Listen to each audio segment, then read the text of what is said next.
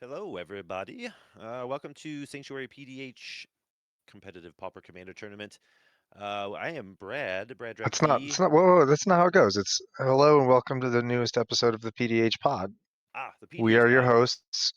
Is that not what we're episode doing? episode 72 and a half. Oh, okay. Okay. Yeah. Yeah. Here we go. I am one of your hosts slash commentators, Brad Drac V. Probably know me as Brad, Pauper B, what have you. And I am joined by Alcadron. Say something, buddy. What's going on? I am also here. Yep. And then we also have It's a pretty great. third host in the shadows, Mr. Dear Reader Derek. Lurking. Lurking. We're going to be rotating throughout the day, different games, different pods, that sort of thing. And we're excited to be here. I know Dave missed the last event, but he was pretty stoked to get in on the commentating of this one. Looks like round one has already started, but yeah, I'm we so have Dave. happy to be You know, back. yeah, right. I. It's so I'm. good, so I'm fun. thrilled to be back in the commentator booth to bring you live judgmental opinions about Sanctuary 3, Yes. the third tournament. I feel like this intro is already too long because Dargo is in play and tapped, and also Dina just played Dina and Marauding Blight Priest, No, Yeah. no, no, no. Hold up, and hold up. and Oh, whoa. and We Rilsa we did has a one we did mana a in play. we did a whole intro. We introduced Brad. Hi, We introduced Dave. We introduced Derek, who's apparently my replacement. sorry, who's this? The new This is phone. Liam. This is Liam. Oh what? Oh hey I mean, Liam, what's going on, man? I was out for the episode this week, but it feels like a stab to the heart. I wasn't sure you'd be here. Yeah, Well, I'm here, You're the and hi busy judge everyone. for the day. I am the busy judge for the day, so I'm actually going to let them finish the intro and get into this game that looks like it's already half over. And I know, right? yeah, Dargo will do that to you. I'll let y'all go, and I'll be hanging out in the judge room. So if you need me, just call me. Absolutely. Thanks, Liam. Absolutely, pleasure to have cheers. you, bud. Yeah, it looks like Dax is on Dina with Marauding Blight Priest out. That is a heck of a combination. Yeah, I'm excited to see that happening at With us. the Um, stream just started, we got Mini CJ on Dargo Caddis. Dax, as we just mentioned, is on Dina. Buddy Fish is on Rilsa. And Stein is running out Zada, which is probably a surprise to no one, but he has just about he mastered that deck. he is a big fan of the Zada deck. Yeah. Uh, yeah, so I see Dargo is already in play. I see some copy tokens going on. I'm not sure what that's about. I think Buddy Fish, who's that? That's Dax. Buddy Fish did something with a number with what looks like 3 mana that involved a copy token on Dargo and a copy token up near his command zone, and I don't know what's going on. That is interesting. And Stein is just Stein is just trying to bash face. Got Kiln Fiend out on the board. Goblin Chirurgeon. and a Scuttle Mutt, one of my favorite little mana dorks. Yeah, There's a 3 Scuttlemutt. mana 2/2. 3 mana 2/2 taps for mana of any color. Super useful in Zada because it can ramp you into the third casting of Zada, which is sometimes really important. Yes, absolutely. And it's also like it being able to change colors of things, shockingly relevant. Like Yeah, in not the competitive scene, I believe that for sure. not super often, but more often than you think. Like someone tries to Doomblade Zada, you can Eh, shut that down. it's black. What do you know? Yeah. Yep. Yeah. If So we someone got tries to blue elemental blast your Zada, no, sorry. yeah. Caitlin Pyroblast. is about to send Dargo somewhere. Mm-hmm. Oh, Dargo's got Kedis online as well. So Dargo hit everyone for 7 last turn. Yes. And Yeah, now it seems Dargo's that way. coming in for another something just happened with that copy token. And Dax is going for the aesthetic victory here in round one with the white border revised lands. Possibly fourth Oh, edition. is that copy token on some kind of aura on Dax's field? Is that On maybe like free? Dax has the copy aura on top of a spell on his board. that's Is Buddy that Fish. that's Dax? Yeah. Buddy Fish. Dax is up in the right with Dina. Oh, I completely mixed this up. Okay, Buddy Fish has the copy on top of a spell. Is that an aura that's on Dargo? And this is a Buccaneers bravado is going to give Dargo double strike and +1/+1. Uh, this isn't Yes. What's up, Bobby? parasitic. Oh, okay, so it's There we go. +2/+2, and it has to attack. Has to attack. Yep. And okay. I think. Parasitic impetus. Thank you so much. Wales is also telling us this. Okay, so maximum magic is in the chat. I think that's a solid 20 damage to everyone. +1 from the Kessick Fire Breather. Oh yeah. Forgot about the fire breather, flame So breather. that, yeah, 7 plus. Yeah, so Dax has 10 power and is double striking to hit everyone. And then Kedis, I think, is also dealing 1 damage to everyone. So that's 21 damage that everyone's taking from that. And this is a turn 4 maximum magic, but I think Caitlin went first, so it was everyone else's turn 3. Yeah, it's And everybody then else's everyone turn takes 3. a 22nd damage from the flame breather. You take exactly Uh, 3 turns of magic before getting killed. wow. That is that's impressive. Huh. Wait, so why did Stein die? Stein is at 23 life, and I'm counting 22 damage. Commander damage, perhaps. Right, Buccaneers Bravado is why there's 20 damage. But Stein had a blocker. These things I think had to have attacked Buddy Fish.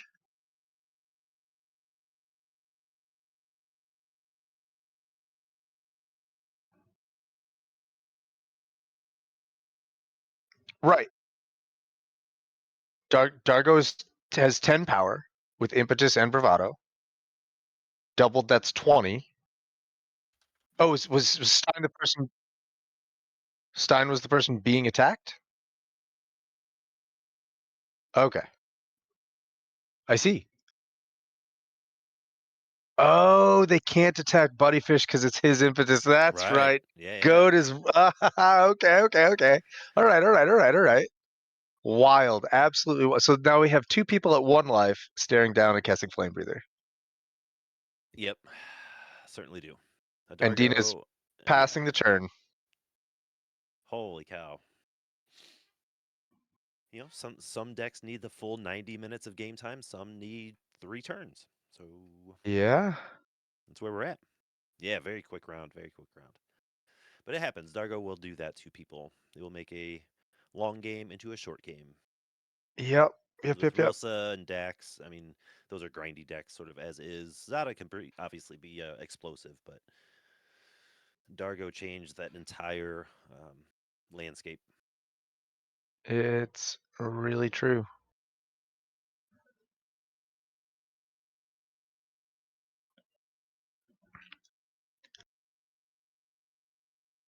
So Dina now kind of can't do anything. Anything Dina does is do that 1 life loss thing. That's gonna Yeah. kill Buddyfish. And he needs to not kill Buddyfish. Buddyfish needs an answer to Dargo, but he spent 3 of his 4 mana tutoring for a 2 mana spell, which seems like it's not the answer Oh, certainly for Dargo didn't. that we need. Yep. Hmm.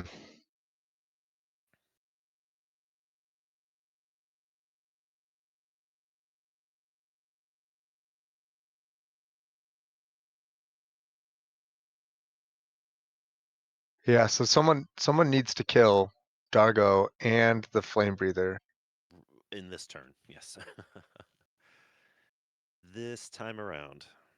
Maximum magic, I think that you are extremely correct. If you are playing against Dargo, you should have a removal spell in your opener. Yes. I would think so, Uh yeah. For sure. yeah. Maybe Dax is sitting on it. Dax has 5 cards in hand and 3 open mana. Uh Whose active turn is it? it is Buddy Fish is taking their active turn right now. Oh, it's Dargo's They turn. because There it Buddyfish is. negate into hand and passed.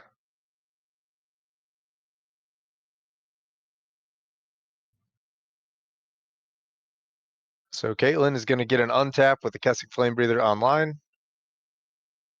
Oh, And she Dax, swung Dargo at Dax, who Tamio safekeeping with Dina, I guess, to block. sure. Gain 3 life, sure. Or gain 2 life, sorry. Yeah. Dargo tramples? I don't think this saves anyone. So what it does do is it kills the life gain is going to kill Buddyfish, which is going to remove the impetus, I guess. So Dargo's back down to a 7 power, getting blocked by a 3 power. Yeah, And he needs to cast at least 1 or 2 more spells, right? Dax yeah, I does. think He needs he's to. Dax is still dead on board unless something else happens. Yeah, unless he's got something stowed away in hand. He's got look like 3 cards left in hand, so he might have something. One of each color mana.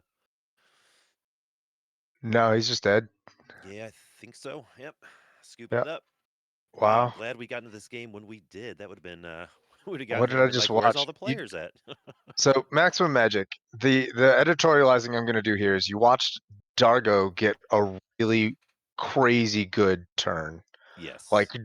Dargo is capable of these blowouts, but it's honestly really rare. You need to have like 3 0 mana artifacts in your opening hand so you can turn one him, and 3 lands. Like she had 5 lands on turn 5, so she missed 0 land drops. She she had the perfect 3 0-drop artifacts to turn one to Dargo, and Right. she had the Buccaneers Bravado. Like that's just you can't ask for a better opening hand than that. And like it happens when it happens, it happens, and then when it Yeah. doesn't happen, you do nothing. Yeah, on Dargo with the nuts And yeah, draw, with the right, nuts right. opening hand, it's unstoppable almost. And you need your opponents to not have any interaction for Any it. interaction Like, whatsoever. yeah, you need to have Yeah, all of that, and that's unfortunate. yeah, that's just wildly lucky. I'm Yeah. also surprised no one kept removal. Wales is on the Dargo train. Yeah, Wow, look at it's that. awesome. All right, Wales. Good Wait, deal. Wales, aren't you playing in this tournament right now? What table are you on? We'll come to you. Wait, I don't see Wales. Is he not playing? Was he just hanging out in the player area? I think so. Oh, I thought he was Okay, playing. He was in the he's not player in. announcement room. I thought he was playing. I was looking forward Okay. to seeing you, Wales. Let me get. Yeah, we still have time to Uh, go hop in another game if you want. we have time to hop in a couple more games. Let's go check That out Fridge and Lobert. How about that? We got Gator, family Fridge, dinner, Lobert, I agreed to. and Ominous in You this. gotta look out for those family dinners, man. They'll get you every time. Merely a spectator. So are we, Wales. We are merely spectating. Yeah, Dax lost. Here we are. Looks like Caitlin we're just on. ran the table on turn 4 with Dargo. She Yes, she this. had the nut straw and no one had an answer to it, so she just killed everyone immediately. Yeah. So we got plenty of time here. We went ahead and hopped into a different pod. We got infamous Fridge on Carter. We got Carter, Gator yeah, TV buddy, let's go. on Malcolm Kettis. We have Ominous on Cartel Aristocrat and Lobert on Thraben Watcher. Oh man, this has Fridge and Gator and Lobert. This is good. Yeah, yeah, yeah. This is gonna be fun. Excellent pod here. Excellent I've pod. I- I've played against that Thraben Inspector deck a couple times. It's Thraben Watcher. Thraben Watcher, yeah, Yeah, I think I've lost to it once. I haven't yeah. seen it too often. Yeah. It's surprisingly Sometimes it potent. does things and sometimes it just gets shut down. Yeah, for sure. Yeah. But it's fun though. It's not a commander. When he built it, that was not a commander I would have expected to be competitive, and he's tuned it pretty well. Yeah. Maximum Magic says that you and he both lost to the Thraben Inspector, Thraben Watcher. Yeah. Now you may have to walk us through some of the Carter play, the Carter decisions here. I've never played against or with that deck, Dave. So what is Uh it doing here? It's trying to not avoid combat, but have everyone attack everyone else. Maybe. So there's a couple different directions you can take Carter in, and like the direction that I took my Carter deck in is kind of like not where I think most people expect it to go. If I Uh-huh. was going to build a competitive Dargo deck, I would be all in on the Grave Flickers and the Sacrifice Outlets so that I could really abuse that ETB that goads every creature all the time. Gotcha. Which kind of looks like what Fridge might be doing here with Corrupted Conviction to draw cards and the Slum Reaper to force the sacrifices all the time. Looks like he just did a Fangtail Dragon adventure to murk all the one butts To merge the one into butts. the Yep. Slum Reaper. Ooh. And Slum Reaper hit.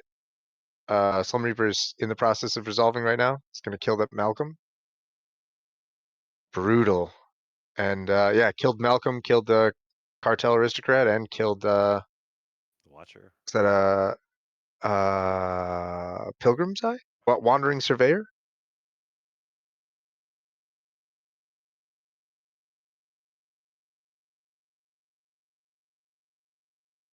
Yeah. So Lobert's just down to a Pegasus, A Pegasus. Yep. and he's gonna take 4 from Carter.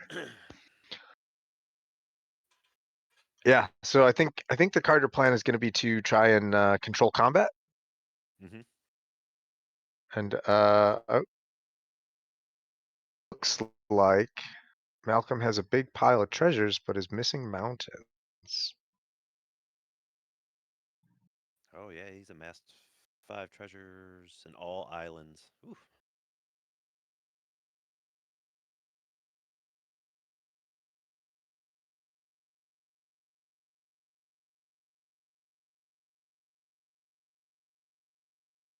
What's he muddling for? What would you muddle for in this situation here? He's got to get I something don't know going. how Malcolm works. I, I I've seen it work. I've never played it. I've seen it work. I've lost to it. I've watched games with it, obviously, but it is a more complicated deck than it would appear on the surface. There's a handful of different lines that Malcolm all enables. Like Yeah. he does the Viridian Longbow freed from the real lines. He also does the Reckless Fireweaver lines with any kind of type changer. Yep. Yeah, I think that's what the reason Gator likes it Oh, so much is there's so many different outs. There's different questions. There's right, different answers. Like the whole deck in right. of itself is sort of a puzzle that needs to be figured out by the table. Yeah.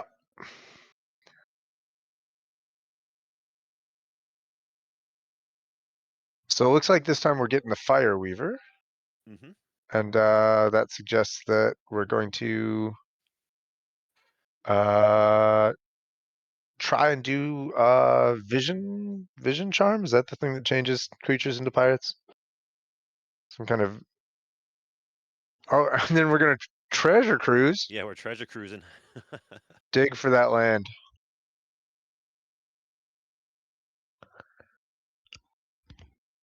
Vision Charm is the one that phases out, or you mill, or all basic lands become a different land type. Which one?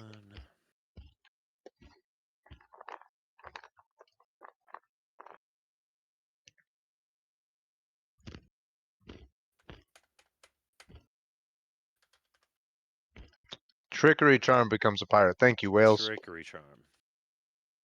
So if he's tutoring for the Fireweaver, I'm gonna assume he's got Trickery charm in his hand. What he's gonna cast here is I can't even see that thing. Mm-mm. Let me look at his It's deck like a list real quick. is that the gremlin that deals 1 damage to everyone and then untaps for when you play a spell? Blister Split. Blister Split, that's the one, yeah. Cool. And then he's got Blades of Velasvel at his disposal as well. Yeah. That checks out. Yeah. Discard Thunderbolt to hand size with no mountains in play. Nice. Wow. Ah, brutal. Absolutely savage. Yeah. At least that wasn't a hard decision though.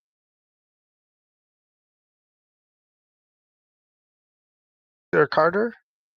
Looks like the only thing you're gonna force to attack is a Fireweaver and a Yeah. Aristocrat and a Mearsire, and it looks like And a you're gonna force Mearsire. all of them to attack Lobert. Like that's I mean, That's fine. Yeah, you can deal 4 damage to Lobert with a Carter play right now, but like, maybe that's not what you need to be spending your mana on right now. Yeah. But I mean, I, scrapping Carter for the card draw so that you can dig for an answer for the Fireweaver seems pretty good. it does seem good. And depending, I mean, you got to start thinking at this point now, depending on what Gator has in his hand, this game could have 2 turns left, and that's it. Yeah. So you It's gotta a start thinking. Chain Devil. You gotta start thinking of a way to close this game. That helps. It's a Chain Devil that I think is about to eat a counterspell, unless it's not. Unless it's not.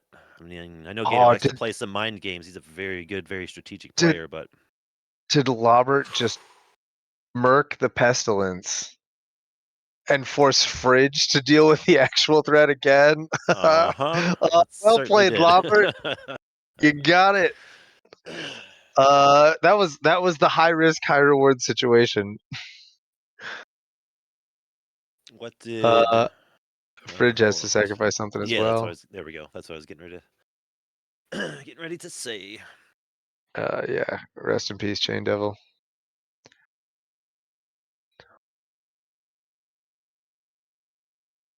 He can Fridge can attack though. Isn't Ominous the Monarch? Yep. Fridge can attack if he wants to. Yeah. He could just delete that mirror. Get rid of that mirror. Get out of here. Tap tap Crown Hunter Hireling, destroy target mirror token. Destroy target mirror token. That Sorry. one. I want that one. All right. So we're When we back around clicked to over, Fridge. when we joined this game, I was not expecting it to be this grindy. It's kind of impressive. Yeah, I mean, low key, Excuse this me. is how I just expect all like competitive games to grind. Hmm. Like I cut my teeth on the competitive scene when every competitive deck was a control deck. So like Oh, sure, watching sure, sure. watching Dargo just murder everyone on turn 4 and no one having a response to it is just wild to me. I'm like, y'all got greedy while I was gone. Uh-huh. Yeah, it's funny to I don't play a ton of cPDH, but it's funny like I pay attention to the decks and the metas and the content and this and that, and it's funny to see the cards that sort of fall out of favor and they come back Yeah, in, they go away, and yeah, yeah. We finally hit the mountain. There it is. We uh-oh, game cycled into over for Ash you Barrens. fools. Yep. Beautiful. Very I nice. wouldn't be surprised if Lobert is holding up interaction for the Changeling spell. In that scenario, removing pest makes perfect sense. Yeah, it could be. Sure. That's fair. Uh, And that's what I was saying about the Malcolm decks, Malcolm Kedis deck earlier, is there's so many its opponents have to have so many different answers for the deck because it can function on multiple different yeah. routes. Yep, different axes. Malcolm is a greedy turbo deck, and Yeah. I respect that. Sure. Which is why I go to cPDH tournaments with 30 answers in my deck Yep. because I'm signed up for the grind. Uh, I'm ready for the 90-minute rounds. None of my decks can close a game in 4 turns. Uh, I do have Zada built, but it's kind of a janky brew, so I don't think that could do it in 4 turns. Not even close. That's probably the fastest Trinket deck in. Well, Mage for Viridian Longbow? Is that what's happening here? I think my Rayav deck can kill one person as early as turn 3 or 4. Oh, is that the Boros kid that does double strikey stuff or Yeah, for all your yeah. equipped and/or enchanted creatures, they get double strike. Yeah. Yeah, double strike, it's pretty good, turns Pretty out. good. Yep. But yeah, as far as like killing an entire table by turn 4 or 5, I don't really have that. Stein has done a turn 5 win with Zada. Oh, I believe it. Turn 3 is technically possible. Sure, I believe it.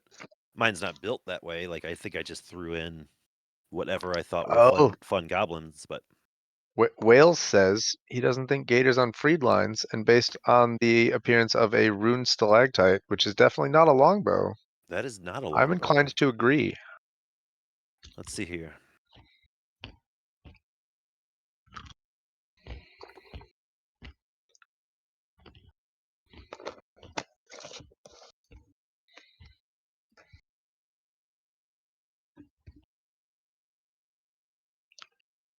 Equip the stalactite to the trinket mage. Do it. Do it. Make it a No, he's pirate. gonna cast Geddes. Yeah. Which is fair. That is completely reasonable. All right. Omen untaps one creature on board. His commander on board, actually. And ring bearer. Still holds the monarch and ring bearer. Yeah. Yeah. He's got Yeah. both table mechanics. Sure does. So what level are we at here with the ring? He's Uno. on he's on the first one. Okay. Uno is the sculk. So that aristocrat cannot be blocked by Crown Hunter hirelings. I got him. Got him.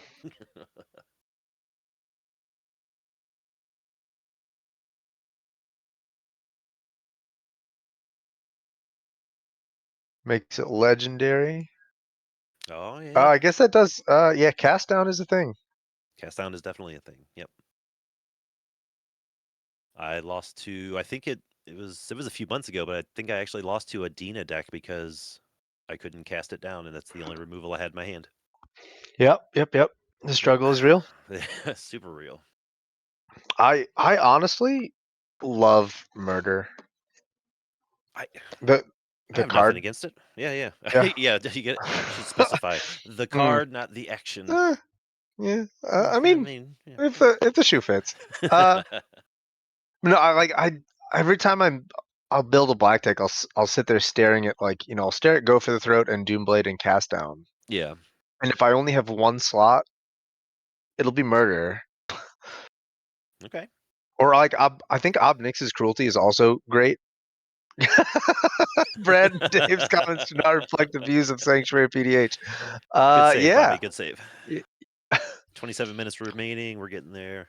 Guess Life guess Bobby's totals. profession, everyone. Yeah, right. Um, That should be a bumper sticker. I honestly love murder.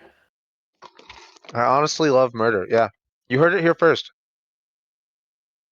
Life totals are not super low for only having less than half an hour left. So let's see what happens here. Thank you, Dax. Please send us that clip. I need Oh that. yes, please, absolutely. I need more of that in my life. That will definitely be on the Saturday stream soundboard. Good. Good. I gotta get back into these Saturday streams, man, and Robert's games as well. Like I've Yeah, I taken just like played. 2 months off from playing PDH, and I am sick of it. I just played last. Was it last Monday? Yeah, last Monday on Robert's stream. This is the first time I did that in a while. I think 6 or 8 weeks, and it was a good time. Played my new Post it in Discord to brew. get people to the stream. Heck yeah, do it. Heck yeah.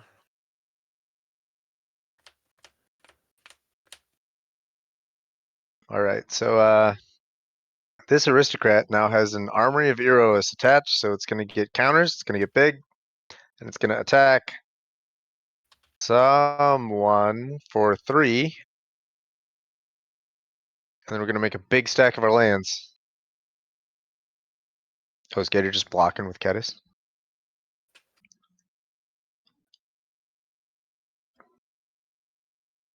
Yeah, Robert's gonna have to come up with something real quick if he plans on pulling this out. And I know he's got the density of creatures in his deck and some life gain, but at this point you're gonna have to be hasty with your attacks, and he just does not have that sort of speed. Ooh, what's that? Is that the Bluxodon with Battle Cry? Oh, I went to click on it like we're in spell table. Yeah. From here it looks like it. Bobby, click on it like it's spell table. Yeah, what did Robert just cast? Looks like an elephant. I think it's that elephant with the big Luxodon Partisan, maybe? I know he does The have some elephant with battle the cry in that deck. I can't remember which yeah. one. That's my guess. Battle Cry elephant. Rocks veteran or something like that. No, it costs 5. He spent 5 mana on it. It's like some kind of 5 mana 4/2 with Battle Cry, I think. Oh, okay.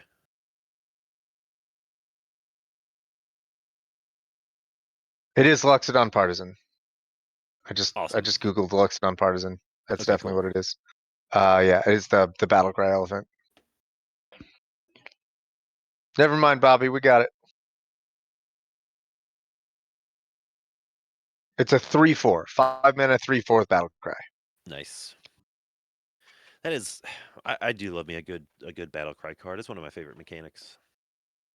Oh yeah, battle cry. Battle cry is super fun. Yeah, it's super fun. And looks like Fridge is mountain cycling the Phyrexian giant guy, Mm-hmm. the 5-mana, 6-mana 5/5 haster. Yep. So he must have some gas in his hand if he's looking at a 5/5 with haste and being like, "No, I don't need Yeah, this." no, I can do better. You know what I really want instead of this? A mountain. Yeah, give me that mountain. Like Well, he's I'm stacking all up. He's tapping for something. I'm all about cycling Ah, that giant early, but like, with 20 minutes left in the round and 8 men in play, like, give me right. the giant, man. Like I love 5/5s with haste. Yeah, I want to bash face. That's like my favorite thing to do. And when you're down to like 15, 20 minutes left in the game, that's what you got to do. Yeah. So we have an ogre that is heading towards ominous, Mm-hmm. and okay, that's going to give the monarch back to Fridge, and we have that Carter trigger has been activated. Yep. So now for the whole turn cycle, creatures have to attack, and they can't attack Fridge. Or it's not that they can't attack Fridge; they have to attack a player other than Fridge if possible. Yes. So But if it's not Kedis possible, and they can attack Fridge. they Right? are allowed to attack Fridge if they can't attack If someone there's else. no other options, yeah. Yeah. Now, how Yep. does protection work with Carter? Like, if a creature had protection from black or red, would they not have to succumb to the effect? Nope. Protection stops 4 things. It stops damage. It stops attachments like equipment or auras. It stops blocking, Blocking, hmm and it stops targeting. targeting. Yeah, I just wasn't sure. I didn't Carter, know if the Carter effect targeted, no. not Carter's in targeted, but all like, creatures. Yeah. yeah, like, yeah, I just wasn't sure. All right. So we're gonna tap out everything. 9 mana. Ooh, Gator's gonna spend 9 mana to cast Malcolm mm-hmm. and then equip The the axe, stalactite to the stalactite. Sorry. lizard, Mm-hmm. and then he's going to attack for 4. And so if Kedis connects here, Kedis is going to trigger himself because he's a commander, and he's going to trigger Malcolm because he's a pirate. So yeah, everyone's Right. going to take 2 off of Kedis connecting, and yeah. He So should get the Gator's monarch as well. no, he didn't attack Fridge. He attacked Ominous. Does Fridge have the monarchy? Fridge has the monarchy, but he Oh, cannot okay. be attacked right now. Yeah. Okay. I thought Ominous still had it for some reason.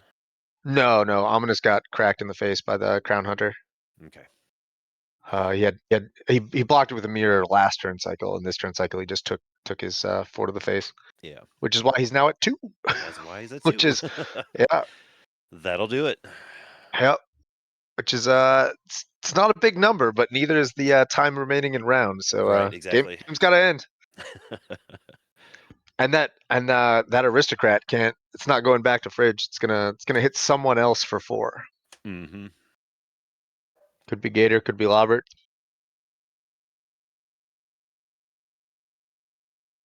So yeah, the aggressive tap down maneuver by Gator here is honestly, I think, a really good maneuver because it looked like it left him wide open and shields down, but he's got those 3 treasures now. He can interact with something Yeah, if he needs to. exactly. Yep. And that's And generally enough mana to keep yourself alive in a deck like that until your next untap step. yeah, so we got a letter here. This is the mana rock that also does a ring tempt. So we're gonna tempt ourselves up to 2. The second level is the looting level, I think. So now this thing has skulk, and on Loot. attack trigger, it's gonna, draw a card, discard a card. Yep. Uh, And we have 4 mana left. Shouldn't he have 5 treasures? No, just 2. I'm sorry, just 3. Malcolm didn't attack. Malcolm tapped for mana through the moon thingy, Yeah, for the and thing. the treasure mage isn't a pirate. Yep. 1 for the combat, then 2 for each Kedis trigger. That's 3.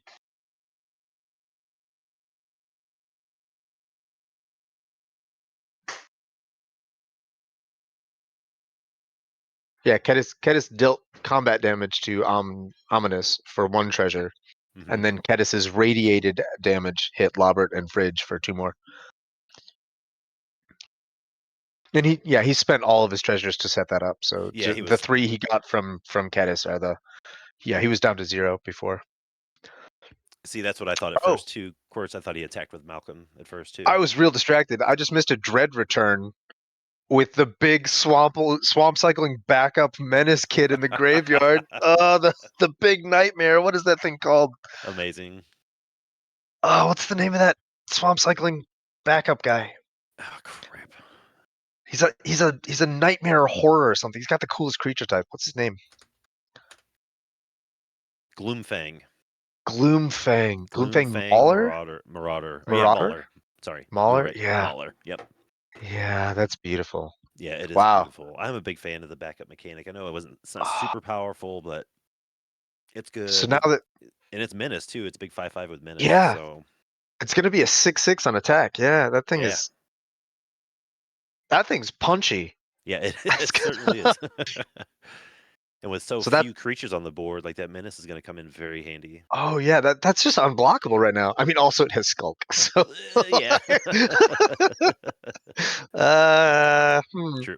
hmm. How do you feel about the ring mechanic in competitive settings? I think it's awful. Okay. Okay. I think that it's Not sure what I like expected when I asked that question, but it's a good answer. oh no, Ominous just got bolted in the face on this declaration of No. attack. Oh, right after the dread return. That's crushing. Oh, what a Rest in good peace. turn. Yeah. Rest Good. in peace, Ominous. You tried. You were making a very valiant comeback. Oh Always yeah, good to see. yeah. Oh, he set up a giant turn, do all this work only to take a bolt. Mm. Fatality. Yeah, fatality in the worst possible way. Yeah, I think that the ring mechanic is super entertaining. I love it in casual games. It's just Sure. really, really fun to play with. I think if your deck is dedicated enough to it that you can reliably get to level 4, then it's awesome. So like if you have the Golem deck, Hmm. Golem's gonna put in work with these triggers because he can do it. Or like Bilbo's gonna do that too. Oh, that's fair. Yeah, Um, yeah, yeah. So you kind of have to be I all or think nothing as far as the I ring th- goes, the text yeah, I goes. think I think putting the 4 commons or 5 commons into your deck so that you can skulk your 5/5 and loot once. I think it's just profoundly a terrible waste of cards. I That's think that fine. like You need a yeah, way to trigger that last ability yeah. multiple times, like Oh, we Bilbo got a can do. Thraben Watcher. We do. We have Six a six we have a mana for an commander on angel. board. Yep. Whoa, So whoa, whoa, whoa, he's hold on. Judge. he's got a little little Robert needs change. to attack. Oh yeah, from Carter, he needs to swing that battle cry Judge. at Gatorbait.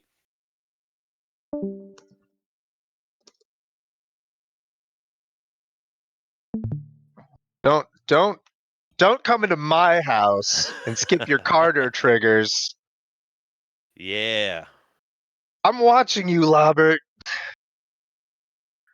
Get just back into that attack step. mono I want to white see doesn't just forget Rakdos. All I right, wanna I wanna see. Oh no, he did attack with it. I'm dumb as hell. It has did he? vigilance because of the Thraben Watcher. Who did he attack Okay, with it?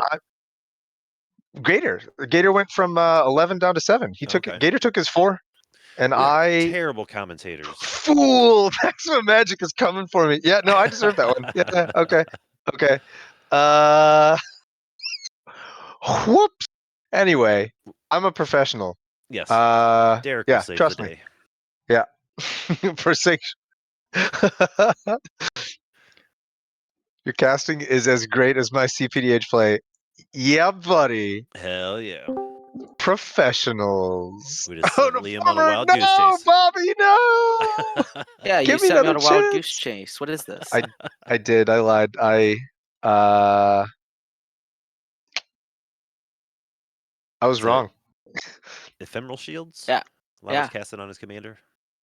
Ephemeral shields I on the believe so. commander to Yep. stop the Evankar's Justice Yep. To stop the from justice. killing the Watcher, but the What Justice is still going to is? do some damage to Kedis and Malcolm I know and the we got to Trinket. be getting close. We got to be Oh! getting close on time here.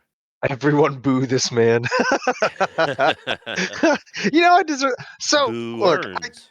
I Boo literally earns. just looked up the Luxodon Partisan, and I was like, "Does it have vigilance?" No, of course not.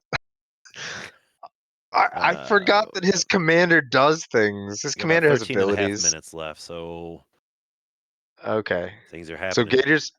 Gator's gonna dive down Malcolm, and it's gonna get echoing truthed in And that's in response. response to the justice, right? Still everybody's responding to the Evankar's justice. Yeah. Okay. No. It looks like maybe the Watcher got echoing decayed. Oh, interesting. Looks like Malcolm might survive this. Yeah. So Malcolm so okay. So we hit the Justice, Without and we buyback, responded correct? Justice without buyback. Looks like, yeah, Justice no buyback. Lobert tried to save the Watcher with ephemeral shields. Gator tried to save Malcolm with dive Dive down. down. And Fridge had an opportunity to respond to one of those things, and he murked the Watcher. The dive down might have Supernatural been in stamina. response to. Yep, there it is. Supernatural stamina. Okay. How's he getting rid of Carter? Got blocked by Luxodon Partisan. Oh, okay. He just I thought he attacked was Lobert swinging with at it. Gator bait. Sorry. No, I feel like maybe, but no. Yeah. So, okay. So if Gator, Why is Gator still alive? Yeah, why is Gator still alive? Why is right. Gator still alive with Malcolm on the table? With Malcolm on the Hmm. table, correct, and Hmm. everyone basically of single Interesting. digit life totals. Yeah. Interesting. Who gives a combo player a chance? Fridge sometimes, maybe. We'll see if it pays Fridge off. clearly does. Yeah. And Lauber I just mean, hasn't, from what we've watched, Lauber just has not had a chance to establish his board which whatsoever. which honestly, like, that's been my experience almost every time I've played against this Thraben Watcher deck. It's Hmm. like if he can get online with it, it goes off, but it's like it's so fragile. I'm Yeah. like, as soon as you start seeing these, Evankar's Justices and Slum Reapers, like the deck just kind of folds. Yeah. Like there's not a lot it can do to stop that. And uh and I play that stuff in all of my competitive decks. So oh, yep. So here's the Fire Weaver, and then yeah. Why is Gator still alive? Not Fire Weaver. Is Uh, that the ingenious yep, the Ingenious Artillerist, and then artillerist? we're There we gonna go. try to create an artifact token with this combat step. What's up, Clay? Yeah. Uh, if this works, then Gator just won. Yeah, maximum magic. You're gonna have to question any deck you build in a competitive setting where your creature's average toughness is 2. Yeah. Yeah, I mean, You like, we just have don't have a to. lot of board wipes, but because we have so few, the Hmm. ones that we have, like Evankars and Pestilence and fire weapon, breath weapon, Uh, fire Ga- cannonade. Gator won. Gator, He honestly played very well, but I yeah, feel like I don't know. I don't know. We yep. didn't hear any of the board talk, obviously, any of the table talk, but seemed like he Gator just played well comboed and off. comboed off, and it didn't seem like anyone could really get. Based on the way Fridge was sort of controlling the board there with Carter and with Pestilence and all this stuff, no one really had a chance to profitably attack Gator very often. And Mono White, Orzov, they're not running direct damage spells. They rely heavily on their creatures, which they could not establish because of Carter and everything else. So I think Gator Malcolm just sort of like hung in there until he found a window, Yep, and it worked out nicely. that's what I saw. Yep. which is what it should do. I mean, that's a sign of a good player, a good deck, etc. Maximum Magic needs a minimum of Look at 5/8 that removal spells. sticker. Look at that sticker. But Beautiful. buddy, you're gonna. Oh, there's the sticker. When I tell you that my Vohar deck has like 30 removal spells, you're gonna like that one. Oh, look at all those stickers. Oh, we got a pal sticker. We got a pile We got a one sticker. more game sticker. We got common connoisseurs. We got the pod. We got 2 pod stickers. Yep. Robert, where's the sanctuary sticker? Where is the sanctuary sticker? I Bobby, don't. Bobby, Does Bobby have stickers? where's the sanctuary sticker? Yeah, that's the more appropriate question. On it, yeah. On it. All There right. we Sweet. go. Yeah, All we got right. I guess we got round Uh, 2 starting here pretty shortly. yeah. So for round 2, I'm gonna step out. I'm gonna give Derek a chance to talk at all y'all. Yep. Because his voice is beautiful and needs to be heard. It's very important. I'll be back for round 3. Yeah, it was a pleasure talking with you, Dave. It was Always delightful a good as time. always. I love doing this. Let's do Yeah, it more often. I think we should. It'd be great if Dave didn't send me on wild goose chases. I don't know what you're talking about. Oh, that was in the past. That sounds fake. That's Fake news. It's fake news. Fake news. Okay. Game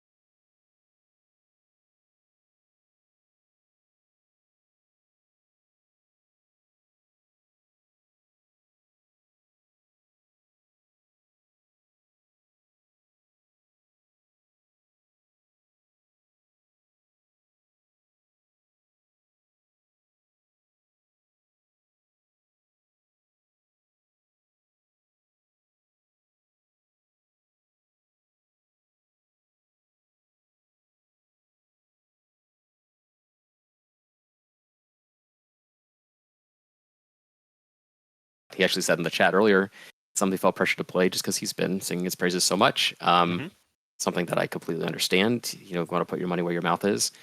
You've got Kunks in the bottom right on Abdel and Sorko Sailor, taking several mulligans. It looks like at least. Yeah. We'll see where he been ends up there shuffling for once a minute.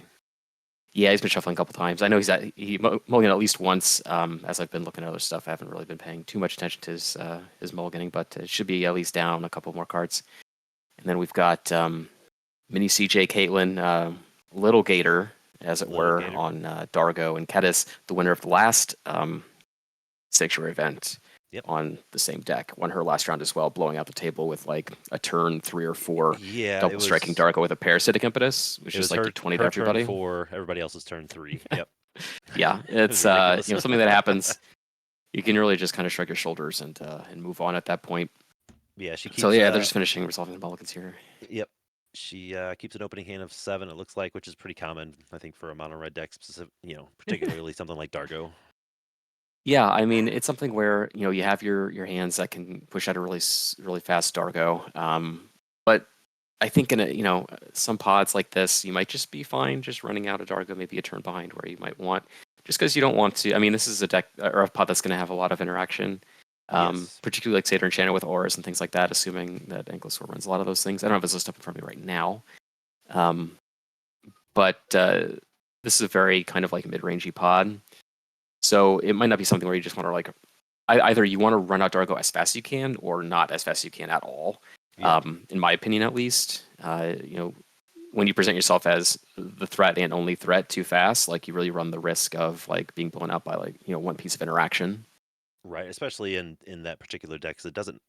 I'd have to look at the deck list, but I don't think there's a ton of ways to protect Dargo. You're trusting that it just is going to run out there and just slaughter everybody. Yeah, mono red has very few ways of protecting its assets. Mhm.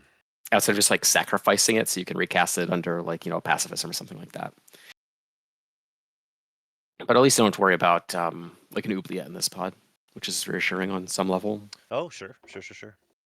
Yeah, Yeah, we do Angles are have running a the lot of auras that'll lock down a Dargo.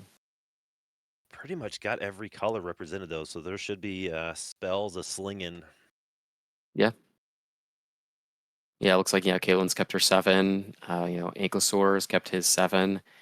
I want to say Gator's down to 6. That's what it looks like. It looks like he's down to 6, but And Kunks is maybe at 4 if that die is meant to represent what he's holding on to. Yeah, there's 2 cards he's putting to the bottom, so he's at least on 5. ooh. Looks like At he's least looking for it's an another, so Abdel deck, probably though. Like 4. you can Gator has sung the praises of Abdel for so long. He's talked about games where he's mulliganed to 3 or 4 and still won the game pretty handily. Yeah, so. if you have the right cards, you can definitely come out from under it. It's just Yep. tough, because you want to have lands and you want to have ways to interact. Particularly, like I said, if Caitlin just decides to put the pedal to the metal and run out of Dargo, then you just need a way to deal with it. Yep. But I'm interested to see what she wants to do here. I think it's kind of on her to kind of set the pace of the game, decide how it's going to go. Yeah, I think so. Before even the first real turn is taken, I think it's Dargo's going to set the pace of play for generally everybody. Okay, so we're going on the table with turn 1 plays here. Notably, Ankylosaur's got a turn 1 Deathblade Elite.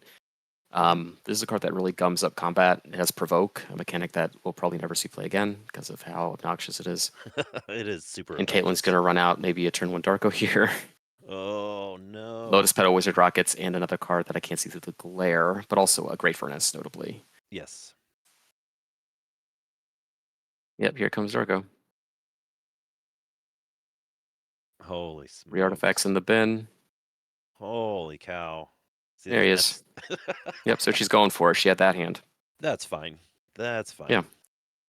Turn 1, 7, Deathblade 5 Elite is not going to treble. matter so much on this board. Yep, not super much. Yeah. And that's just obnoxious. Like, it's awesome, but it's obnoxious. Like, it is. That will, even, if you sit down and, you're taking your mulligans or what have you, you're like, okay, cool, Dargo's at the table. I got to figure out what to do with it. On some level, you don't, it's possible, but you don't expect the turn 1 Dargo. Like, that just throws your whole game plan into a tizzy. Mm-hmm. Yeah, the next maybe like 2 turns are going to be pretty crucial here. It looks like Gators dig in with Shimmer Possibility. It's the sorcery speed impulse we saw in the last Yep. round. I'm curious to see if Ankylosaur has like a Lignify, Reprobation, or something like that. Yeah. Realmbreaker's Grasp, Planar Disruption, any of those cards to kind of get that Darko under control. Yep. Or even I haven't checked the deck list, but even an Impetus would be fine too. Yeah. Play a Relic. Okay. Relic, not like, I mean, it's relevant in the sense that it's going to interfere with like some Abdel combo lines. Yeah. Not much of the Malcolm deck's going to get hurt too bad by Relic. Yeah, it's not going to hit much else here. I mean, it'll Mhm. slow down Treasure Cruise, but that's kind of a tertiary consideration, I think. Sure. Yeah. But yeah, I mean, it's pretty, low opportunity cost to run something like Relic in a deck like this. It's a good meta call. Yeah, absolutely. All right, so we're going to see an Omen of the Sea. Skunks' turn 2 play here, so scratch, you draw 1. Great Flicker target for Abdel. Mhm.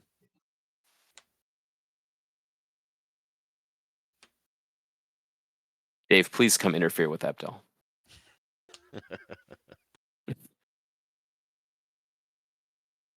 Yeah, an early Relic is good against Abdel, but not Yeah. against the entire table. Right, it'll probably just end up cycling it away, I think, Yeah. for a card, considering the Nothing pace wrong of with play that. that this game, considering that like Darko's out. Caddis is probably going to come out now. Mhm. Yep. Get the paint train going. This is pretty easy. Everyone takes 7.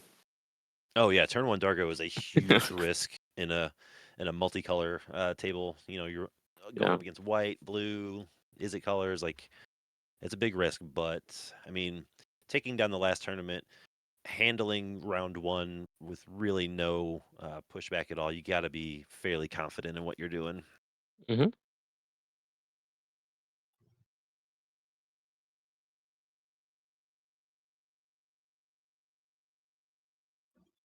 So I'd imagine, I mean, obviously we can't hear Darko's obviously, I think, going after Gator or Kunks. They have no blockers. Right. It really just matters in terms of like who's taking the commander damage. Yes. Because everybody will take the damage. Yeah. Okay, Shire Terrace, so we can get that pesky mountain later down the line. Yeah, the elusive mountain from round 1. Yeah, the one basic mountain in the deck. Uh-huh. And so we're gonna throw out a Malcolm and kind of resign to passing the turn there. Yeah. Just the way that he gesticulated that, I don't think he has much going on. Mm-mm. He seems kind of resigned to his fate. To Shire Terrace next turn, maybe get the mountain, play Kedis. Okay, and now we see at the end of turn there, Ankylosaur's going to cycle away that relic and just exile graveyard, draw a card. Yeah. You just got to dig for something. There's nothing wrong there. Yep. The forest.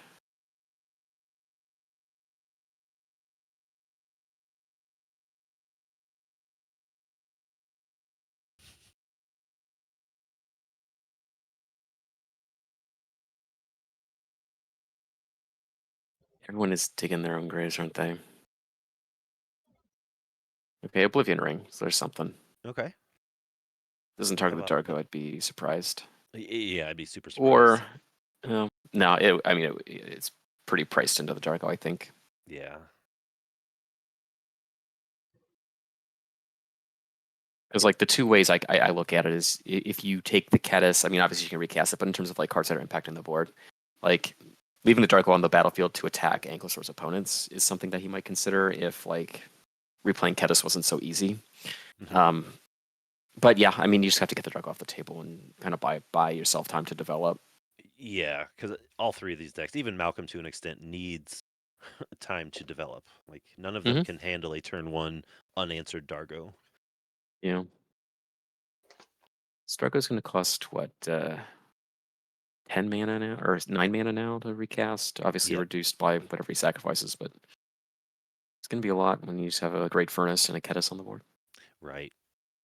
And that was a pretty stocked first opening hand, and she burned through that pretty quick. But I mean, she still got 6 cards in hand. It looks like so. Yeah, 5, I think. Yeah. Is it 5? Okay. Oh yeah, 5. Like Inspiring Overseer from Kunks. So this is another good card to kind of dig him out of the hole he's in. Mm-hmm. Just like things that replace him. So you develop your board, you get a resource on the battlefield, and then you kind of just keep your hand flush. Yep. Because I mean, there's not a whole lot. Now that the Darko's gone, you have a lot of time to kind of figure out what you need to be doing. Yeah. Unless like Caitlin's been holding back a couple things to like get that easy recast. Can't all be lands, you know.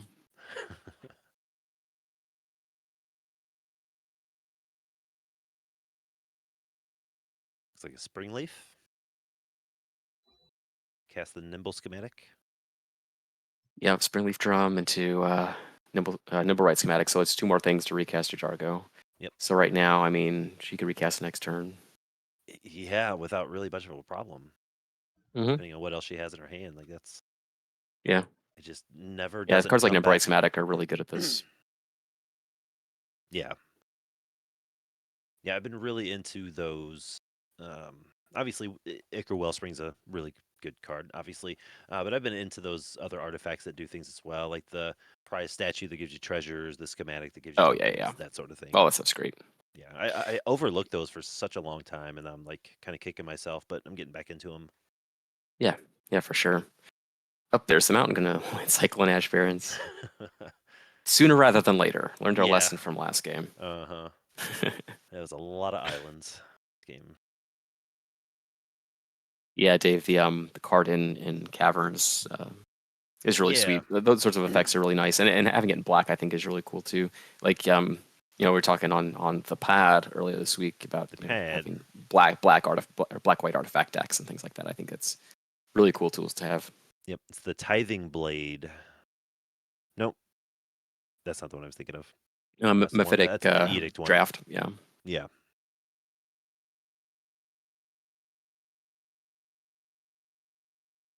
All right.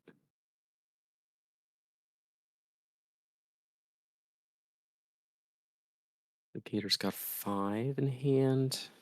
It's the Mephitic Draft. A Draught. 2-mana artifact. Yeah. When ETBs draw a card, lose a life. Yep. Or when it's put in the graveyard.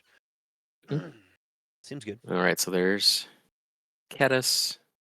There's Combat. Mm-hmm.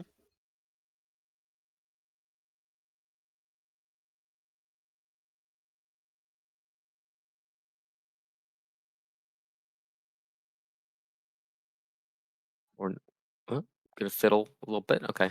Little There we fiddling. go. Yeah, a little. That's What's okay. a good game? What's a game match without a little fiddling? Yeah. Little fiddling, little flicking. That's fine.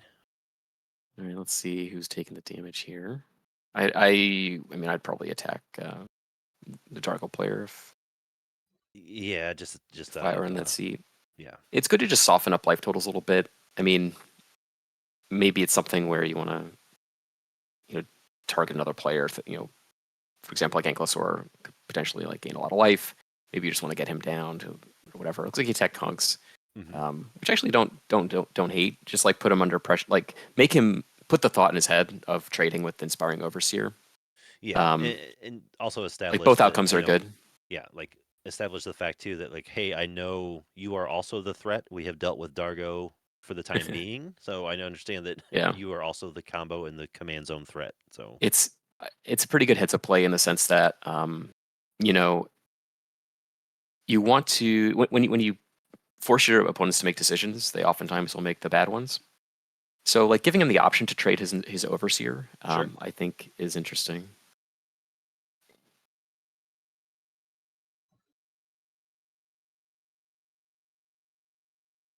All right, here comes the Satyr.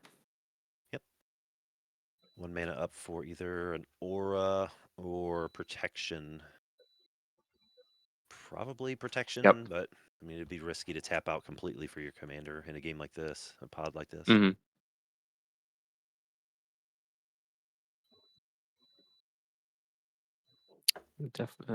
Deathblade Elite is going in.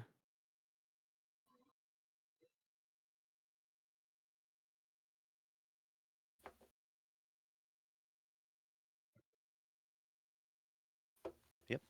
It's gonna pass turn with the mana open. Nothing wrong with that at all. It commanders that like Satyr Enchanter and other sort of like high value commanders that I end up playing, I almost when I build a deck around them, I almost add 1 mana to their command or to their cost because I know I want to let them hit the Sure. board while having a mana open. Right. Like it just feels Yeah, so it's bad something that sometimes. good to keep that in mind when you're building decks, like when you want to curve into your commander, generally speaking. Yeah. Yeah. All right, so we got a preordain here. Mhm. Scratch your draw card.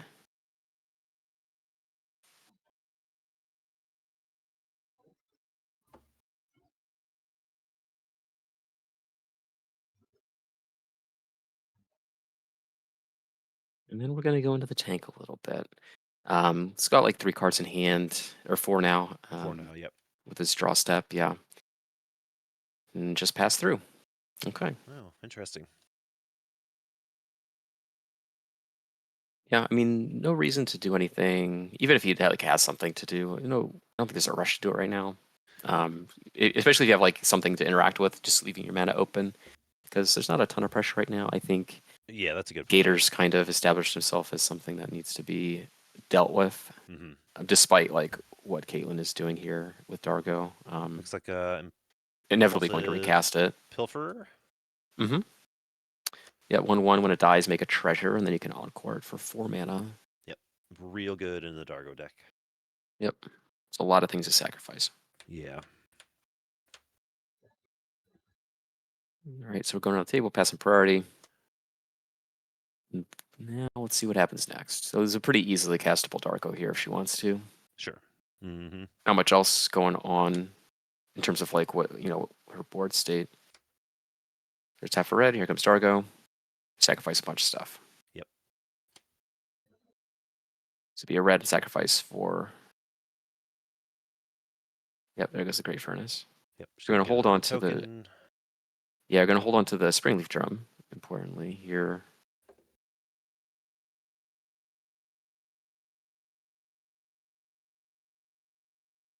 Yeah, Sniff Gator is pretty close to a win, depending on what he's got in his hand. Yeah. Hmm. That's why it was kind of interesting for him to attack into that inspiring overseer.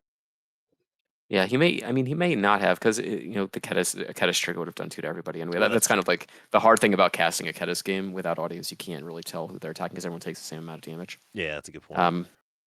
So he may not have. It's a cheeky play, but he very well may not have.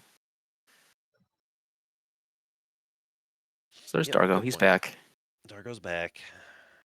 Yeah, we've Problem in got his so bag. in terms of like other resources for if Darko bites at us again. We've got another construct. We've got the drum. We've got a treasure. Not enough to recast it though. Yeah. And you figure if Gator Bait I guess hits you his... can sacrifice Ketis, I guess too, right? Oh, yeah, for sure. And if Gator Bait hits his next land drop, he's got enough lands that if his hand is stocked, he could be pretty close to winning. Yep. It sometimes takes a lot of pieces for Malcolm to combo out the table, but it does not. It happens very fast, very fast. Right. It does not take a lot of work to assemble all those pieces. Yeah, they're all cards that are just like good in general. Dave points out they don't need haste; they can just come out of nowhere. Right. They're cards that you want to play anyway, so there's not a lot of dead weight in the deck. Yep. It makes it pretty streamlined. We're gonna tap.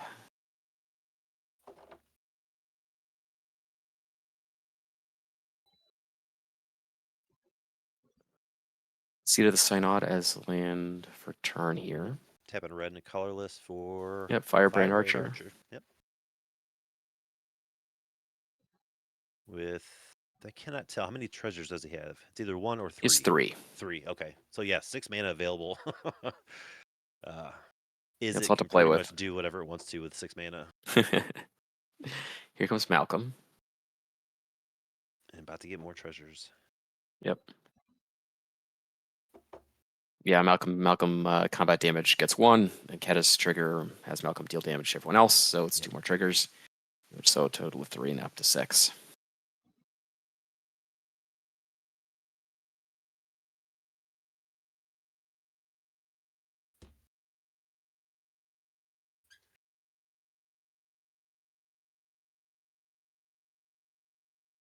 So clearly, the choke point here is not mana.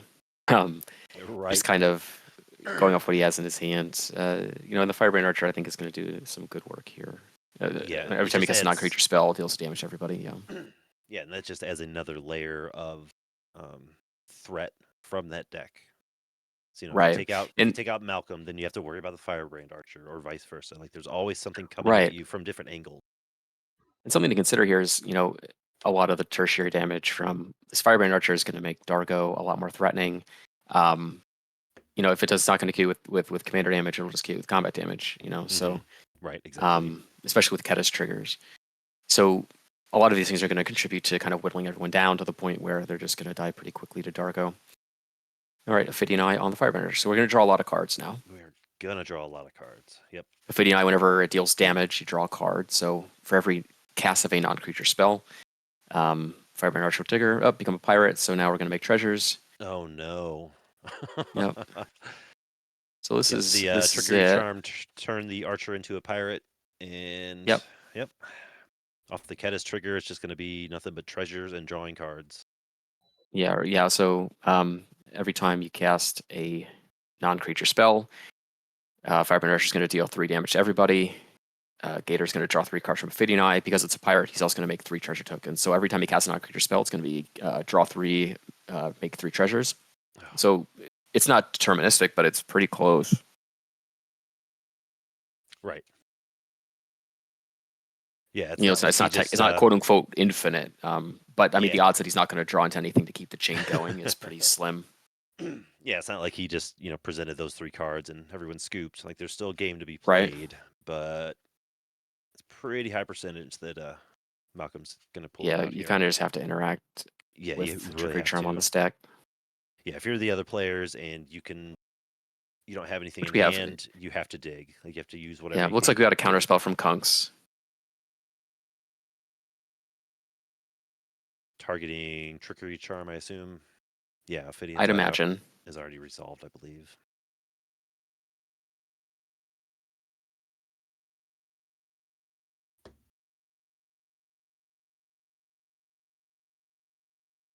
Yeah, Abdel being neither, not the hero that we need, but the hero that we deserve as dirty, filthy combo enthusiasts.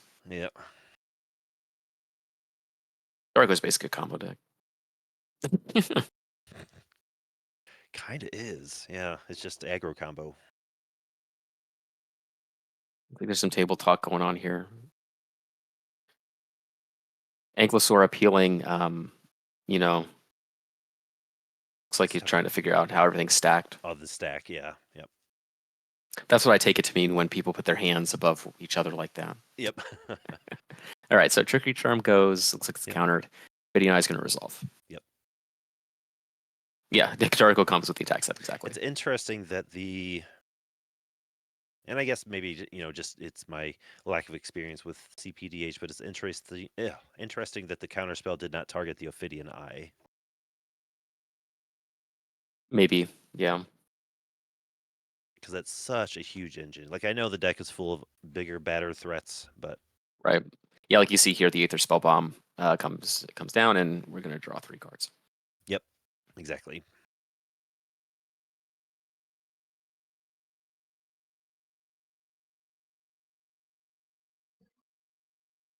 Yeah, because I mean, Trickery Charm will just make it a Pirate Talent a turn. So, I mean, if it's just an a turn, you just make a couple treasures. Like it's not that big a deal. Gonna ponder another trigger, another draw 3. Well, that's fair. Bobby says Abdel is really low on interaction. Save it for the game-ending type of stuff. That's true, and I guess Ophidian Eye doesn't technically end the game, so that makes sense. You'll just use it to counter whatever he draws into and tries to end the game with. That's fair.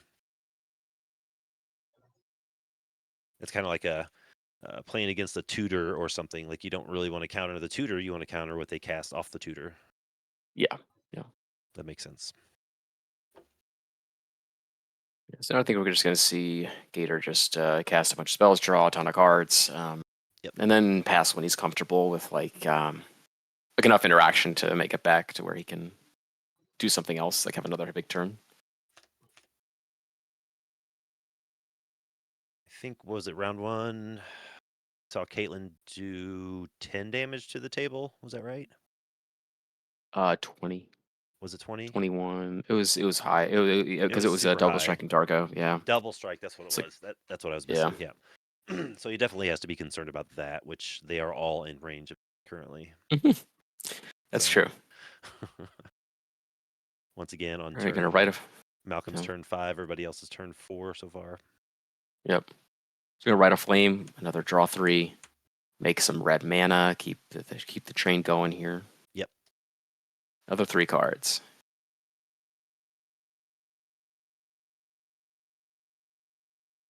This is where it becomes kind of tough. Like, when you have this many cards in your hand, like the decision paralysis becomes very real. Oh, for sure. This is why, if you're playing a deck that does this sort of thing, that just like draws a lot of cards very reliably, you need to really be practiced in terms of knowing what matters, how to prioritize your spells, because otherwise you're just going to have like 10 cards in your hand and you're not going to know immediately what to do. You're going to waste a lot of time. Yep, you're going to waste a lot of time, possibly discard to hand size the wrong cards. Yeah. Yeah. It's easier to get in your own head when you have a million options to choose from. Mm-hmm. If you don't know exactly what you need to prioritize. Yeah, because you got to play your cards right to win. You got to worry about the other player's interaction. There's Right. so many decisions here, and that's what I was kind of saying in the first round. Is Malcolm is when you lose to Malcolm, you're like, okay, that's a very straightforward like combo deck or whatever. But when you're actually playing it, or when you kind of dive into the deck, there's so many different things going on. I mean, just Yep. on his board state right Yeah, here, decks like this are very complicated. it's so complicated. Yeah. We've got an Omen of the Sea, draw 3, then scry 2, draw 1. Just a lot of things happening, a lot of cards coming off the top of the library. Yeah, so many You're gonna triggers, so bottom many 2 cards. Yep. Yeah, bottom 2, draw 1. We still got 1 mana, one treasure, and then 1 red mana floating. Gataxian Probe. Or yeah, just cast Gataxian Probe for free. Sure. Draw another 3. Draw 3 Put more. somebody's hand. Draw another 1. Yeah, I mean you just have a million cards at this point. And every time he's casting one of these spells, it's dealing a damage to everybody. Yeah, we're all caught up that. in look at all these cards he's drawing, but damage. Yeah, I mean, you look at Anglosaur and Kunk's down to 12. Yep. Yeah.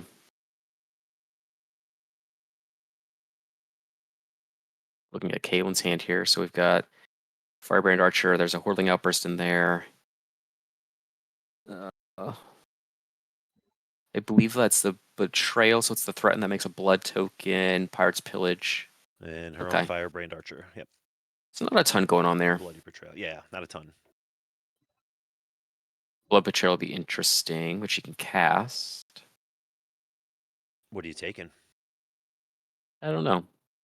Just threatens are always interesting to me, especially like in formats like competitive environments. It's not something that I think people think about a lot in terms of like having your creatures stolen.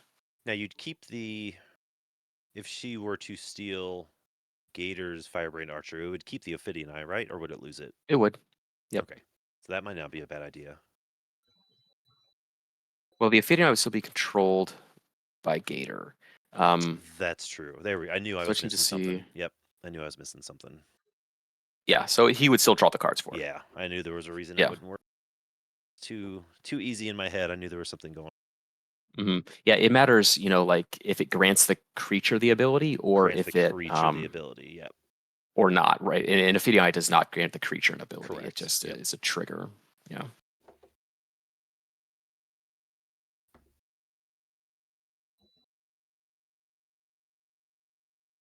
And we are still on Gator's turn here. His turn. Yeah, I think he's discarding 5, I believe. Yeah, we saw, a Thermal Alchemist go to the graveyard. Anticipate a couple lands. Yep. 3 lands, yeah. Or 2 lands in that mana rock, the 1 mana thing that it's like a Springleaf Drum. Oh yeah. Mm-hmm. Moonsnare prototype, I think. Moonsnare. Okay. Yep. All right, so on to Ankylosaur. That turn is over. We can put it behind us. We can finally move past what Gator did to the table. Yeah, we can move past Gator draws 3. Gator draws 3. Gator draws 3. Now we can do something else. Okay. Ankylosaur untaps his 4 mana. his 4 mana. And his Satyr Enchanter and his Deathblade Elite. Deathblade Elite. That's right. Yeah, Satyr Enchanter is not a fast deck, so I think he's trying to Yeah. piece something together here. These are tough extremely turns. impactful. Yeah, very tough turns. Because you're not going to be able to. I mean, you really need to identify with this many different, like with Dargo on the board and with Malcolm, like this close to a win. You really need to kind of focus really hard on making sure that you sequence things properly and also prioritize things properly. Yeah, Dargo's close, Malcolm's closer, and Abdel's not far from getting set up either. Right. So, But this is the power provoke, right? So you attack with the Deathblade Elite, you force the Fireburn Archer to block. Sure. Yeah. So cash that in, get that out of the way seems like an easy decision to make. Yeah, for sure. Good move. Yeah.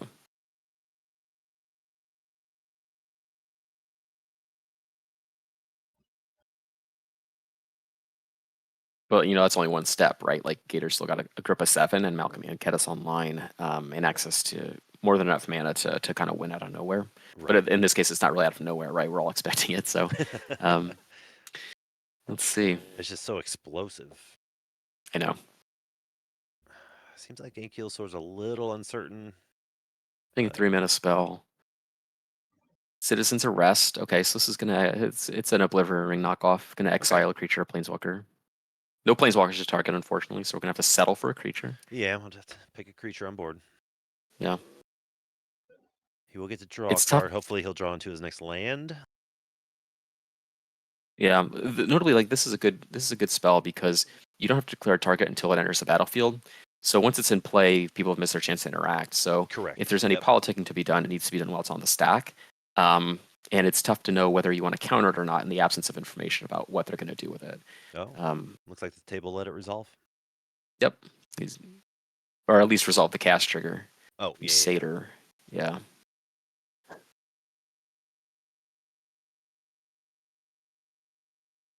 But I mean, it's a tough spot because, on Gator's board, Malcolm and Kedis are both easily recast. And I mean, you could set Dargo back, but I think at this point it's tough because you have to. I think it's in his interest to leave Dargo on the battlefield, but not leave Kedis on the battlefield. Sure. Yep. You want to kind of nudge Caitlyn in Gator's direction and like attack the Dargo while minimizing the damage you take like from Kedis. So it's kind of like a tough position to know what to take here.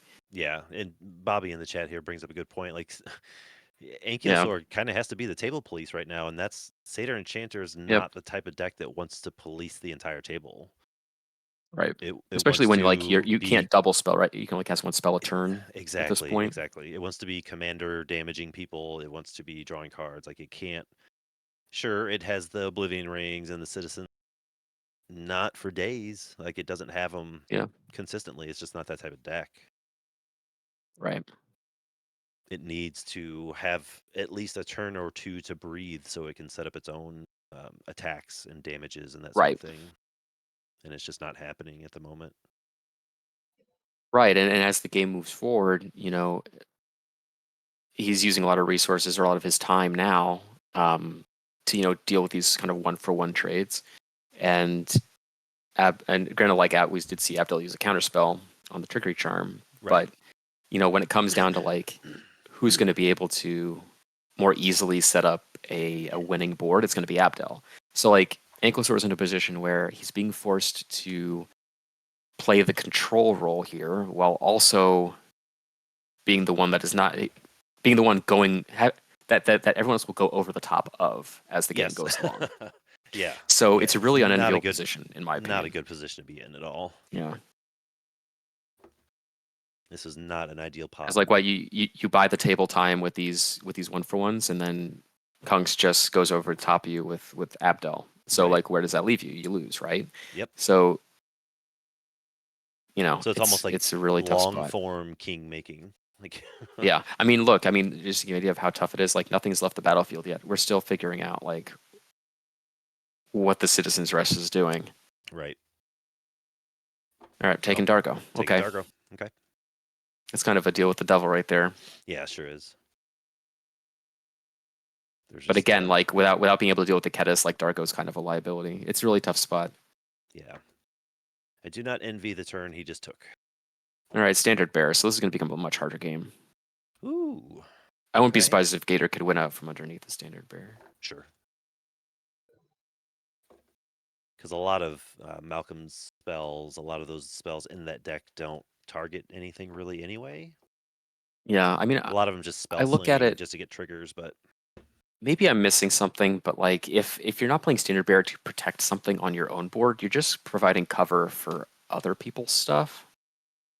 Like, yeah, what is he and protecting? What is Kung's protecting with that standard bear? that has actually been a fairly popular argument. Not popular, but a good argument lately. Like for a while, I was just like, yeah, you run standard bear. Like you just run standard bear. It's a good card. It's game warping. Blah blah blah blah blah. But yeah, lately it's just all you're doing is probably saving a creature you didn't want to save to begin with.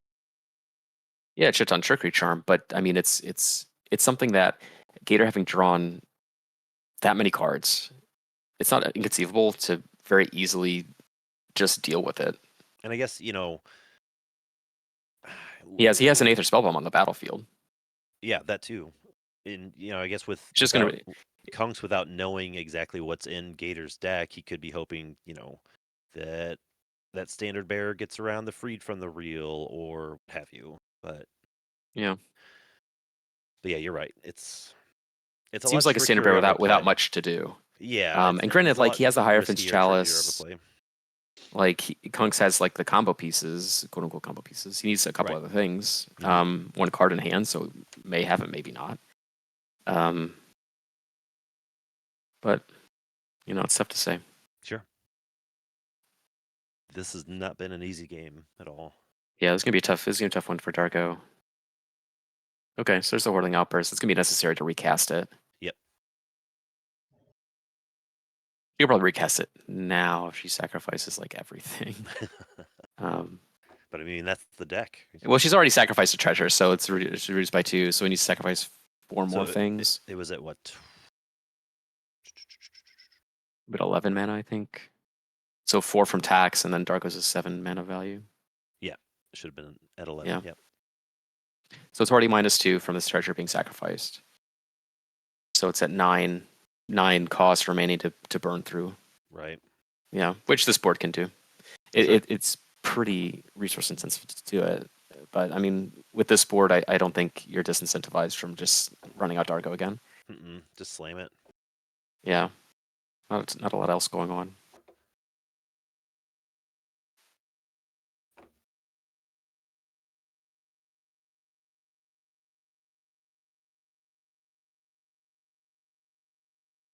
If Malcolm's going to go off next turn, I don't think Dargo on the board's going to make a difference to that. So you might as well play it, be able to attack with it as soon as possible. Yeah, so we're gonna make a red with the Springleaf Drum here. Oh, and we're reaching for Dargo. We know what we're about. Yeah, we do. And one thing that I love about watching Caitlin play this Darko deck is how confident she is in just running Darko out. Like very so clear confident. Yeah. about knowing what matters to her in terms of how she's piloting this deck. That kind of confidence is it's like a huge asset to playing an aggro deck.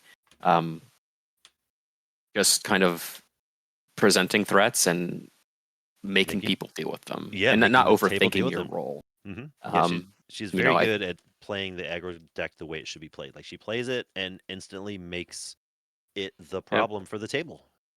Yep. And that's how it should be. I agree. She's definitely got the gator bait confidence going. Yeah.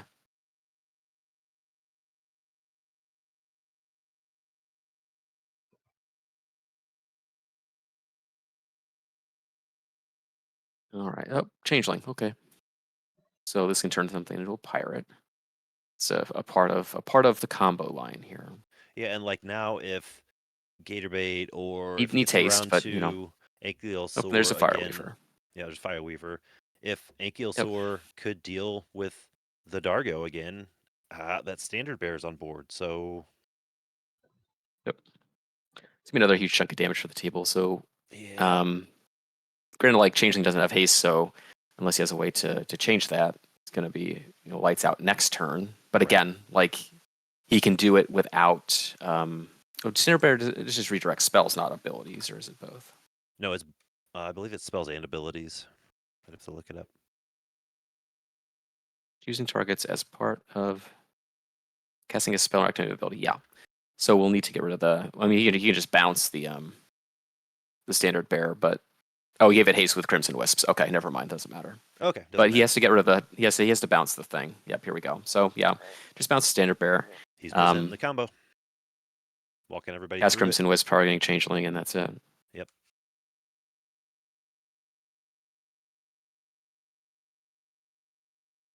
Yep. Because every time an artifact enters the battlefield, Fireweaver deals 1 damage to every opponent. He's going to make it into a pirate, which means it makes treasures, which means it does damage, which means it makes treasures, which means it does damage.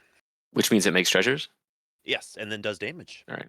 Which All right. So we're leads to backing up a more little bit because treasures. a lot of things just kind of were thrown on the table at the same time there. Yeah, a lot of things happened, not just on Gator's board, but yeah.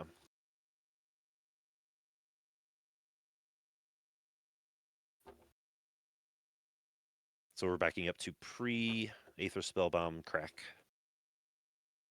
Right? So if he runs out Crimson Wisps before the spell bomb, it has to target the bear. It has to Unless target Crimson the Wisp bear. targets something that you control specifically. A lot of spells do that. I'm not sure if Crimson Oh, Wisp is one of like the them. templating of the card itself. Yeah. Target creature, yeah. Yeah, so we'd have to target Snare Bear. So Yep. Is that what we did? Did Gator move too fast and just run out the Crimson Wisps before he bounced the thing? I must have. Looks It's like in his that's what graveyard. happened. Yep. Oof. So he missequenced there, unfortunately. Sure. Yeah, it happens though. Even to some of the best players. He went out of order. Yeah, it's Unfortunately for Gator, he's going to have to wait one more turn cycle to win the game. yep. Which he definitely has way more life than the rest of the table, so this shouldn't be a problem. Well, That's true. That's I don't true, want to Dave. say it should be Standard Bear is a problem. lot better if you missequence all of your spells. Yeah. That is true. Yep. Turn the library into a goat. Merchant Scroll. All right, getting something.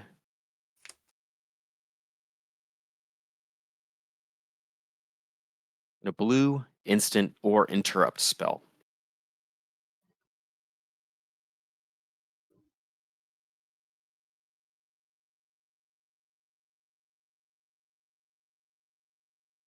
And I guess the Amoeboid Changeling could turn any creature into a flag bearer and just have 2 of them on the board. Yeah, in theory. Gonna Wings of Velasvel. Mm-hmm. Which is a little piece of redundancy, I guess.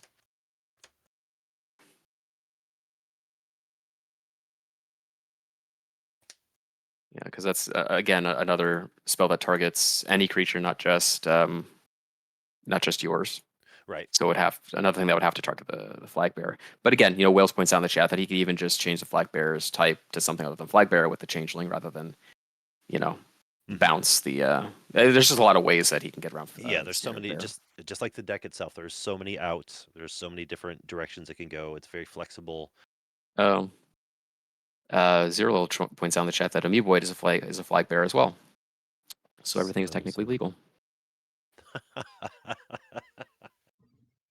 Didn't even think about that. I was too busy. I didn't either. I even brought up the fact that you could use the changeling to change a different creature into a flag bearer, and it didn't even occur to me that the Amoeboid was a flag bearer.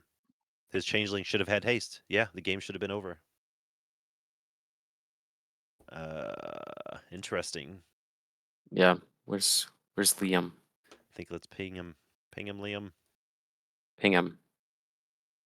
Looks like we're gonna while we're doing that, we're going another route to doing the shenanigans is turn the bounce the Standard Bear, cast Wings on the Blizzardspit Gremlin, and go that way.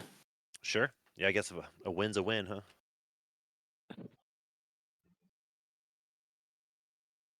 Make 3 Good treasures. catch. Yeah, all praise the flag bearer. That's right, Wheels. All powerful, all knowing flag bearer. That's insane. That's crazy. Yeah. So while that's going on, we'll just proceed with what's going on in front of our eyes here. Cast Opt, untap the Blister Script Gremlin. So Blister Script Gremlin right now is a pirate. It is all creature types, including Flag Bearer. Yep, including the almighty So Flag you Bearer. cast, you cast the non-creature spell on tap. Looks like he's gonna daze the Opt, put another Gremlin trigger on the stack. Pay a mana, tap it, deal damage to everybody, make 3 treasures, deal 3 damage, untap the Gremlin, etc. Yeah.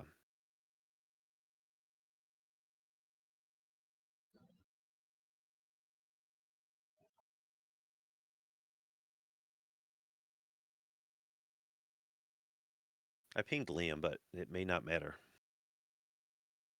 Yep, we're trying to get it figured out on the back end, but in the meantime, we're just gonna keep moving forward. Yeah.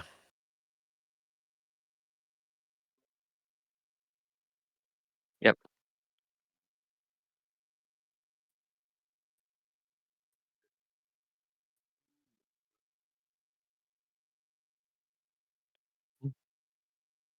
Yep. Yeah, I am I on the stream? Can they hear me? We can hear you. Yeah. Okay. Can the people listening to the stream hear me? Yes. Okay. So yeah, so with the wisps that was cast, as long as it targets something legal, I'm not going to interrupt the game. So Amoeboid might have been the intent, and then someone mentioned the flag bearer. But if the players in the game did not remember that Amoeboid was a changeling and they changed the target to flag bearer, I'm not interrupting that. That's fair. That would be outside assistance. Ah, totally fair. Yep, makes sense. So as long as the target they chose is still legal, that's that. Right. Sounds good. Yep. As Gator continues to draw cards, trigger Blister Split and bring everybody down to 0 except for Caitlin, who is at 6, and I think she's going to die very shortly here. I think so too. Yep, it's just a matter of time. That's what Malcolm does. I think this was a pretty pretty standard win for a Malcolm deck. I mean, there's not to say it was an easy route by any stretch. It's definitely a hard deck to play to keep straight. But if you're watching the chat or watching this later on, watching the VOD later, curious as to how a Malcolm deck plays and how it wins, this is exactly it. Yeah, it's a lot of just the crux is to make something a pirate, and then there's so many different ways to generate a lot of treasures, generate a lot of card advantage with these pingers. Yep. That you just kind of run everybody out of the game. Yeah. You know, three damage at a time with Malcolm triggers. Yep.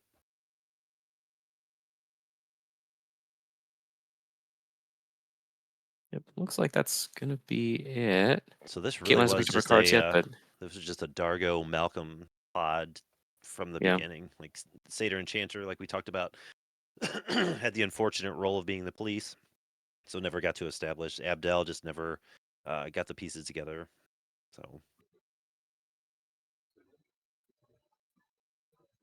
even Dargo, to a certain extent, struggled quite a bit. Had that turn 2 big attack that hit everybody, but after them was just the target of everything. Yeah, just got removed a couple times. Yeah. All right, so Caitlin's going to untap at 4. Yeah.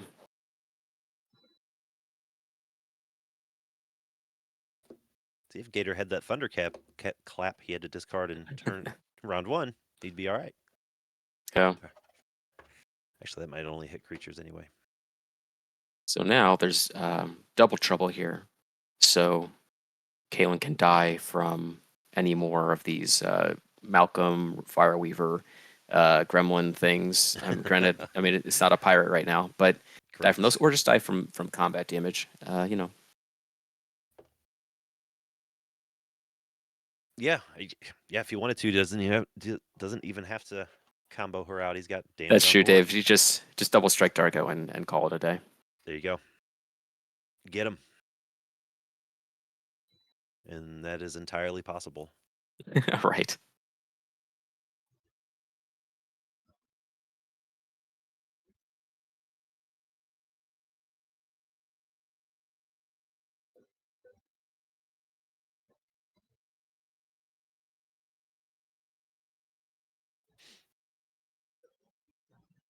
So this is definitely the last turn for her. Yeah, Like so she has a 99.9. bloody betrayal, but she can't. Like, she could cast it. Okay, cast a Fireweaver. Archer. Yeah. Fire Rain Archer. Yeah. Yep. I guess you just run out what you can run out and hope for the best. Yeah, I mean, guess so. It's kind of a yeah. I mean, obviously, there's not much to do here. She has 1 mana available with the Spring Leaf Yep. for a combat trick or what have you. Gr- And that'll get a damage in with the Firebrand Archer and then maybe the combat trick, but we'll see what she's got in hand.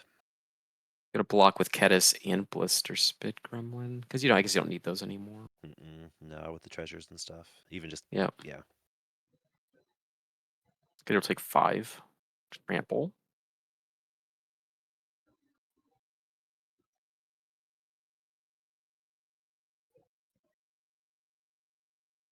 Oh, no combat trick. Yep. Huh. This should be it here. Yeah.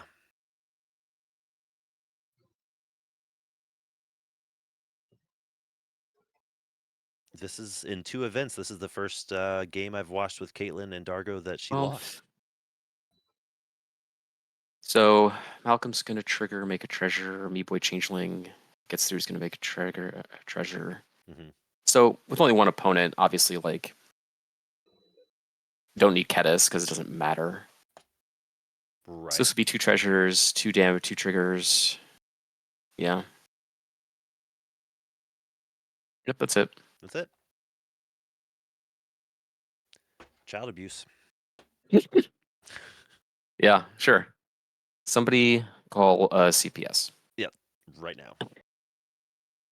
Okay, so that was a heck of a game. That was a heck of a game. I feel sort of bad for the right half of the table there, but those things happen.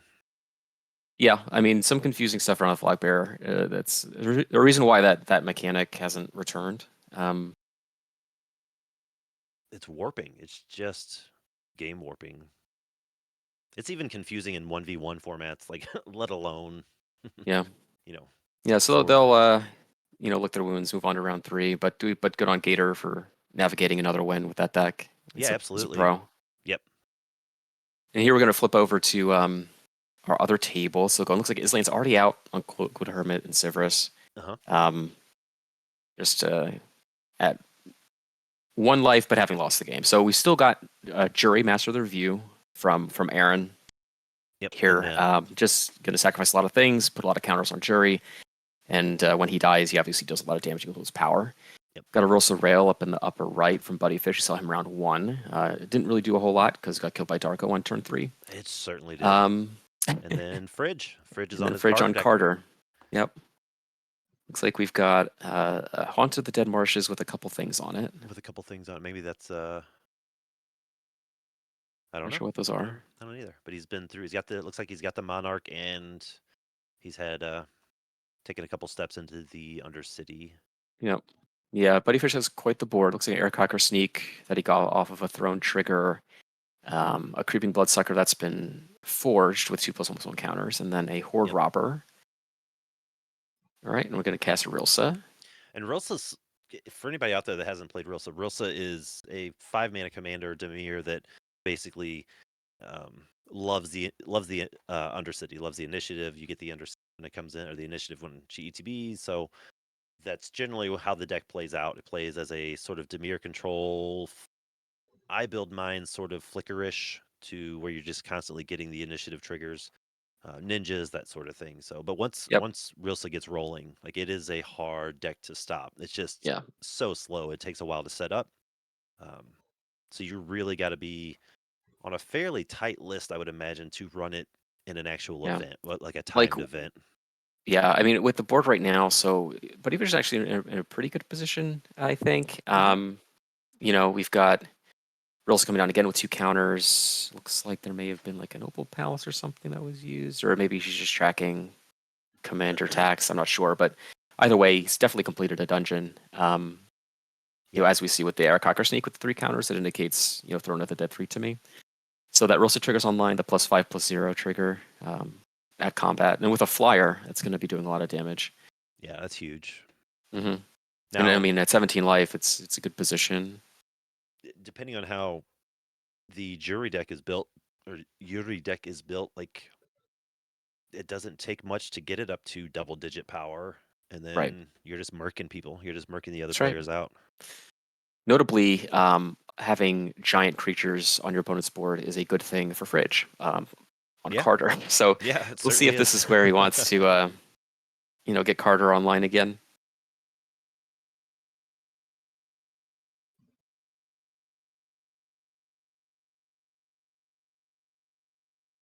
There it is. I was looking for the Nope, Oubliette goes after Rilsa. Okay. sure, naturally, yeah. Which it's one So of those tricky commanders that, like, yeah, we need to get rid of it for the triggered ability, but it's so just I'm going to ETB curious again. because it doesn't look like Rilsa went back to the command zone. Is Rilsa underneath the Oubliette, like phased out? Yes, I would.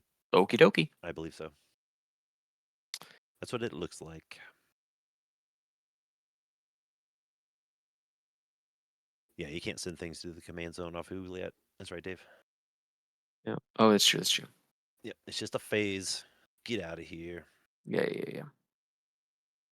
I just got to see Oblivion Ring and Citizen's Arrest, so I'm on my one-track mind right now. Sure. Smash to Dust. This card's a pro. Love this thing. So you can choose one of 3 modes: destroy an artifact, destroy a defender, or deal 1 damage to each creature you do not control.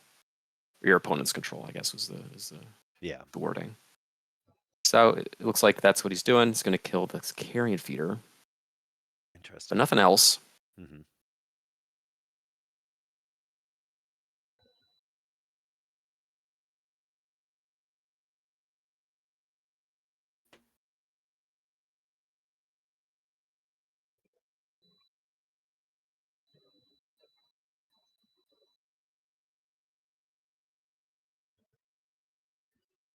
But like even with Rolsa in the command zone, I don't think that Buddyfish is like owned or anything.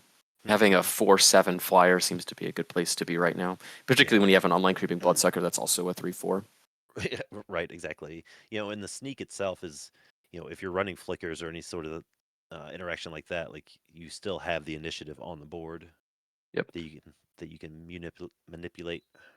So Yeah, and I'm not sure. It I hurts not believe having the real trigger, the combat trigger, but you can work Yeah, around it. it's whatever. I think that Buddyfish still has the initiative as well. Yes, I think so too. So it looks like he's in the forge now, so he's gonna move into either the trap or go to thing. Yep. Yeah. So good spot. Which there's Oh, not oh, a lot of like juicy goad targets. You may just want to trap somebody. yeah, I love trapping people. Yeah. I think it's awesome. But yeah, I mean Jerry doesn't seem to have a ton going on right now. They've got Mhm. Shire Terrace they can use to add a counter if they want to. Right. But I'm curious. I think they have like 4 cards in hand.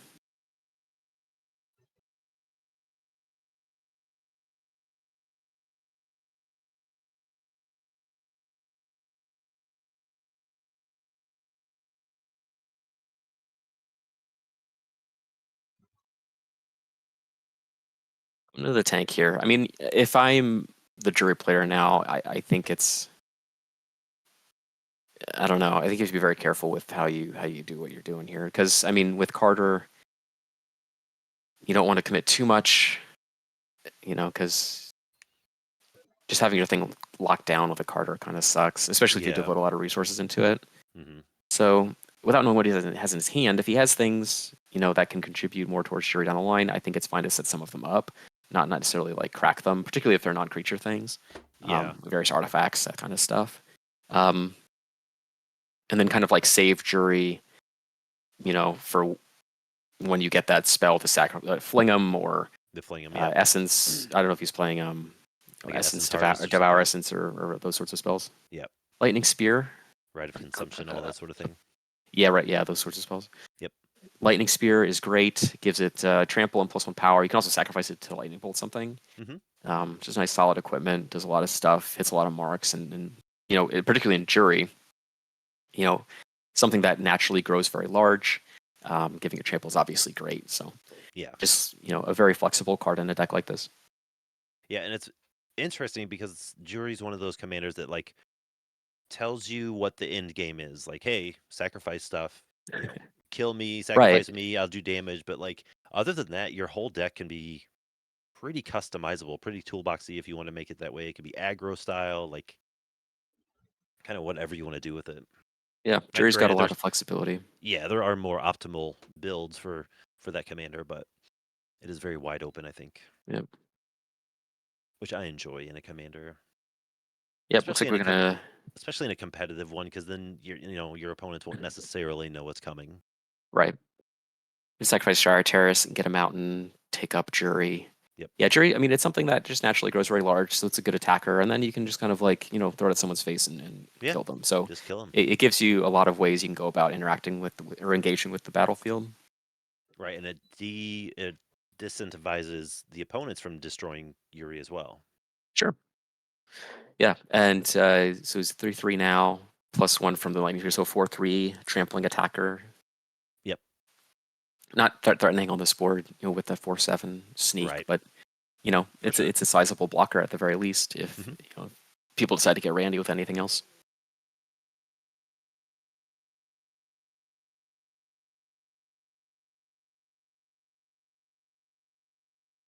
Let's see. I'm gonna bring up his deck list well. That's what I was looking for too. Oh, it's the first one. Hello. Yeah, we've got Rite of Consumption. Essence Infusion's a great one. Yeah, a lot of really interesting I things love here. Rite of Consumption so good. Yeah. Yeah, Because not a only lot of Grave Flicker with stuff. Yuri, you get the sacrifice trigger because it dies, so you get to do damage, and you get the Rite of Right. Consumption damage. Like it's just Yeah, so it's just like double duty. just double damage. Yeah. Yeah.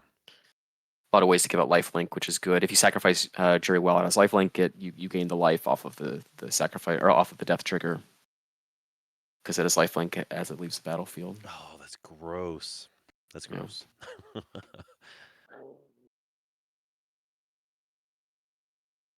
And then, black naturally has all the good Grave Flicker abilities if you just wanted to Yep, he comes ETB right back. again. And yep, just come right back. Like, look, I did 20 and now I'm back. That's fine. Yeah, exactly. All right. Looks like we're slowing down a little bit here. Jury went up to 3. I guess he had a Nile Spellbomb that he sacrificed. Hmm. Now I've got a 5 power Jury.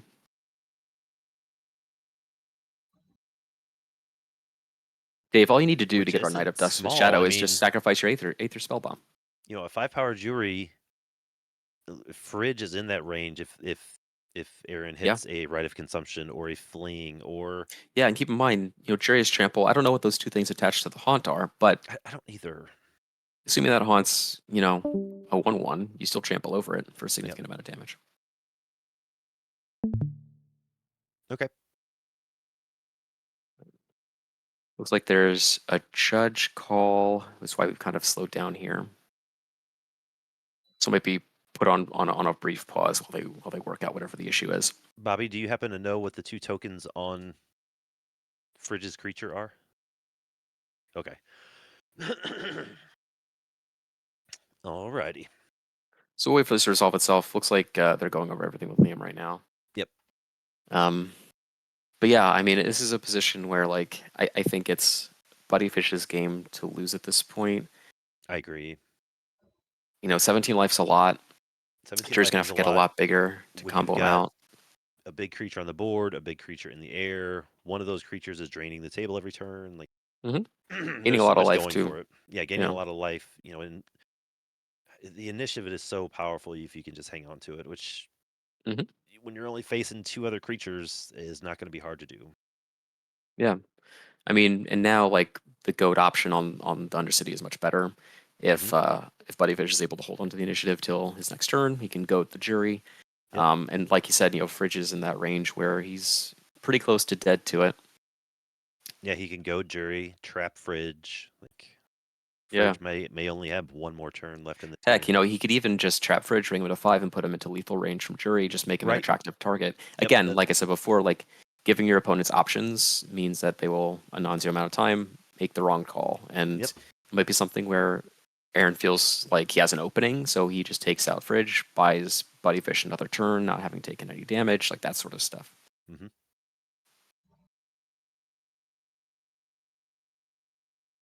Because like I don't think either Aaron. I think Aaron definitely does not want to see Carter hit the battlefield. Yeah, probably not. Like when you have one threat, you never want to be told where exactly to put it. Yeah, You know? you wanna hold on to it for dear life.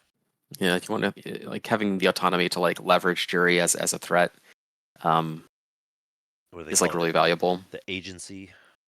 Yeah, exactly. Yeah. And I think that, if Fridge were to play Carter,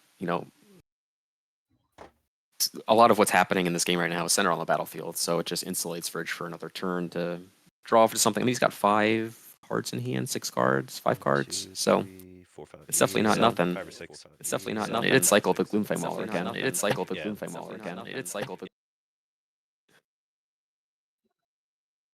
Yeah, I think it would benefit Fridge to get Carter down again, but Yeah, definitely. where is Carter? Like the actual card. He may be oublieted because there's an oubliette on Buddy Fish's side of the battlefield. Oh, Yeah, if you look okay. over to Okay. the right of Cool, his cool, library cool. there, there's Carter. He may be oublieted, in which case, it's not something you have to worry about. Yeah, true. Right, so True, true, jury true. is going in, Did we get our but judge where? situation resolved? Yeah, I think that's what we decided on 2 whales. We just weren't sure if that's just where Fridge likes to play it or if it's like oublieted or something. Because Buddyfish has their own oubliette on board, so it's a pretty good bet that it targeted Carter. All right, so jury's going to Fridge. Fridge's going to throw the haunt in front of it. Those things are going to go away. Good. I didn't know what they were anyway.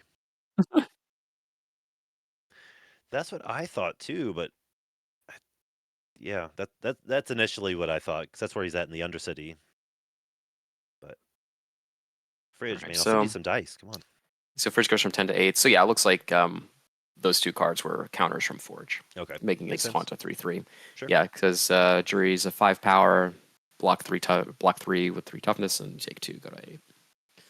And Buddyfish continues. Looks like he's going to goad.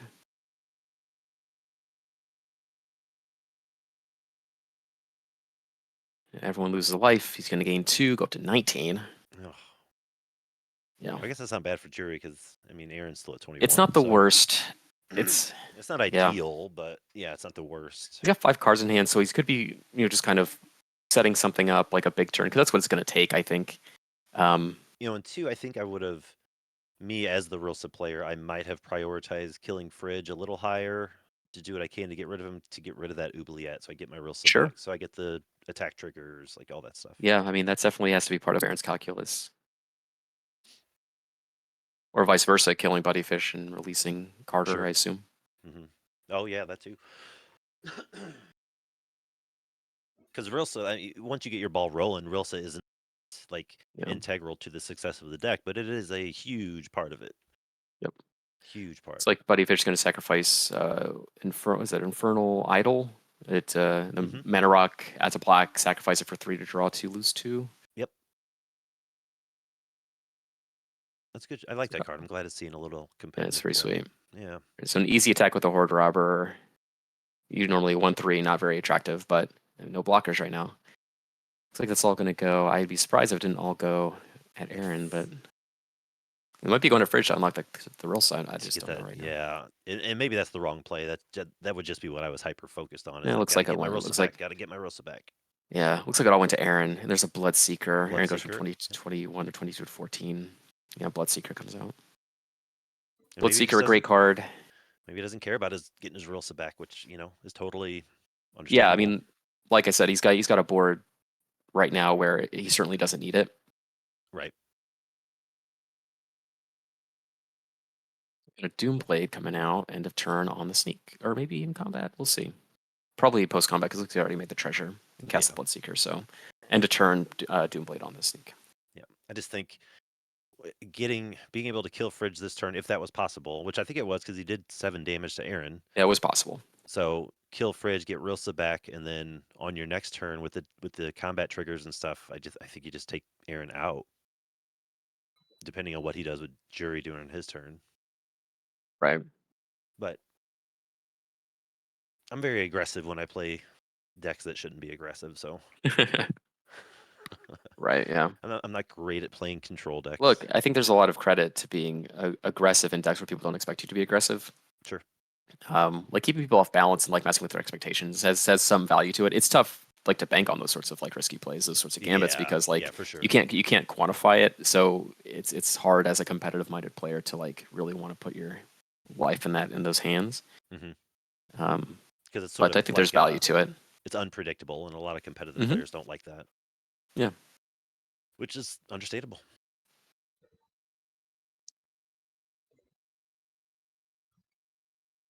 All right. So now Fridge has a big turn where he needs to make something happen Yeah, something needs to happen here. because he has nothing happening right now. He's got nothing going on. He's got an oubliette, and I guess he could That's cast his fine. Adventure Dragon, but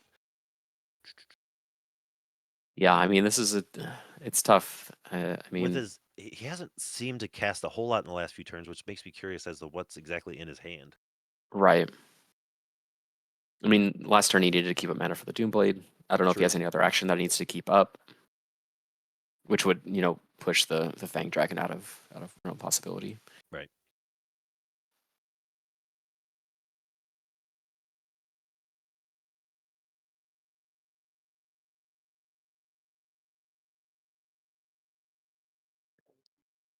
Oh, he's gently caressing Carter. How I miss you, my love. Yeah. Yep. We will be reunited one day. Yeah. There's a couple things that he can be doing. I mean, if he has a way to kind of set up taking back the initiative, he's right on the precipice of that goad or the trap that he can use to leverage, perhaps. But I don't know if that's important to him right now.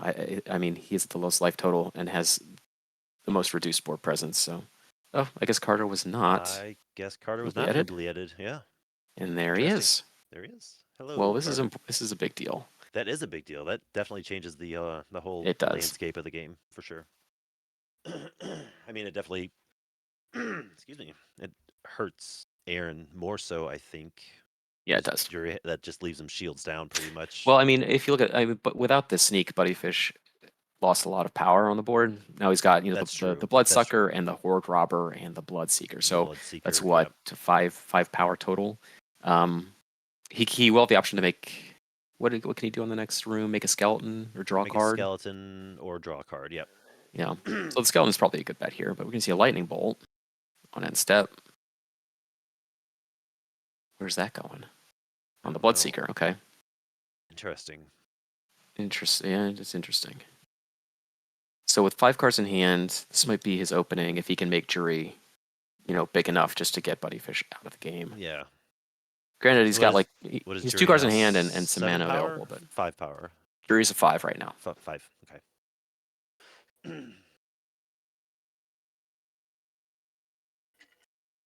Or he could always attack Buddyfish and then cash in Jury if he wants to take out Fridge. I'm not sure if that would be a huge benefit to him right now, though. Yeah, and 2, I believe with the lightning spear, you can sack that 2 for damage. Is that the one I'm Yeah, thinking of? you Yeah. definitely can. Okay, so Essence Infusion. This is a great one. Puts 2 counters on something, gives it lifelink. Oh, yeah. So this is going to be the big turn. Oh, This is never gonna be mind. the Counterspell. Oh, And it's wah over. wah. Yeah, that would have gone a huge way in Yeah, it setting certainly Aaron would up. have. Like in a game like this, even something as like the 2 life a turn that he's been getting from Bloodsucker has been like really huge. So imagine Yeah, a for sure. swing for 7 life. So 7 life is big game right now. Yeah. Yeah, it certainly is. And I don't know. I'd have to check Buddy Fish's deck, but these kind of games right here are exactly why Crypt Rats and Pestilence are Mhm. huge in a Rilsa deck specifically because they can get so grindy and Mhm. just not necessarily stall out, but the board gets all gummed up, Yep. So you need something to sort of push damage through to clear the way, all that stuff. Well, we're gonna Agony Warp. Yeah. So -3/-3. So Buddyfish gonna take 2.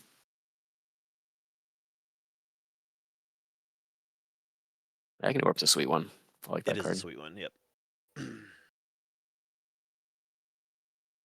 It's great. Just because it has 2 targets, it's a way you can easily set up like 2v1s on other people's Yeah. turns. Hmm. All right, so supernatural stam. Oh, so I guess Agony Orb is targeting the Carter. Oh, sure. Yeah, you can do -3 to Jury's power and then -3 to Carter's toughness. Yeah, that's yep, 2 for Right. 1. Yeah. Because if you just saved yourself from a bolt basically from Right. Jury's ability. Yeah. Okay, so yeah, supernatural stamina. Carter comes back, another Carter trigger. So Jury's gonna be forced over to Buddyfish again. Uh-huh. Notably, though, Buddyfish will not be forced twice at Aaron.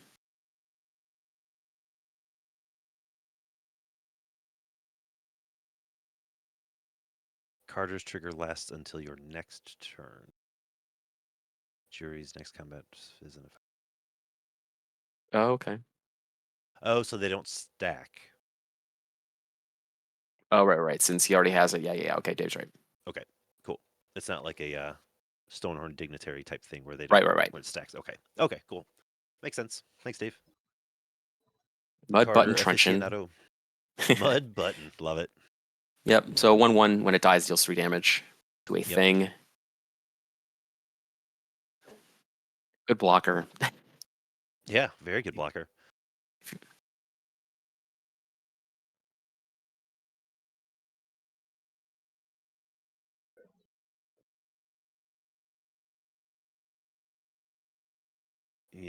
Buddy Fish isn't super far from being in range of dying to Aaron's board. Yeah. The Doom also. Blade on the sneak was really big. It kind of forces him out of an aggressive position.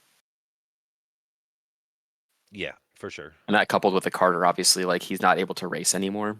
Ooh, looks like Clay says we got 9 minutes left. Yeah. And we have pretty well stalled out. Like it seemed like we were rocking and rolling there for a minute and then Yeah. just Yeah, hit I a think wall. Aaron needs a couple turns to seal it up, but okay, we're gonna transmute a memory, or a shred memory. Shred memory, yep. Find a 2-mana value card.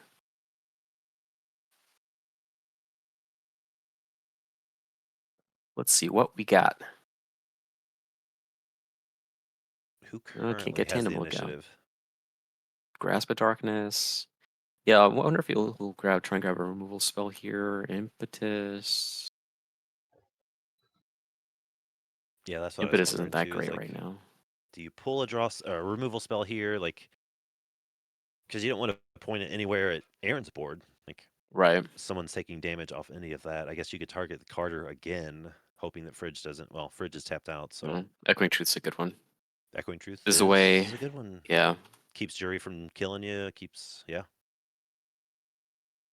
certainly. Yeah. Yeah. Who has the initiative? Jury's trigger being a death trigger. Are we on Buddy Fish's turn? Should be. Did he not get an initiative trigger? Aaron should have the initiative because he took damage. Okay, perfect. From yeah, that's right. Jury. From Jury. Yep. So we're gonna get the Echoing Truth, a great way to handle Jury because it doesn't trigger his death trigger, obviously. Yeah.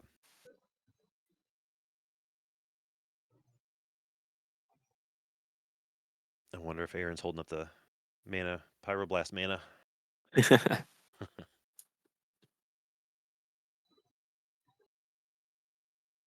Oh, he's gonna bounce the Oubliette. Okay. Oh. It's a pretty good heads up play. I like that. Okay, I do like that. That I hadn't even considered that. It bounces his and Fridge's Oubliette. Yeah, so he gets his it rolls certainly back. does. It certainly does. That is a very heads up play. I like that quite a bit. Yeah, this is how you race. Then you get a trigger. The +5/+0 and Yep. Yep. Menace, Death Touch, all first strike, all that stuff. Yep. I love Urelsa. I love it. It's such a fun deck. If you're a fan of the Undercity, you got to play it. It's just a fun.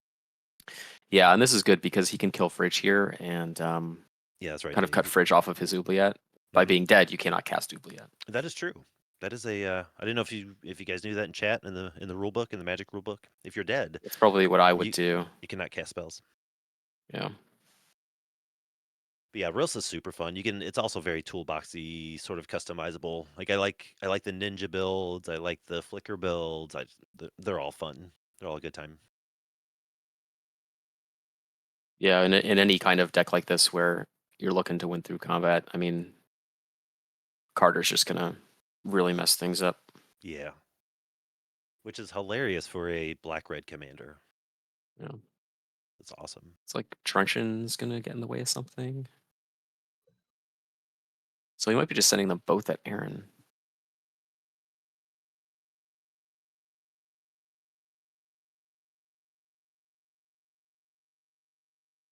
So he's got.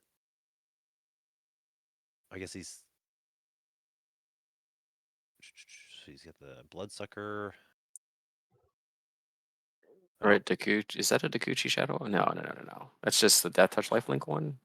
Or Lifelink one? I don't even know what the The card is. Mukatai Ambusher, maybe. I Yeah, can't it's tell from here. Lifelink one. Yeah, Yeah, that one's 3/2 a lifelink. key piece in that Okay, deck. It's so so we good. must have put the trigger on the On the bloodsucker. Bloodsucker. Mm-hmm. Yeah, because the Oh no, you Ambusher. can do it because because you give it first strike and then you can ninjutsu it. First strike damage happens and you can bounce it back and then you Oh, can. in response to the first strike damage. Yeah, Yep. yeah. That's so more than likely that's what I expect to happen. Yeah, the Ambusher is so good because not only is it stabilize you a little bit with the life link, especially if you've got the Rilsa trigger. Like, hello, that's Right. 8 life you're getting right there. But you can also earlier in the game, I don't know if you need to do it at this point, but you could ninja Rilsa back to your hand, cast her again for initiative trigger. Like, it's just this train that just keeps chugging along. So Aaron took 3. And Truncheon's in the graveyard. And there's the oubliette on, I'm guessing, Jury? I'm curious. Yeah, I would expect. I'm curious what happened with that combat. It's because Aaron I'm only kind taking 3 seems surprising to me. Did he not stack first strike damage?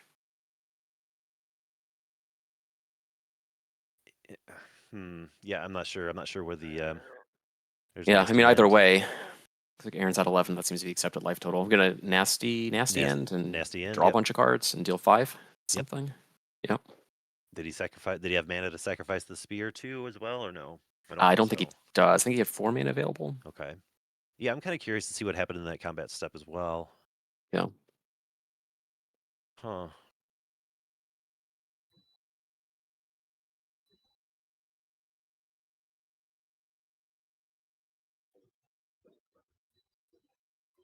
Okay, so nasty plots on the stack.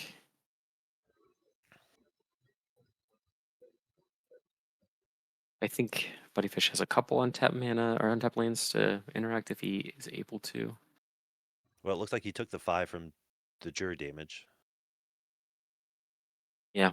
From the sacrifice damage. Yep. It's a good spell right now. It's pretty good. Yeah.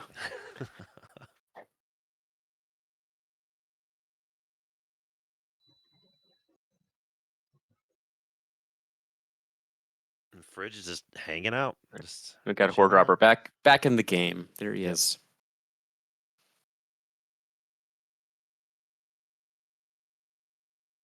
Yeah, Buddyfish gets the initiative back, makes a 4/1. Yep. Skeleton. Those are All absurd. right, so he's back in the saddle here, back in the driver's seat. Yep. He's able to generate a lot of power with that turn. Yeah. That 4/1 skeleton does with menace doesn't. Yeah, those things are no It joke. turns into a 9/1. Like, it's ridiculous. Yep.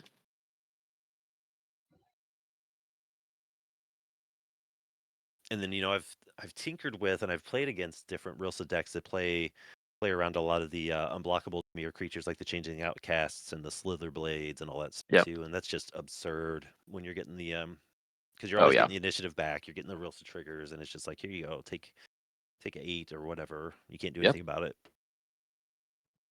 Yeah, running out of time here pretty quick. Mhm. So Yeah. I wouldn't be surprised if it ended in a draw, but hopefully, wouldn't I want too. to see someone walk away with the W. Obviously. I do too. It makes for obviously better viewing, but like, I don't know where it could have came from. Like, maybe a few turns ago, Buddy Fish could have killed Yeah. Fridge, but like, what would you know what I mean? Like, I don't know if that would have Right. cemented a W exactly. Yeah, I mean, so taking out players, it goes back to what I was saying earlier about decision paralysis. Like when you have two other players to consider, your decision has to be much more complex. If you just kill Fridge, then you only have to play 1v1 against Aaron, and that maybe streamlines your thought process a lot. Whereas like, tactically, maybe it makes less sense to kill Fridge, but it frees up a Right. lot of time. Looks like we're gonna tackle Carter, we're gonna block with Skeleton. They've got like But 2 wait, there's minutes more. left. Oh wait, there's more. All right. So this is the one that enters it untapped, Demonic I think. gifts. Yeah, I believe so. A +2/+0 dies comes back untapped. I think. If it is, then someone should let Fridge know.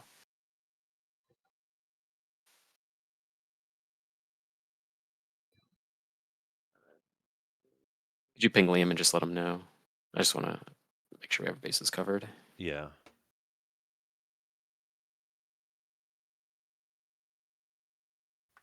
Just from the art, I think that's the Oh, card he shit. played. What happened? All right, there's Oubliette back on Rilsa. Rilsa's gone again. It was nice to see you. Notably, everyone took one from Carter dying in combat. Drained the table for one, gained fragile life. Oh yeah, demonic gifts does not untap. We were right about the card. We were wrong about the ability. Oh no. When this creature dies, return it to the Yeah. battlefield under its owner's Under its control. owner's control. So Yeah, it it should be returns untapped. untapped. Yeah, it should be untapped. Yep. Goblin Arsonist for Aaron, another great just quality of life creature. Dies, deals damage to a thing. Not many Yeah. great targets on this board, but it's something to consider. It can hit any target, importantly. Also going to cast Unearth and get Mudbutton Truncheon. Oh no, you're good, Stein. That's fine. It's hard to tell from our vantage point. We're just making sure we get the right card and everything else. So Just want to make Yeah. sure that somebody lets him know that his Yeah. thing is untapped. Carter should be untapped. Okay, thank you. All right. Okay, there we go. So we got that. Unearth comes back. We got the Truncheon. So, assuming if Aaron trades his board, he's got 4 damage available. It's a pretty good insurance plan when, Buddy Fish is just attacking on the ground with creatures that are easy to block, and Rilsa is out of the way. Right. And plus, you got to keep in mind, any attacking creatures that die are going to trigger Carter now, since he's on the battlefield. So. Yep. Okay, Corrupted Conviction. Gonna sacrifice the Truncheon, get a 3 damage trigger, and then draw 2 cards. And draw 2 cards. This. I kind of want to right to Buddy Fish's face. That's what I was gonna say. Just just send it right upstairs. You got to. You're basically out of time. You got to just start going for it. And now you can sacrifice the lightning spear, and just do it. Just do away with him. Yeah. You could take Buddy Fish out. Yep. It'd be the second bolt to the face we've seen today that killed. Yep, there it is. No, a blood fountain. I thought he was sacrificing the. No, don't take game actions before you can kill him. Just kill him. Yeah, just kill him, and then establish what you need to do. So we're coming up on time, either at time or very, very, very, very, very, very, Yeah, very we're close to right it. up against it. Okay. Yeah, looks like this is time. So, should be on our way out here pretty soon. Well, you got your wish, Stein. Everybody drew. Well, that's what you were asking Yeah, for. it's something where I do think that from Aaron and Buddy Fish's perspective, like leaving Fridge alive definitely was a huge factor in why this game went to time. Oh, for sure, for sure. I think being able to just devote resources against one another would have expedited things a lot faster. Yeah. Just because it's one less person to take turns. It was his lane, not Stein. I couldn't keep it straight. Liam, it's time. It's time. Liam. Hello. Liam. Time. Oh. Yeah, so we're waiting on Aaron to finish his turn here. Yep. There he goes. I think now's the spear second time. Yep. How do you feel about losing to a bolt to the face at time? It's never bad. You do. Yep. You do. Yeah, it's Just still a draw. So as the player receiving the bolt to the face, it does feel a little bad.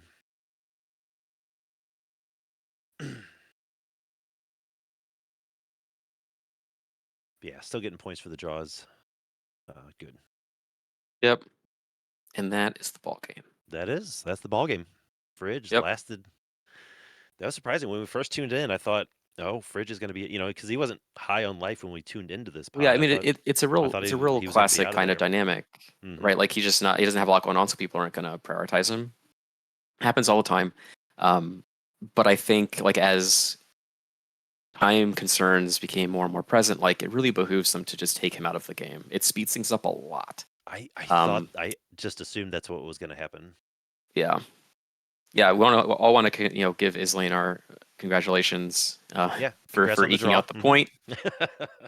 Hanging out Well in the chat, deserved. and you still get a point. Like, I mean, you can't get much better than that. Exactly. Yeah, really fascinating game. Even though the ending was maybe a little disappointing for some people. Sure. In an avoidable way, I think. But a lot of interesting stuff to sink your teeth into there. Yeah. Yeah, There's definitely. a lot of for a board not totally full of creatures. There was a lot of decisions to be made there in the last handful of turns. Right, exactly. And that's really what makes kind of the best games of competitive and even like tournament Magic is Sure. Yeah. just really interesting games. A lot of really cool interactions. You got to see some ninja stuff, some jury stuff. Carter just throw a wrench into people's bicycle spokes. Like those sorts of things. We all love to see it. Yep. And thank goodness, Liam. Somebody finally got a hold of Liam and told him the round Where's he was been? over. Where's he been? Oh my Look, god. okay, I'm sitting here switching between like voice chat and chat on Twitch and timer that I have going and Scryfall to look at cards. It is horrid. Yeah. I can't even keep people's We names straight in the I'm chat. hearing a lot of salute you. excuses. All right, we'll be back in a little bit with round 3. Yep, Give people we'll be time back to in round breathe, 3. and we'll Stay see you guys tuned. shortly. I've got one.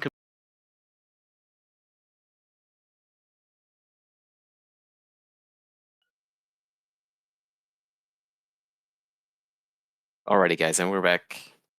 It's me again, Derek, with my friend Dave the Alcatron Vader. Vader, new co-host of the PDH Pod, my new PDH Pod, as it were. It's a Jumping pleasure to right be on here in. with you. These eager beavers here couldn't wait, so they just got started. We've got up in the upper left Clay of cPDH.guide, fellow rules committee member on TPI. It's a pure banishing that combo build. We've got Stein, who we saw earlier for 2 seconds in round 1 on Zada Hedron Grinder. Satyr Enchanter from Ankylosaur, which we saw round 2. And then Infamous Fridge, who just keeps showing up amongst all the other interesting players, making his way back into round 3 with Carter Doomscourge. A really interesting pod. So I'm really excited to see, because it's very board focused. Carter's going to throw a wrench into everything. Satyr Enchanter is going to do some controlling things. Looks like he's already got Gossamer Chains out. Really interesting enchantment to prevent damage. What do you think, Dave? I'm trying to figure out what that card is. Is that a Lotus Petal? Which card? Oh, the one that The Stein. the It's thing, It's a Power yeah, Stone from a secret lair, Felwar I Stone. think. Yeah. Huh. All right. Yeah. Yeah, I'm excited about this. I'm worried about that battered golem. May I've not be been sticking around. yeah, I mean I guess we'll see. I just Yeah. yeah, I kind of don't trust it. Like I'm all like when I watch a competitive game end in like, you know, 17 seconds with a combo, I'm always like part of me's impressed, but another part of me feels like robbed Yeah. of a game. And like it just makes me want to see all the combo pieces just get murked immediately. Like I every know. time someone's like, "Here's my combo," I'm gonna be super greedy about it. I'll be like, "I hope it dies," like, Right. which is Well, that's not the thing very about fair of me. But it's where Clay. I'm at Like, right now. this is a very redundant banishing knack list, and he's very aggressive with his combo pieces. I've played against it a couple times, and he's not shy about running out the golems, the steelfin whales, those sorts of things. Looks like we have got a pointer disruption coming in. Ooh, that's gonna ruin a better Golem's day. Yeah. Well, yeah. Well, not gonna be able to knack anything if it's got a planar well, no, disruption, right? The knack will give it an ability, and that becomes a timestamp thing. And the planar disruption's not going to stop the triggered ability. So yeah, I lied. Planar disruption doesn't doesn't affect battered golem in any meaningful way. Uh, huh. It should, right? It can't attack, and its activated abilities can't be activated. Oh, but I guess so it only checks the activated Oh. abilities it has when it's cast. Oh no. Yeah, It'll work. It'll work. Yeah. yeah, Yeah. it should It's sorry. I was respond. thinking. I got confused between activated abilities can't be activated and loses all its Gotcha. abilities.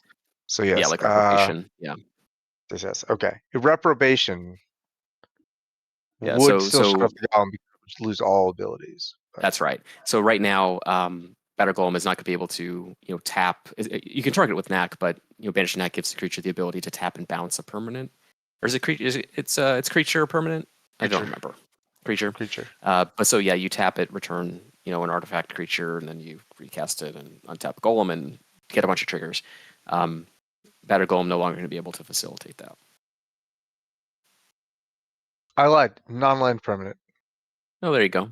So we were Yeah, both right. I said creature, and then I was like, wait, doesn't it work with Lotus Petal? It does. Well, Dave, you're missing the point. Is a creature a non-land permanent? Creature is a non-land permanent. It can Then you were target right all creatures. along. I No was. correction necessary. That's a no correction necessary. It's kind of a weird change for me tonight. I've been Hmm. I've been wrong about a lot of things so far. It's okay. You just got to struggle through it. Moving to Stein here. He plays. Oh, he's hit all his land drops. That's interesting. So he's got access to 6 mana right now. He's got a Hedron Crawler able to tap for a colorless. Beetleback Chief. Okay, so make a lot more bodies. Gearing up for a big Zada turn. I mean, I'm not sure what sweepers Clay has in his list, or Fridge. I know Fridge has Evankar's Justice at least and Pestilence. But Is that a what's that? Mogg War Marshal that he paid the Echo for? No, He did not it's pay the dead. Echo. It is defeated. Okay. I was gonna say, like, Big. why is there a Mogg War Marshal in play? That never happens. Yeah, just don't waste your time with that. But yeah, I mean, the Fridge even plays like Smash to Dust, which we call the Goblin tokens. There's a lot. I mean, it's not as kind of soft to this table, I think, in a lot of ways. So I think Stein just has to go for it. Yeah, I agree. The softness of the table means like your biggest advantage is hoping that the Smash of Dust isn't in the top 10 cards. Right. You want to make them have it when they have access to the fewest amount of cards, right? Right. Yeah, Zada being greedy with the Zada combo, I fully support. Absolutely. I love watching Stein play this deck. It's a real treat. Yeah. I had a Zada deck for many years. I kind of stopped updating it a while back. But I love it coming back into the cPDH scene and doing Yeah, work. getting a lot of really great tools in the last couple of sets too. Really kick it into overdrive. We got the Satyr Enchanter dropping right onto the field. Looks like Tranquil we're Thicket. about to miss a land drop. That doesn't feel good. No, there it Yeah, he is. played Tranquil Thicket. Yeah. Oh, Um, you're watching the thing, and I'm watching Twitch, so you get to see things that happen like 4 seconds ahead of me. Amazing. Yeah, so we got that. Everything's looking good here. Still have 5 cards in hand and Satyr online, so that's good. Looks like Fridge is gonna do something with the Street Wraith. Cycle it, draw a card. Like, yep, cycled the Street Wraith at end turn.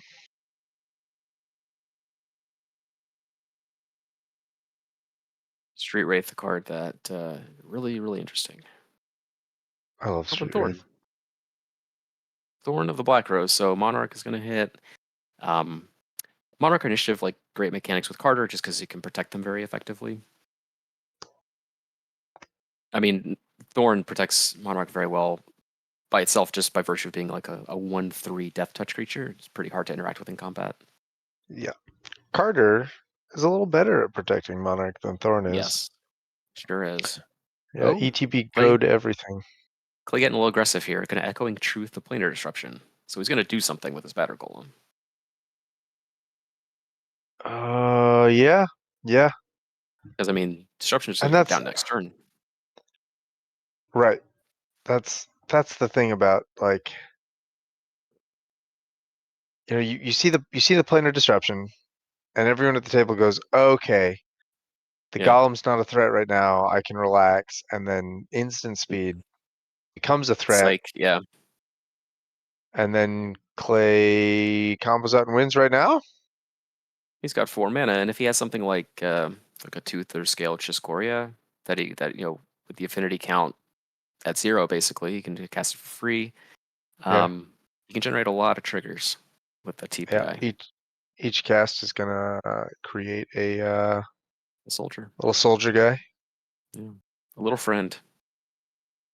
I do love the look of those tokens. They're not full-fledged Yoshin soldiers yet. They don't have 4 toughness nor vigilance. But they're on their way. They're culturally, aesthetically, they're Yoshin, Yes, that's a and fair distinction. and technically they are soldiers. They're just not Yoshin soldiers. Right.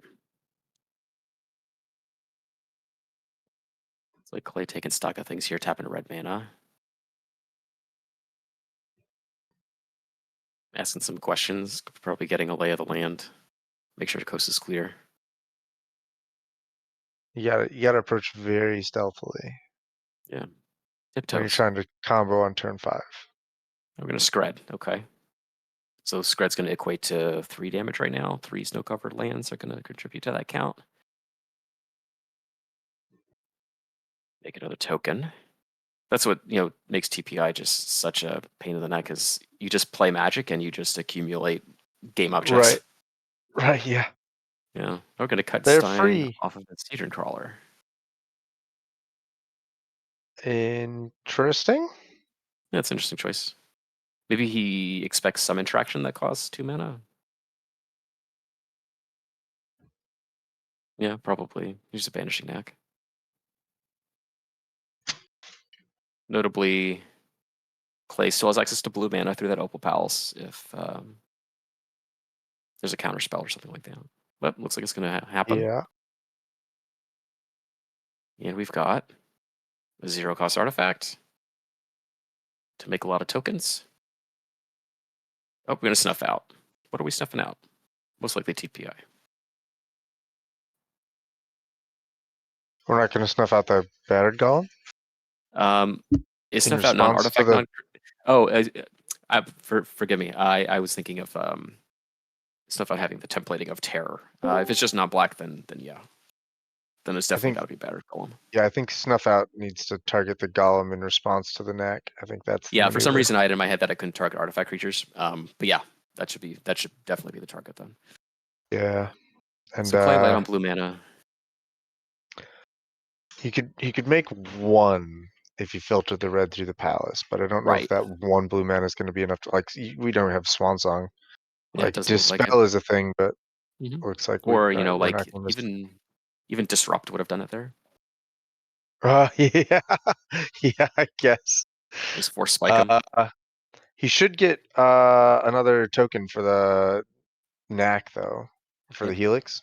I believe he did. No, he got one from Oh Echoing no, he Truth and didn't. one You're from right. Scred. He should have You're the right. third from the helix. Yep. Looks like he missed that trigger. Gonna cast Makeshift Munitions instead. Get a trigger for that. Sure. Yeah. Okay. So not an embarrassing board. It's Let's see gonna what be. Stein pulls together. It's a really good board for Fridge to drop a Carter into. Yeah, that's true. Can you imagine like someone turning all these creatures sideways into a breath weapon or something? Just like an instant speed board wipe. Stranger Like things have all happened. the I will say all though those Carter triggers. that this is a great place for Stein because nobody has any open mana. If he's gonna go, he should go now. Yeah. Yeah. I mean, and to that end, marking the Hedron Crawler was a great plan. Like Yeah. suddenly the genius of this. Yeah, I mean, if Stein is 1 mana short of just doing crazy things right now, then like that Yeah, like if he has, so he would need something to get mana, like a Battle Hymn or like a Mana Geyser or something like that would really kind of Or get him on his way. But otherwise, it might be tight. I mean, if he there's a 2 mana instant that makes a treasure token and gives things Oh, trample. that's true. That's true. Yeah, +2/+0 trample and a Yeah, treasure. we could. So it's Rutha's something or other. Rutha's creativity. I don't know. Yeah, it's a Strixhaven card. Yeah, got Yeah, some we chatting might going on. we might see Zada into a battle hymn. Yeah, you could do that, or the treasure card that you were mentioning. And there's a couple of cards that'll generate a treasure token. Um, let's see what Stein. He's only got 3 cards in hand, according to his I'm die. I'm excited about getting a another Yeah, combat trick plus treasure token it's weird. spell. Like Woe had an amazing cards for Zada. This one does too. It's really been on the upswing lately. Yeah, there she is. Zada's in play. If there's a Hedron to be ground, I think she's going to be the one to find it. The Hedron got scredded, not ground. No, she's going to do some grinding. She's going to find some Hedrons. Yeah. That's her job. That's Well, what she does. I mean, the one that she was gonna grind is already dead. And now Which she's is a just out shame. for blood. Yeah. All right. Okay, we got Zada online. What are we doing with Zada? Show Yeah, much me much like the Clay bouncing business. the planar instructions is like a very telegraphed, like, I'm going to do something. Because you don't just Right. run Zada out and not do anything. Right. You don't just cast her and then cross your fingers and be like, maybe I'll get an untap. Like Yeah. All that's not how Zada works. right, pile up all those tokens. Get them in a big old pile. There you go. Show me the business, Stein. It's like we're Show me. attacking. Okay, so we're not gonna reckless charge the Zada. Moving Attacking straight into Fridge, combat. Because I this is your assume. last chance to do so. Yeah. Yeah, that checks Right. out.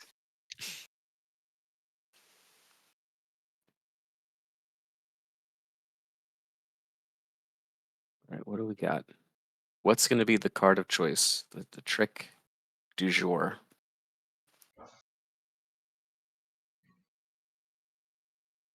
My guess is the built to smash. That'd be a good one. I like that one. Oh, downhill Yeah. charge. That's good.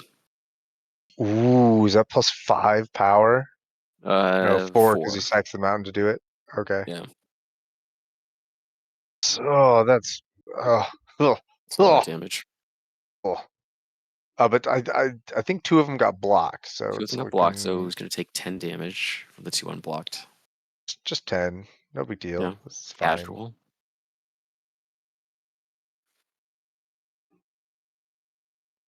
I'll get that monarch. There you go. Yeah.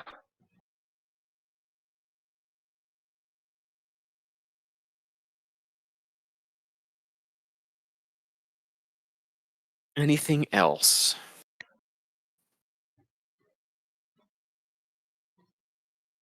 Probably not. Yep, gonna pass, draw a card, and now we're back to ankle sore. Okay, so 10 damage, nothing to sneeze at. Not the 10 worst. damage is pretty good. Pretty good. Let's see. Let's see. So what I've seen of Ankylosaur so far this tournament is that he has been sort of forced into the table police position, which is just a really bad spot to be in. Let's see. Right. Look, so right now he has an opportunity to deal with Zada, He does. I and think, if he doesn't, then Carter's going to deal with Zada, and no one's going to like that. right. So yeah, Yeah, I mean, but the thing is like a lot of the ways that Ankylosaur interacts, with the auras and things like that. I mean, the ones that like the Oblivion Rings are good. The pacifisms are certainly not.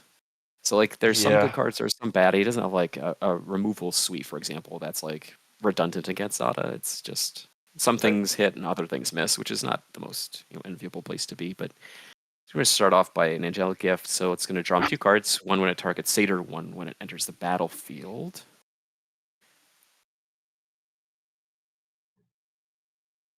Tap another white mana.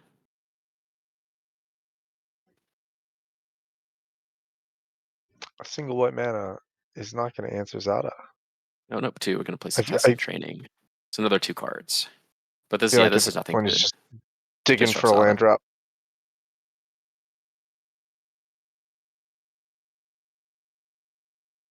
Yeah. Yeah, so I I mean, he's always drawn get. 4 additional cards this turn. It's not small. You're gonna draw 4 and No, then still misses land drop. it's like fine. Yeah, and so that would be depressing if he did miss his land drop after 4 cards. Yep. For reasons I'm sure I can't explain. I always conflate citizen training with Warbriar thing Oh, the that fight buffs the one. butt and yeah, the fight guy. Yeah. Yeah, I don't know why I mix them up, but every time I see the art for citizen training, they're pretty I similar. panic. I'm like, oh no, what are you gonna fight? No, don't fight my thing. Leave me alone.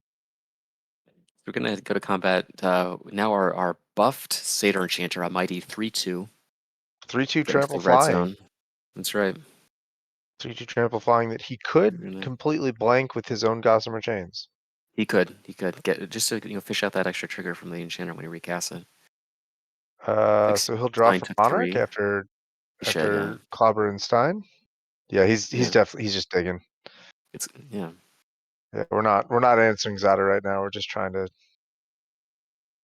come up with something. Yeah. So Clay's only got 3 cards left in his hand. I mean, just to see where I mean, Fridge can just slam Carter and just kind of like laugh all the way to the bank. I think at this point. That's what I would be doing if I were Fridge right now. Yeah. There's a lot of stuff to get blocked on the battlefield. There's a lot of stuff to get blocked. And the great thing on a table like this with a lot of tokens is that a lot of attackers are going to die. Yeah, Fridge is gonna get a lot of this life back. Yeah. Oh, Enchanter discarding the hand size. This is a Snake Umbra and those are some chonkers. Yeah, doesn't need him. I mean, if he's, I think I saw the corner of like an Imperial armor in his hand. So, among other things, in terms of auras to keep, I think you want the ones that turn Satyr into a threat rather than the ones that like get you card advantage because you're just going to get that naturally anyway. I think. Yep. You need to present a threat in race. There's Carter. It's happened. Mm-hmm. And pass Carter pass. Fridge is also out here missing land drops. Yep. One person who hasn't been missing land drops, Uh, Stein. yeah.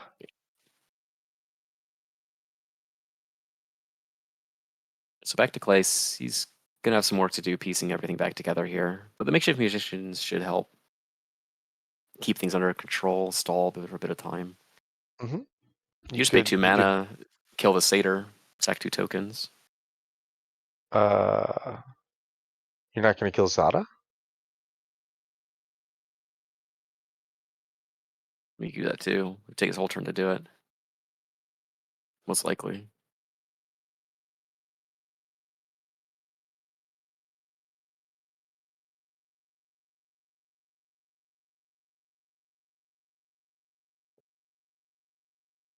Yeah. We're going one by one. Mm-hmm. The second one got sacrificed, and now it looks like there's a response. I think this makes more Maybe? sense. I think Clay is banking on Ankylosaur continuing to go after Stein and perceive him as the larger threat at the table. Kind of presenting himself as having, licked his wounds a little bit on his turn and Yep. not presenting much of a threat to the table. Yep. It's probably the best time to do that. And now TPI's got to go into the red zone.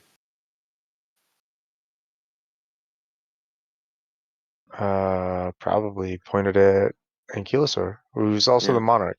Oh no, That there's would a bug make sense. crawling across Ankylosaur's table. A world It's traveler. it's not gonna block the TPI. It's fine. Get out of there, buddy.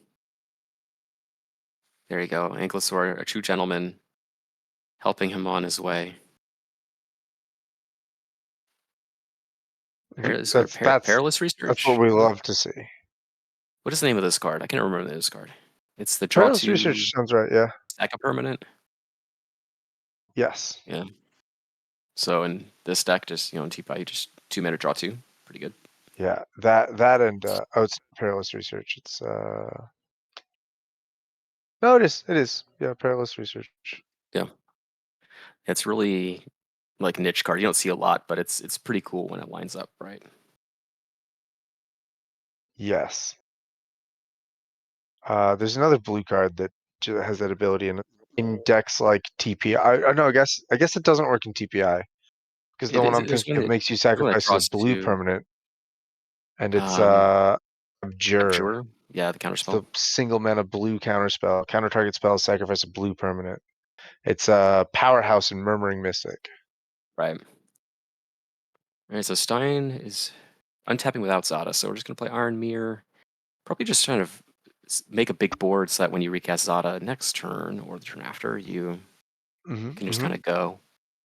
Yep, that's She's gonna the be she's gonna Zada be way. 6 mana, so Oh, we drew the Goblin Trojan.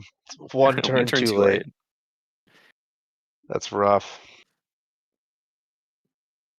Goblin Church is a great card in any deck where you want to protect anything, not necessarily a Goblin deck specifically, because the floor on that card is 1 mana 0/2, sacrifice it to regenerate a creature. It itself can sacrifice to its Yeah. own ability. So you don't Yep. need to be a Yep. Goblin, typal deck to do anything with it. It's a great protection piece no matter what you're doing, as long as you have red color identity. I'm very pleased to see that Stein is running the best art of the Yeah, Goblin Trojans. yeah, I like The that one one too. sawing together a Llanowar Elf, a Jedit Ojanen Cat Warrior, and an Uthden Troll. Yes. Yep, the Phil essentials. Foglio knew exactly what he was doing. That's right. All right, so a turn of nothing really happening is going to be exactly what Ankylosaur is looking for, I think. Boost Yes. Monarch, obviously. I think he's going to do that. But untapping with Satyr still intact and the ability to deploy, another or two onto it, I think is going to help him turn the corner here. If he doesn't have Imperial Armor, it'll be +7/+7 after his draw step, which is pretty intense. But it looks like Stein actually attacked Yeah. Clay, so Monarch stays with Ankylosaur. That's an interesting maneuver. I guess he just Who wants to did make Clay Clay a more. attack? Clay attacked Ankylosaur, I believe, because he had no Then, blockers. then shouldn't Clay be the Monarch? Oh, you're probably right. I haven't been closely tracking it, so I could be wrong. Huh. Wild Growth, a Tranquil Thicket. Sure. Okay, yeah, you're probably right. I think they're identifying now that Ankylosaur is not the Monarch, which means that Yeah. Stein should be. Okay. Okay, they figured it out. They Good. figured it out Good. for us. Perfect. Sort of the one thing that's always a little hectic about commentating is that you're not all ever entirely sure. You're just Free guessing. You just cards got to for be everyone. confident. Yeah. All right, so Wild Growth is just gonna easy trigger, pays for itself.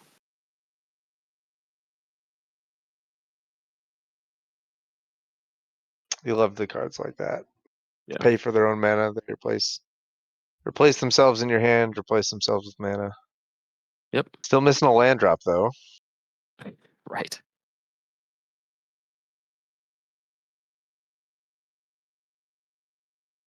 Yeah, I'm curious because I mean, it's always hard to know when to present yourself as like quote unquote like the threat. And I think if he brings up Satyr's power enough, the table's going to not be so charitable to what he's doing. Right. It's really hard right now, I think, to kind of figure out what that point is, because Stein still has a board, and it could very easily go bad. For sure. Or an Arlid, that's good. Just diversify a little bit. Is that the one that was built in Pyro Armor? Equal to auras on the battle, or auras that you control, I think, and it can't be blocked by creatures with lesser power. Oh wow. So right now I think it's +2, so it's a 4/4. Yeah, that's not bad. Oh, each are on the battlefield, not just you control. So So plus 2. 4/4. So 4/4. Yeah.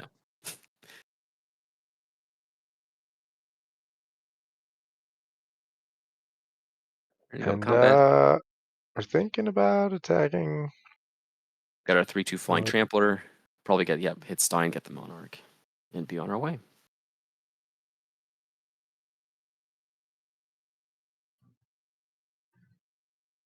All right, we got 2 mana up for that protection aura. We can 2 mana up for protect the satyr. specifically Benevolent Blessing, because 2 Benevolent mana blessing. is a double white.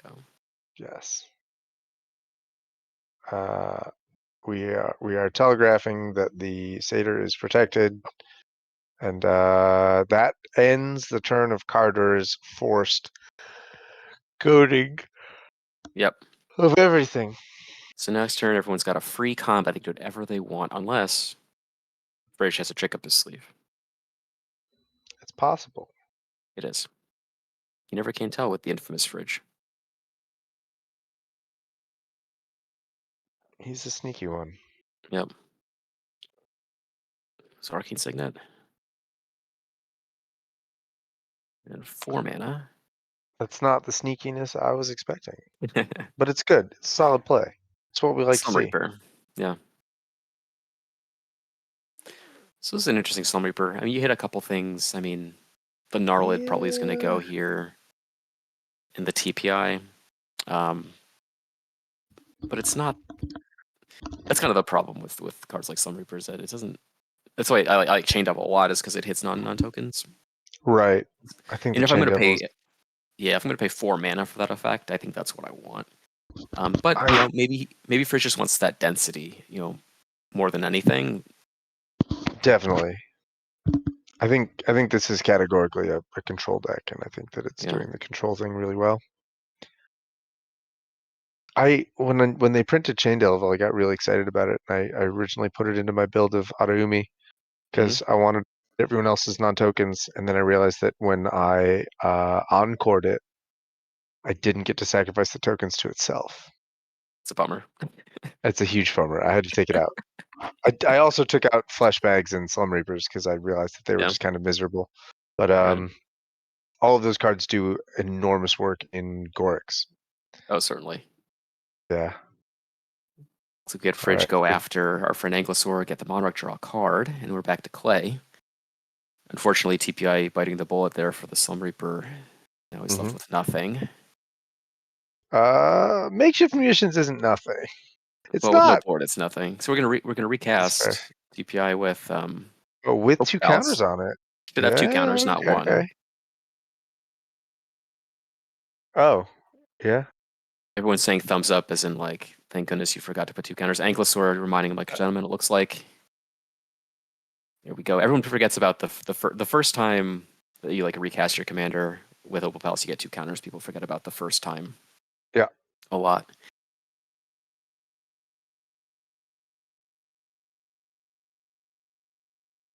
All right, so Steinson tapping with enough mana to recast Zada, but not much else. The Iron Mirror is gone. It was sacrificed to the Slum Reaper. I'm not sure. Maybe he wants to retain Goblin synergies for some reason. I mean, he has the Trojan card already. There's Enough that Trojan, cards, I yeah. think. Enough fodder for it, though, that I'd be comfortable sacrificing a token instead of like a mana source. Yeah. I don't know what's in his hand, but based on what's on the board, I like keeping the mirror more than I like keeping a goblin token. Mm-hmm. Yes, we got enough to recast Zada, but nothing else, unless he hit a land on his draw step. He should have, I think, including his draw step this turn, maybe 3 cards, but I'm not entirely sure.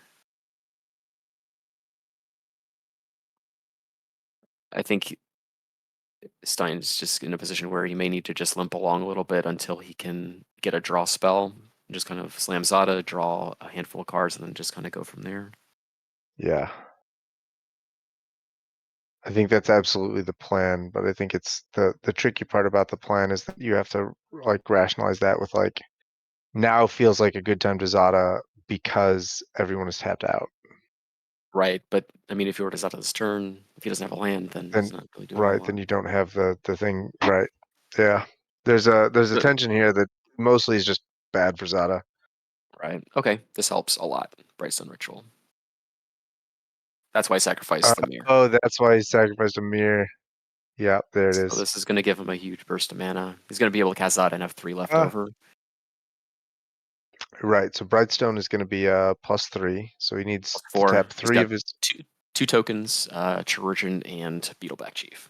Sure. Yeah, Yep. it gives him 4, but it costs 1.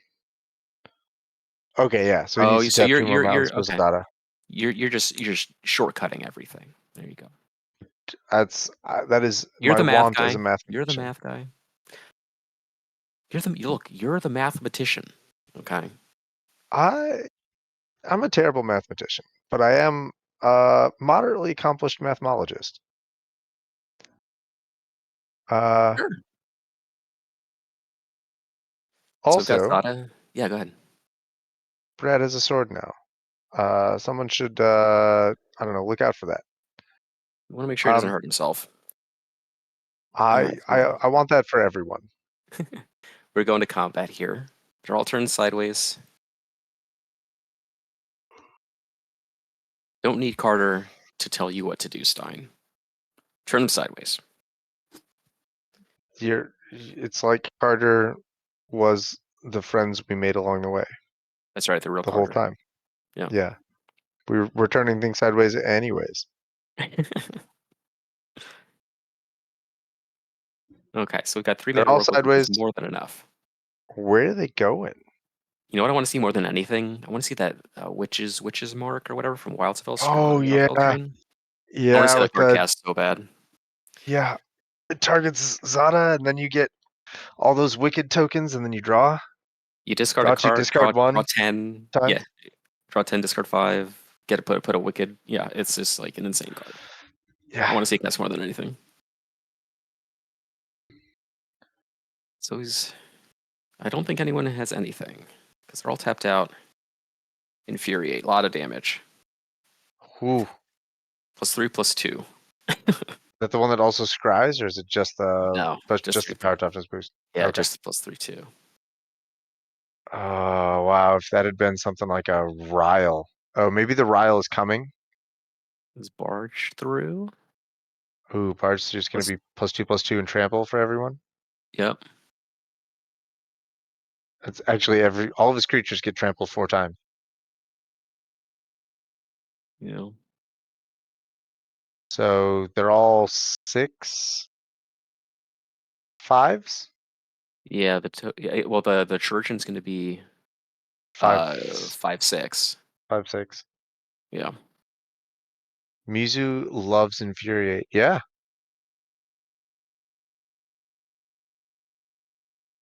Oh, that's not a barge. That's a daring escape. So we're gonna scry 1 Oh, okay. Oh yeah, it's +1 +0 for strike and 5 scry one. Okay. 5 times. Bottom, bottom, Here we bottom. go. Looking for something for next turn, most likely. All right, so this creature's got +4 +2 in first strike. +4/+2 and first strike. With 4 attackers, that's gonna look 19 like damage. 19 damage. Clay's going to block one of them. Looks like they're all going to Clay, I guess. I don't see any reason to split up attacks. Oh, nope. One going at Clay, the rest at Fridge. Oh wow. Interesting. Okay. So Fridge is at Uh, 3. huh. Fridge is at 3. Zada's out of gas. Clay has nothing on board. Maybe this is the game where we watch the Enchanter do the thing. Yeah, I think if Stein can kind of force everybody's resources into a really strapped situation and just like Anklesaur can make Satyr huge and just take him out. Yeah. Like just let Zada do the heavy lifting and then just like kill Zada, you know? Right. If he has Imperial Armor, it's not going to be hard to do. I agree.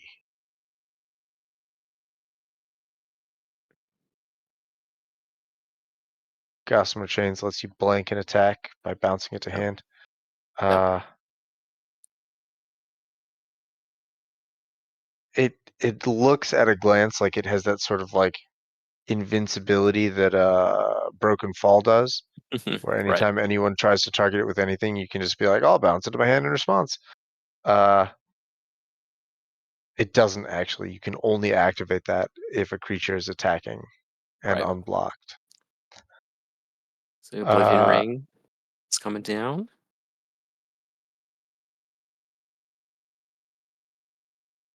so we'll draw off the O-ring. Yep. I assume it resolves. We'll target. I mean, it's gotta be Zada. Yeah. Yeah, Zada's the only target for an O-ring right now. So it's gonna be tough for Stein. He's gonna need 8 mana to recast Zada. That's a large amount of mana. It's a lot. And without Zada, he has 4 power on board right now. Right.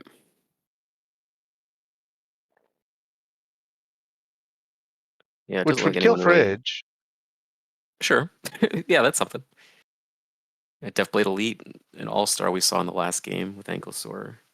Just be able to force like 1 toughness creatures to block it. Like Mhm. I think it took out a Firebrand Archer in 1 game. It's really good. Yeah. Provoke is very, very powerful. I love Provoke, which is why I have a General Marhal Elves Dragon deck. Exactly. There you go. Yeah. Looks like we got 3 available green mana. Not Yeah, what sure does what's that do going though? on with that. Yeah, Uh, some threatening doesn't. pointing going on.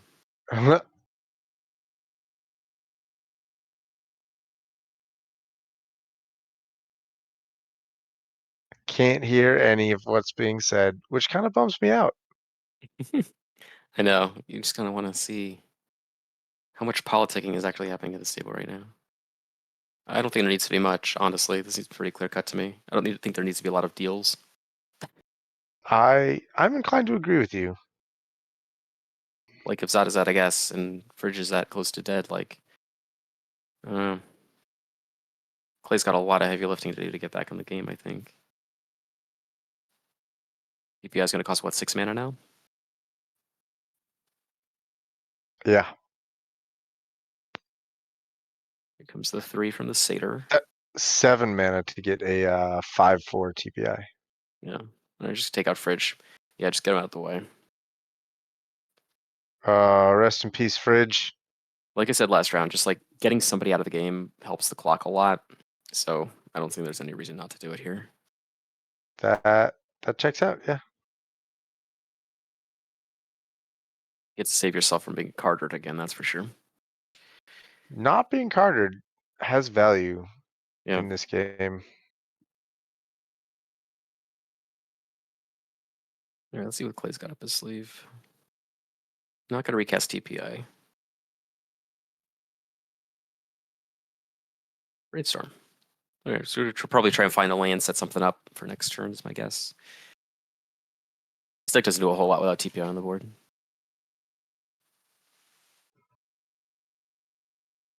Wow, filter to cast Brainstorm. Yeah, that's Brutal. rough.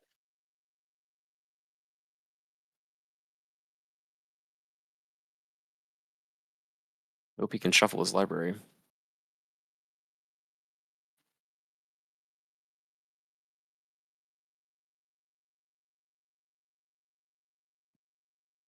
I don't think anyone has anything to stop Ankylosaur right now. If anyone does, it's Clay, but just because he's got like 6, 7 cards in his hand, but he hasn't really been doing a whole lot. Yeah, like you said, not having access to a lot of blue mana is really holding him back. Preordain. Yeah. Okay, so he can scry those 2 cards you put on top to the bottom, if he wants to, and just draw a fresh one off the top. The artist proof. Flex. Ooh, fancy. Not even going to look at him. Right to the bottom. And draw fresh off the top. But yeah, he really needs another blue source. Springleaf Drum does nothing here.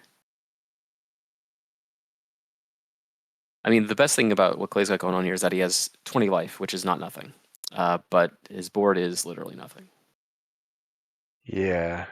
I mean, I Makeshift guess he can munitions. sacrifice. He can sacrifice the drum to the munitions and take out like the Deathblade Elite if he wants to, but nothing else. Yeah, it's a tough spot to be in. Yeah. I mean, that's it's just kind of unfortunate to fold it that way. Getting his combo attempts stymied by the snuff out, and then just kind of getting his dismantling his own board, to kill the Tada. Luckily, Stein has a backup plan with these Kiln Fiends. He plays a number of these cards as just kind of a way to push through damage without needing Zada on the battlefield. Yeah. Yeah, They the work really Kobold. well if you have more than one. Did he just pay a mana for the kobold? I hope not. He did. He spent 2 for Kiln Fiend and then he tapped a mountain for kobold Crookshank's kobolds. That's Kobolds of Kirkkeep, actually. That's So, Carekeep? oh Okay. yeah, Is Crookshank the one with the big purple face? yeah, that's And big purple Crimson is the face. one that looks like it's on fire? Yeah, that's right. All right, sending the Knuckleheads into the red zone. 4 damage.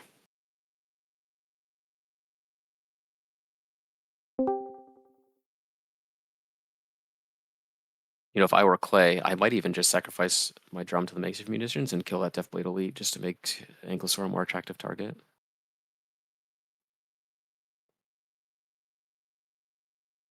Make it seem, make it That seem, make it seem like your butt. Right. Really drive home the fact that like you literally have nothing else going on. Maybe people will ignore you. It's honestly like if Clay draws a land, he can recast TPI. Or if he's able to set up a turn where he's able to put mana into the Opal Palace and get like, a 5/4 TPI, that might be good too. Right. I feel like that's it.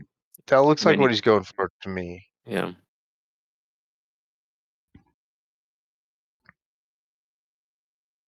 But like Ankylosaur's got 7 cards in his hand, and he's got the best board here by a long shot.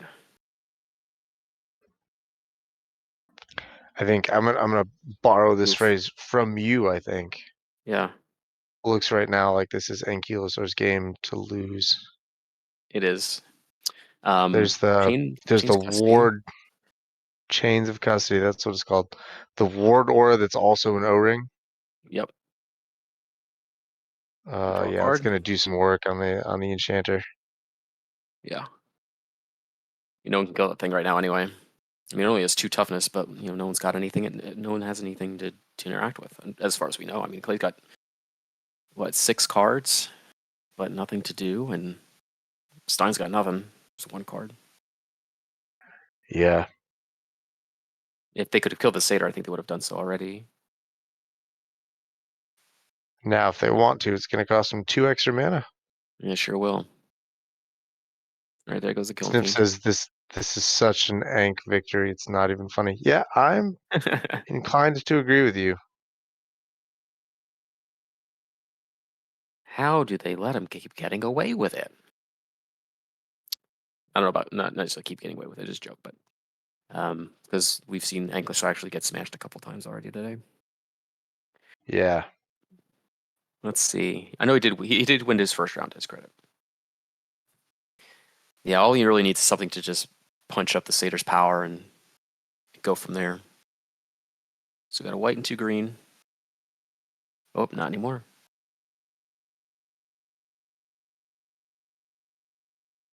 And we're back. White 2 green.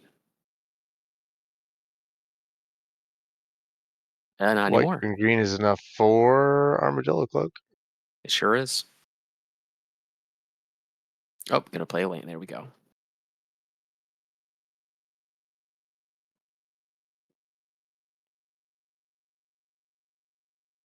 Five mana up. Yeah, I mean, it really just needs one thing to turn Satyr into a bigger threat, and it's going to be lights out for this game, I think. Yep, there we go. Through Arbor. It's a big one. Now it's large.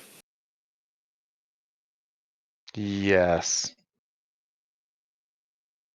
That's the thickness that we wanted. So yeah, so that counts Oblivion Ring and Gossamer Chains. So that's +6. 7 with Wild Growth. So that's a 10 power satyr. Yep, it should kill either one of them with commander damage. I think he's attacked both of them twice.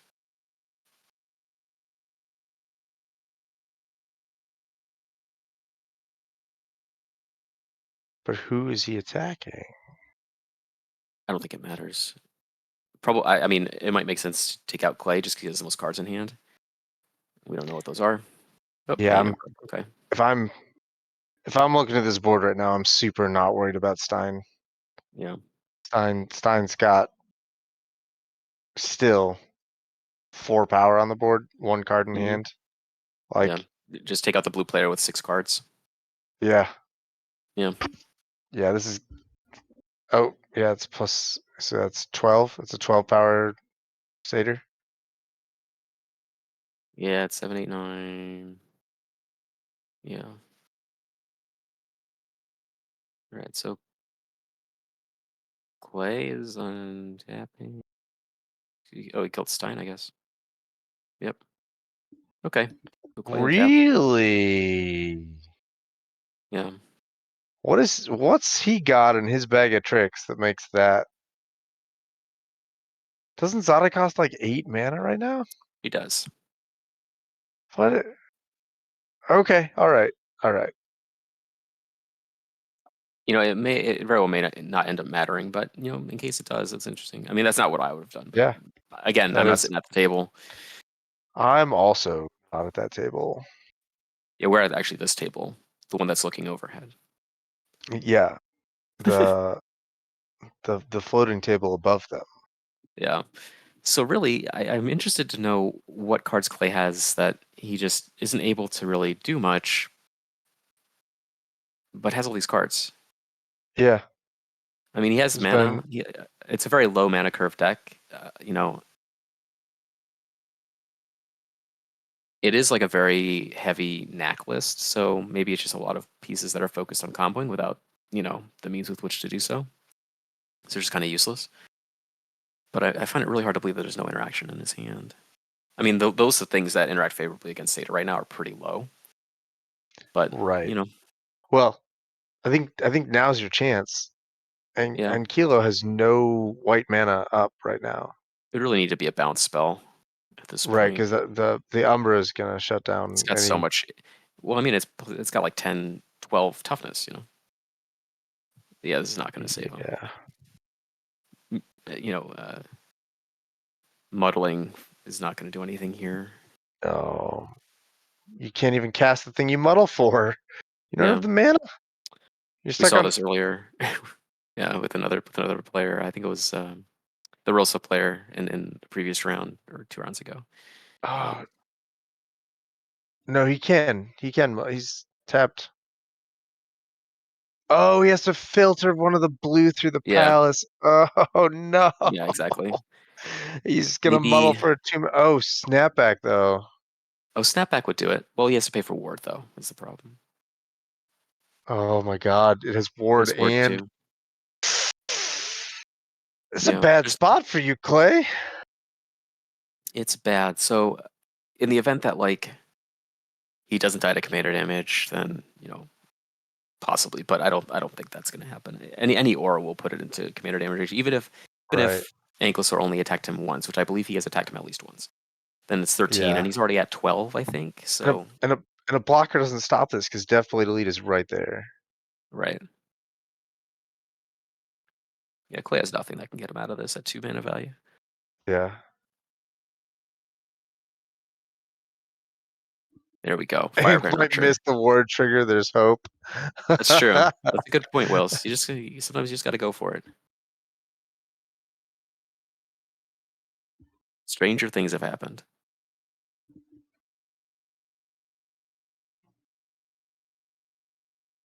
Yeah. We just tutored for Firebrand and passed the turn. Mm-hmm. And Should be it. Ank's got this opportunity to turn some things sideways and see what Yeah. happens. First, we're gonna play a Benevolent Bodyguard. Make sure there's nothing Sure. stopping us. All that glitters. Okay, so it's even bigger now. Oh yeah, okay. All the glitters makes it approximately the size of a Abrams tank. Yeah, maybe even And bigger. possibly. Yeah, there's no surviving that. Yep. Yeah, that's the ball game. Wow. Interesting game. Yeah, I surprised that Hank they just just decided to kill Fridge as fast as they did, but yeah. I'm a little surprised by that too, but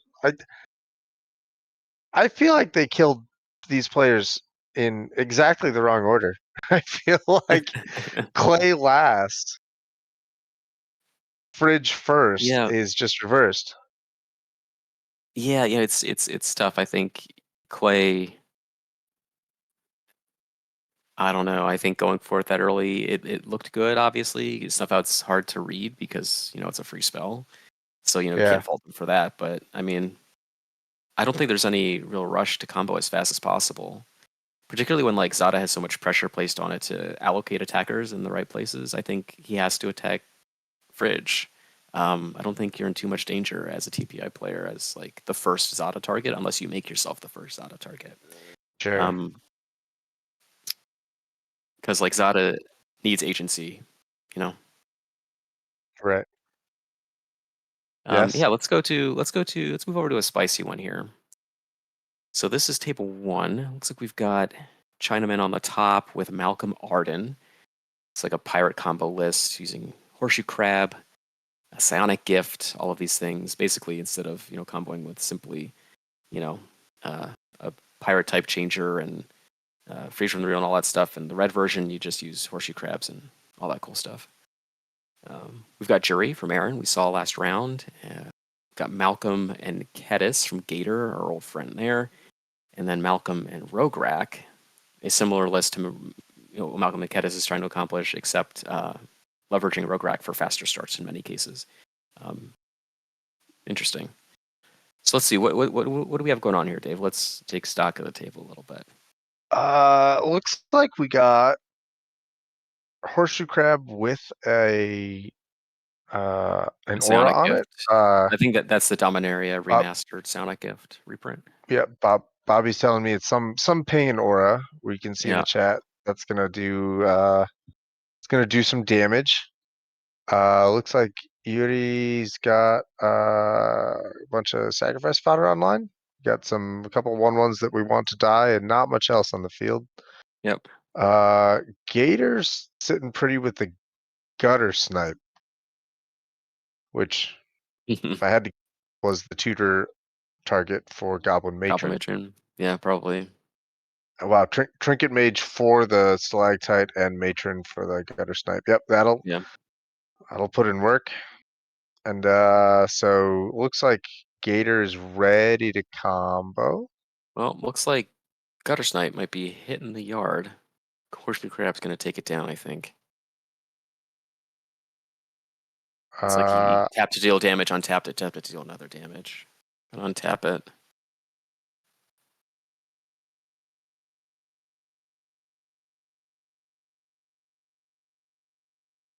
So we're gonna untap it right into the dive down. now we're going to opt first. Oh, I see. Looks like Chinaman also has an Emmy Boy Changeling as well to make it into a pirate, which will go infinite with Oh, Malcolm. Right? oh wow, that will, yeah. Yeah. The opt and the daze, but what's being dazed? He might be dazing his own opt to get as many Gutter Snipe triggers as possible. Sure. Might just want to cash in the daze for 2 mana at this point. It doesn't seem like the worst idea. Daze is something that has like tremendously diminishing returns, especially against like 3 Malcolm decks where there's so much treasure. Right.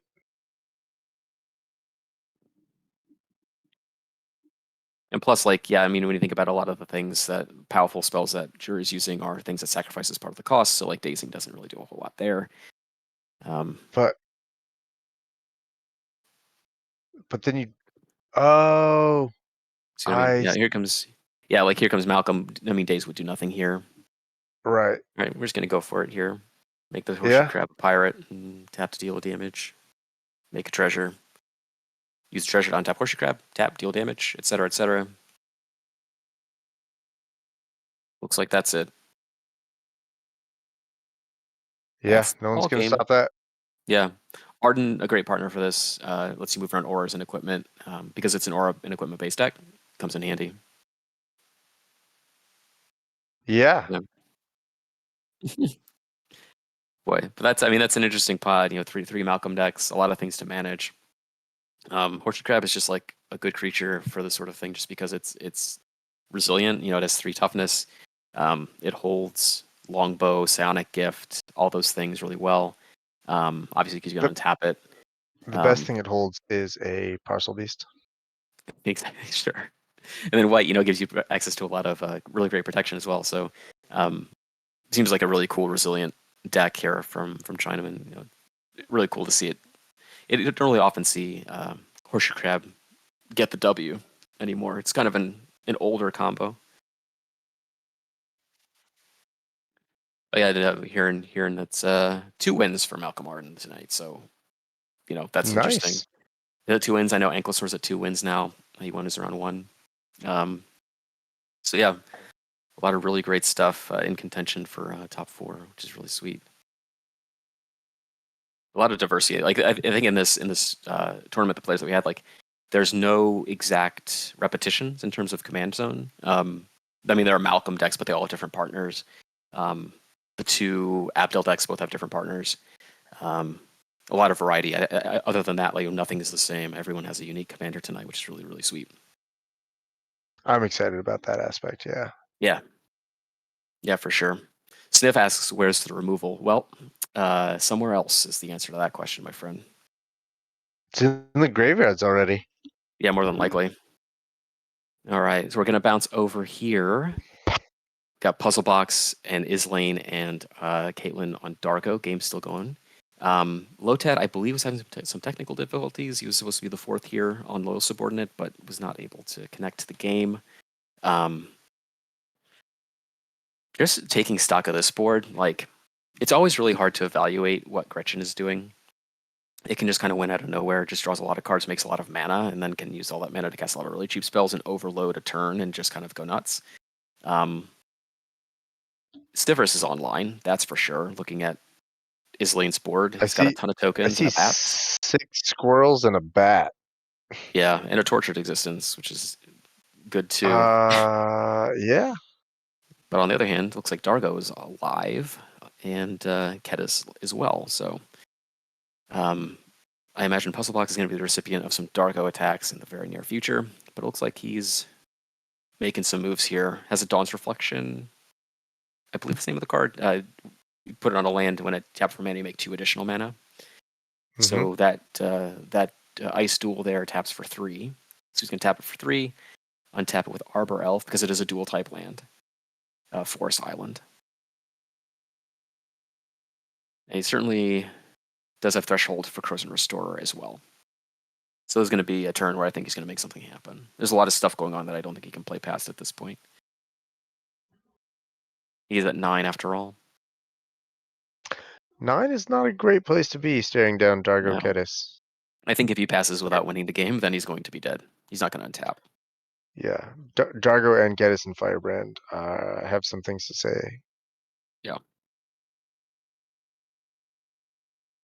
So we're going to use the mana, tap some more lands, cast Archaeomancer. I would use Corrosion Restore if you're going to use it, because you're going to lose Threshold here. And I guess if you snap, it doesn't really matter. Or Unwind, okay. Something to protect what he's doing. Sure. Yeah, so he's pretty clearly going I think he's very clearly going for it here. Yeah, he has to. Mm-hmm. No, don't. You don't have Threshold. You don't have Threshold. Somebody tell him. Oh, because he took the unwind out of his He only has graveyard. 6 Now he cards doesn't in his have graveyard. threshold anymore. He took a counter spell, so Oh, he can't put it back. Judge. Judge. There he goes. Liam on the case. Liam is sprinting into the room as we speak. Halt. Stop the proceedings. Tell Puzzle that he doesn't have threshold. If you got Snap, then like that's something where you can cast Snap, untap your lands, get Threshold again. But with a reactive spell like Unwind, it's a lot tougher. Right. Yeah, I think if Okay, he so we're rethinking here. The fastest judge in the West. look at the hand. See if there's anything in the hand you can put into the graveyard. Just get threshold back online immediately. Yeah, cycle with the wizard cycle, the step through. Yep. He doesn't have the mana to do it right now, does he? He does. So he the Snow Oh, did he Duel was float a lot? untapped. Yeah, you float a mana from the Snow Duel at the very least. Oh, okay. I see. Yeah, because he untapped it with Arbor Elf, and it was untapped until he decided to do things with the Corrosion Restore. So he just has to float mana with that first to get the card in his graveyard before he untaps everything. So what are we wizard cycling for in this case? Is there a clever conjure? I don't think You does can it. get You no, get you can the get like Aura salvager of Breeze Caller secrets. as a wizard, I think, right? Or Galvanic Alchemist. Okay. Oh, the alchemist. Sure. Yep, because he has 3 to untap. So Oh wow, yeah. Alchemist is kind of he game just winning with needs that restorer, huh? he has to I think get 1 more mana out of his land. Does he? Oh no. With Corrosion Restore. Yeah, you're right. Because Corrosion Restore untaps 3 lands. Yeah, and those 3 lands are like 5 mana. Yeah, so I mean, if he sticks it in and it bonds, then that should be good. Fun fact, everyone listening at home, you can respond to the soulbound trigger. Yep, it is a trigger that goes on the stack.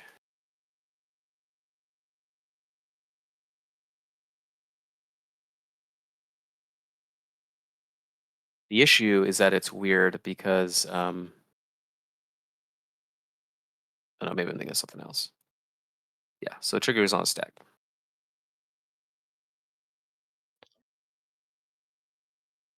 I don't think anyone can respond to it.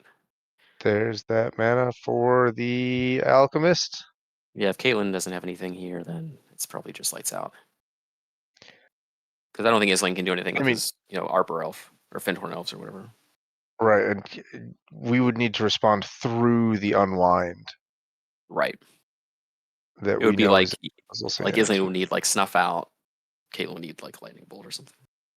Yeah. Doesn't look like that's the case. So we're just going to tap a lot of mana here. You've presented the loop. Yep. We're going to get a lot of mana. We're going to draw a lot of cards. Put all the lands on the battlefield. There's a Reddit post a while back about a play group that house ruled that they had a play clock. Mm-hmm. But instead of timing each person's turn, it was a countdown timer for each person's the amount of time they spent having the priority. And one of the things that they mentioned, like when questioned about how it works, they said that if someone they don't allow you to loop. If you present a combo and you want to get 1,000 mana out of your Croson You have to do Restore it. loop, you have to tap your lands and untap them 1,000 times. And if you don't have enough time to do that, then your clock runs down and you lose. And I was like, that sounds profoundly miserable. Like, just sure does. Like, tell me that infinite combos are banned in your house. Like, you're allowed to just say that. Like, you don't have to make them the worst play experience imaginable. You can just say that they're not allowed, man. Like, you can do that. Right. Gretchen is better than Weaver's entity over there. I said it. I disagree. So here's the I think thing. you're wrong. What if a Gretchen player gets a little too antsy and they just like pick up their deck and they capsize everybody, and then you say, okay, I untap, play land, go. What happens? They got to kill you before they draw out their deck, right? Yeah. I want to see that happen. That's my new bucket list item, I think. All right, there they go. A win for Puzzle Box. I think that might be his first win on the day. I'm not sure. I'm hearing from my correspondent in the field that it is. Congratulations to Mr. Puzzle Box on Gretchen finally winning him a game of Magic. It's a long time coming. Yeah. Puzzle's been working with this deck, trying to turn it into something successful. Really anything successful for I a long think we're time. close, but one day. Yeah. This one win is a good first step in the correct direction. Yeah. All right, well, that's the last table. We made it all around the world, so all kinds of different games, all kinds of different things. So that's in the books, and now we're moving on to round 4. Round 4, importantly, is the last before the cut to top 4. So that's not one that you're going to want to miss. It's going to inform a lot of the narratives going into the finals, and we'll see where everyone stands.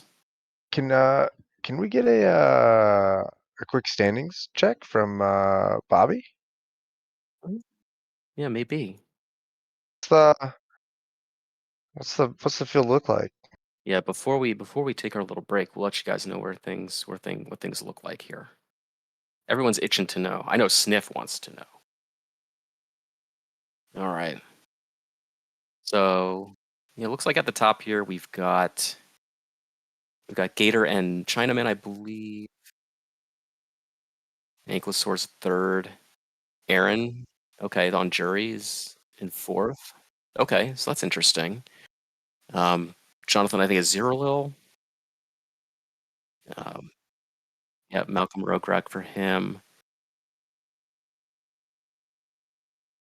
Yeah, sixth Okay. position, Sword Coast Abdel, which is interesting. Not an Abdel up until sixth. Caitlin on Dargo, 7th. Okay, so this looks really interesting. A lot still to be decided, but like A it's really lot. interesting. Yeah, Yeah. yeah. One name I don't notice on here is Clay. What's going on? What's going on with Clay?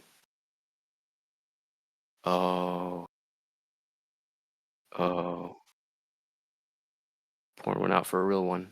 Okay, let's go to break, and when we come back, we'll have round 4, and then we'll have the finals.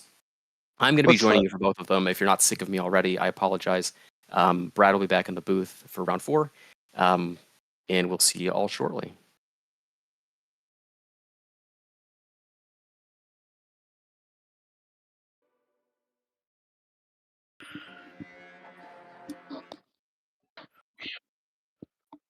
All right, so remember when I said that I'd be back? I was not lying, and this Derek time does I not bring lie with to me you. Brad.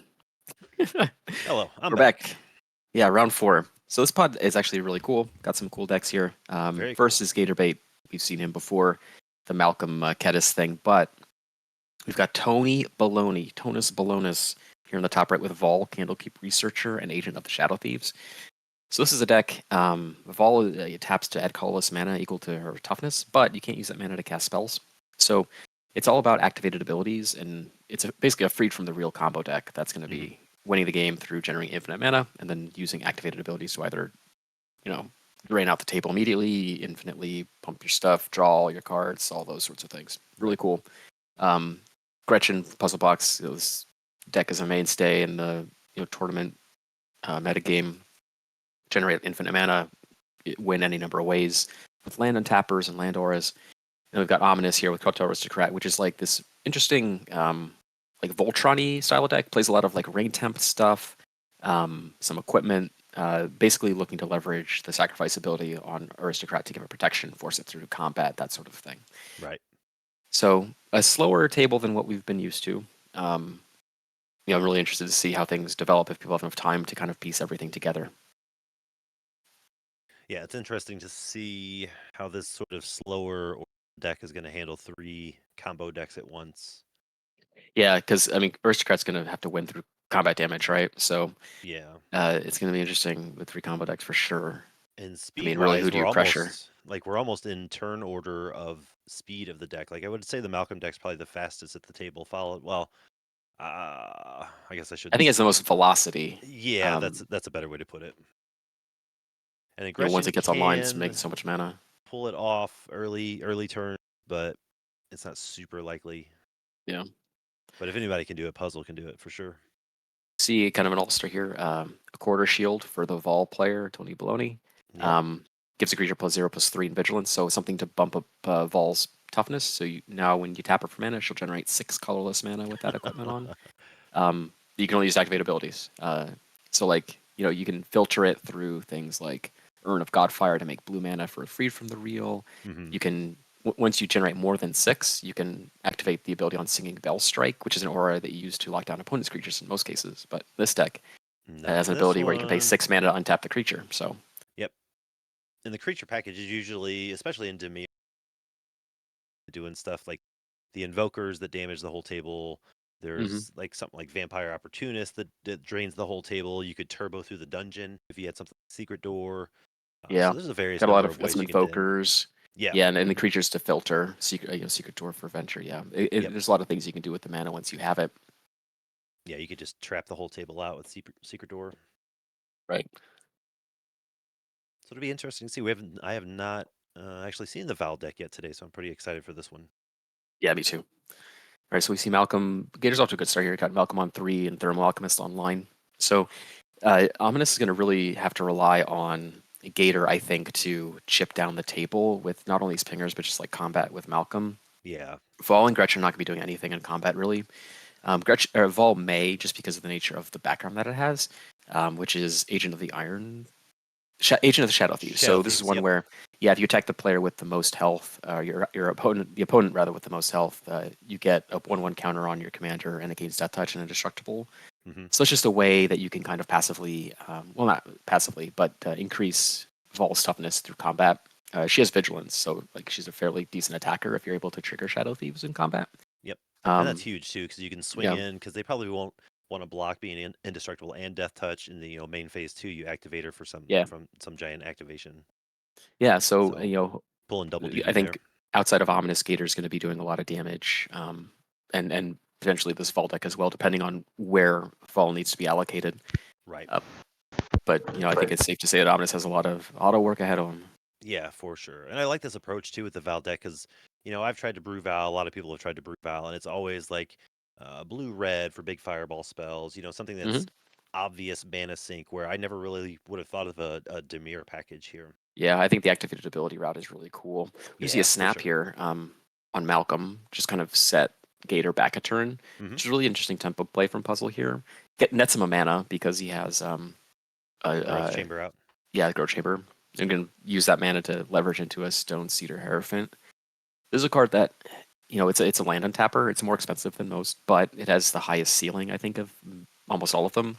Sure. Whenever a land enters the battlefield, it untaps the creature, so you can untap another land.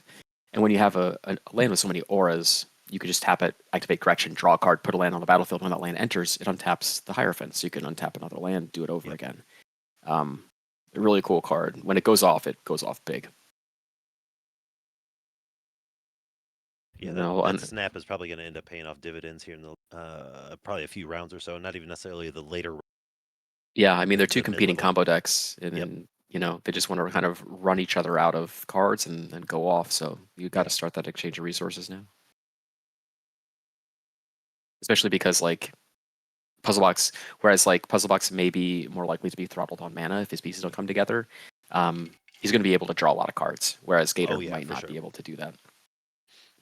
So we've got a Martyr of Dusk for Ominous. Sorry to cut you off, Brad. Go ahead. No, you're good. I just kind of noticed that Ominous is the pretty much the only combat-focused deck here. I mean, yeah, Malcolm can enter combat, but most of it's non-combat damage. Obviously, Val is more the activated abilities. Gretchen is just mill everybody or draw everybody out of their decks, whereas Ominous is going to have to do all his damage, through combat, through the red zone there. Yep. It's an uphill climb, I think. Yeah, for sure. And we got a Martyr of Dusk here. It's a 2/1. When it dies, it makes a 1/1 lifelinking vampire. So something to feed into the aristocrat to get it through combat, give it protection from a color. Yep. There's Malcolm again. Pretty sweet alternate art reprint of Malcolm in Lost Yeah. Caverns of Ixalan. Looks pretty dope. Yeah, that stuff's sweet. I'm a big fan of all that new card arts and treatments that they're giving us lately. may seem Yeah. overwhelming to a lot of folks, but I just really like ways to customize my decks, and Yeah, access to absolutely. more arts is definitely huge. Yep.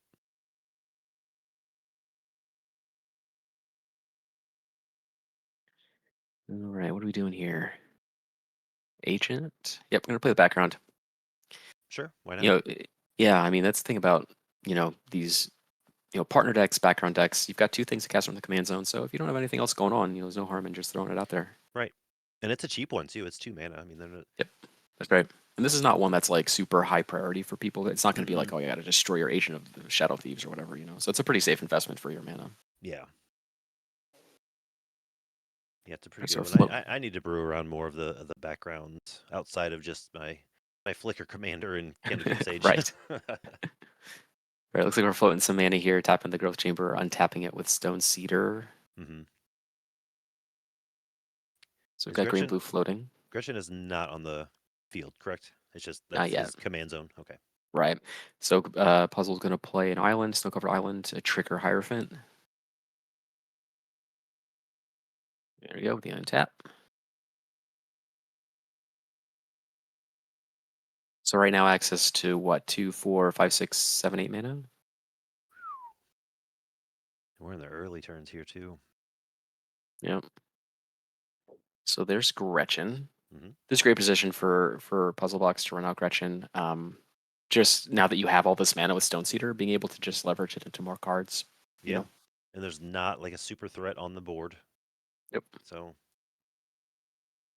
he's Yeah, able the to untapper sort of plus the develop Growth at his own Chamber. pace. Yeah, exactly. He's going to be able to get at least one activation progression every turn cycle if he's not doing much else. Yep. That's just a great way to set up your win or set up your win down the line.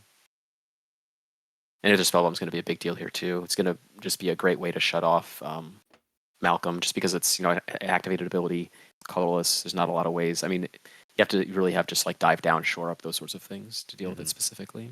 Yeah. Right, Ominous going up to 4 hitting his land drops. I know he's had some trouble with that in the past couple rounds, but not a lot going on. I mean, I know he's got a lot of things that needs to piece together. This is a pretty disparate deck. There's a lot of different moving parts that need to come together. For But Ominous's deck. yeah, but he really needs Yeah. to get something going because he's the only one winning the hard way. Yeah, that's what I was saying earlier. He's the one that's gonna have to grind out the table where the other Yeah. ones can just sort of like, oh, look what I have, and Yeah. game's over. So it's an interesting card at Jousting Lance. I believe it's Jousting Lance. It gives a creature +2/+0 and first strike during your turn. Mm-hmm. Gonna send in the clown here.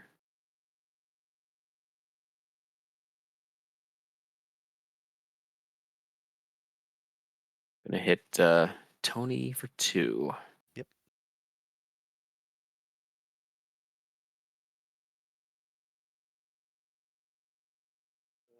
All right, College Asturium.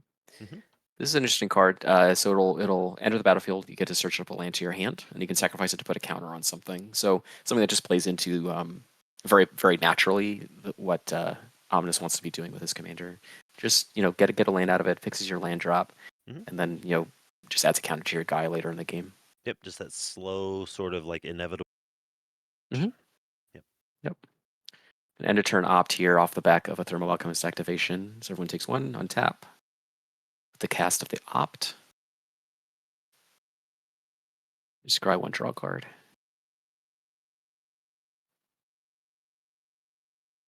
Yeah, sniff. Yeah, Bobby in the chat. Gator and Puzzle Box look very threatening early. Yep. Yeah, they do. They've definitely. Yeah, they've both got a lot of action. They do. They have not run into any sort of mana problem, draw problem. Just been able to sort of develop at their own pace. Yep. No real speed bumps along the way. Yep. A couple of free damage with Thermal Alchemist there. And that's where decks like Malcolm really shine, is just that passive damage. Like he just sort of went through Yeah. the table, took 3. Yeah. Let's every point really matters. And it's funny, the conventional wisdom is that it's best to be the second player to combo because one player combos, everyone uses their interaction, then you can combo pretty easily. Right. What sucks for Tony is that he's the third fastest combo deck at the table. Yeah. Yeah, he's gonna have to. He's got some work ahead of him as far as Yeah. priorities go. So we got Malcolm going to combat here. Caddis hitting the board, so we're going to get a bunch of treasure. 3 Mhm. treasures if everything goes according to plan. If I'm puzzle, I might either spell bomb here. He's tapping for. Yep, there Yep. we go. There's spellbomb. I think he indicated or telegraphed pretty early that like tempo is the thing he cares a lot about this game. Hmm. So I think that keeping Gator off of that initial burst of treasure is like definitely in what he wants to be doing. Yeah.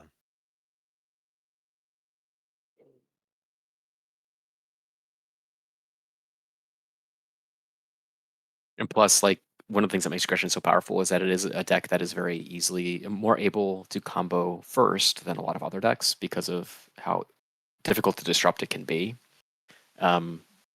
So like I don't think there's much negative to puzzle trying to just be the first across the finish line rather than like waiting for someone else to go for it and then winning off of the back of that. Oh, sure, because it's not Mhm. as um, it's not as aggressive of a combo.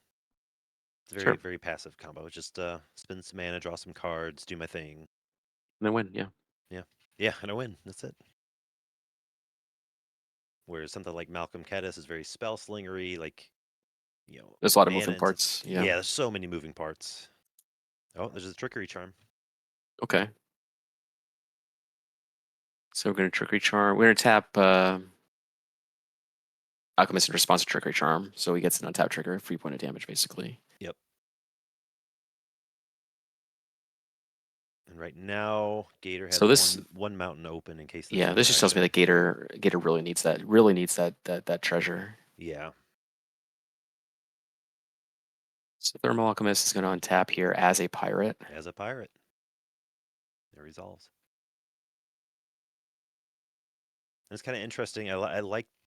I know he's probably doing it out of desperation, or maybe he just needs the extra mana, the treasures, what have you. I'm doing it early because there's not a lot of. You're not doing this into a lot of open mana.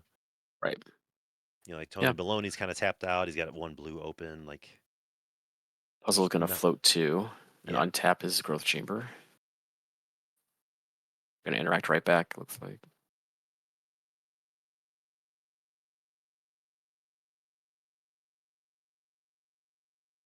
Okay. So resolves, taps, deals 1 to everybody.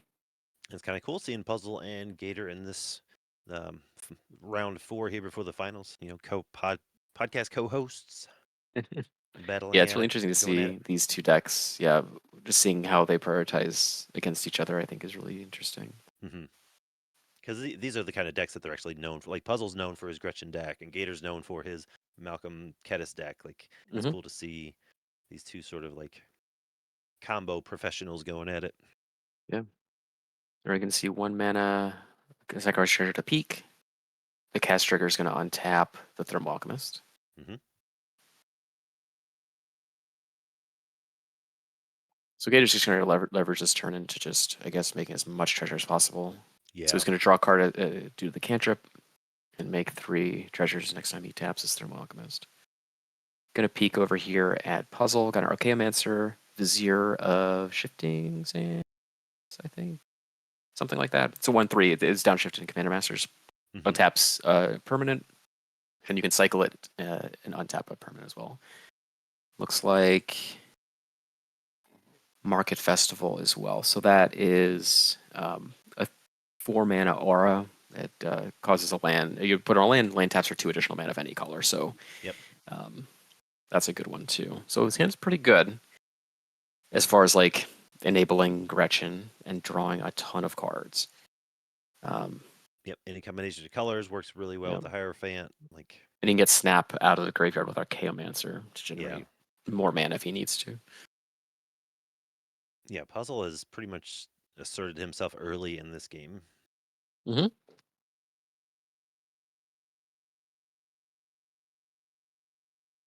Because yeah, you got the draw engine, the combo engine via Gretchen, but it's really the combination of those land untappers and the land auras just get you there. And once those are established, I mean, it's hard to dig out from under those.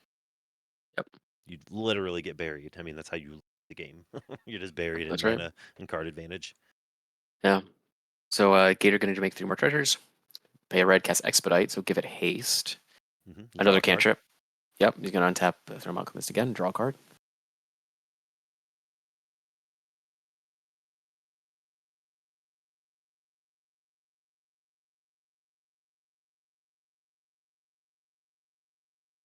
All right. Still got like 4 cards in hand outside of that. Gonna tap, make 2 more treasures. I feel like we've seen this before. A couple times. Yep, I think so. Mm.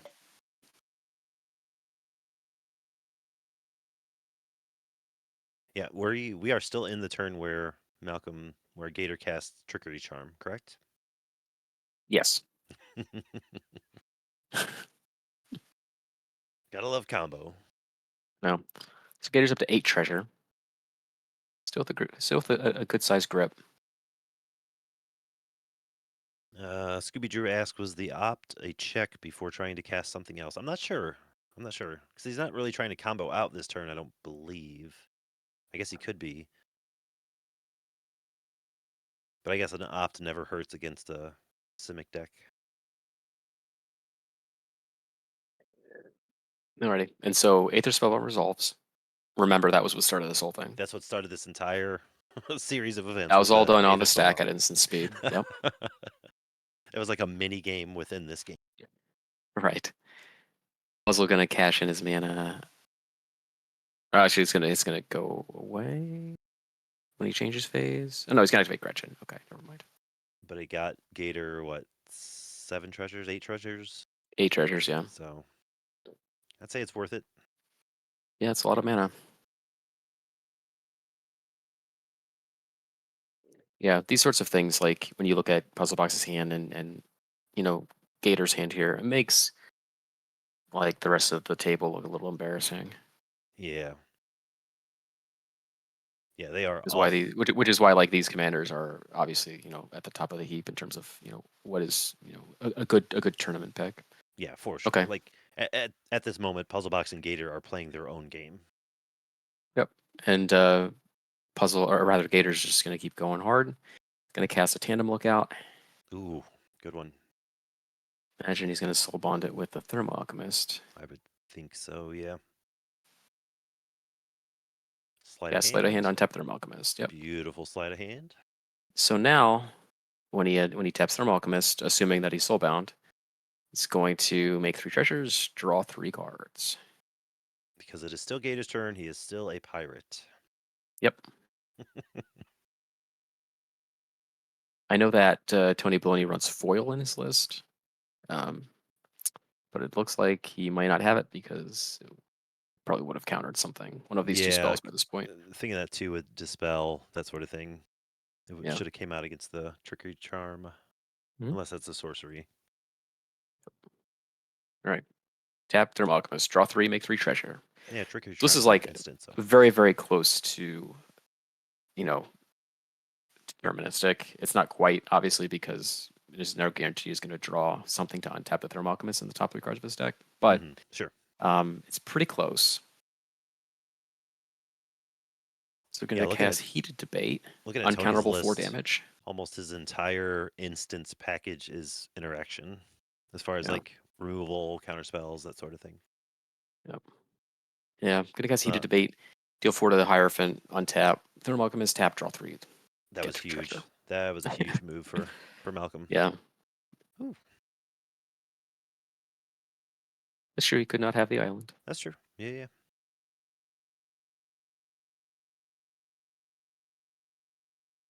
Lightning Bolt. And this is inner sorcery. So we're going to untap Thermal Alchemist again. Yep. Make another treasure. Draw some more cards. This is going to be headed. Let's see. And just to be clear, we are on Gator's turn 5. Everyone else's turn 4. Yep. Classic move here. We're gonna daze the lightning bolt. So just to cash it and get some triggers. Just another trigger. On Thermal Alchemist. Yeah, a free trigger. A play that he's been doing all night, like every game he's done something like this with daze. I think it's a really savvy play, especially when like these are the lines that you're trying to do. Yep. What does he care about 3 damage if he's going to get more treasures, more draw cards out of countering it right from the bolt? So Yeah, it's a classic move. I've seen people do that with their Kiln Fiends, with all kinds of prowess Yeah, triggers. and Yeah, he crazy can stuff. put days on stack targeting lightning bolt and just pay for the lightning bolt to deal 3, which it looks like he did to puzzle. Just sent it right upstairs. Right. But just gets a card. It just cashes it in. Just makes use of it. Mm-hmm. And we keep the train rolling here. 3 more cards, 2 more treasures.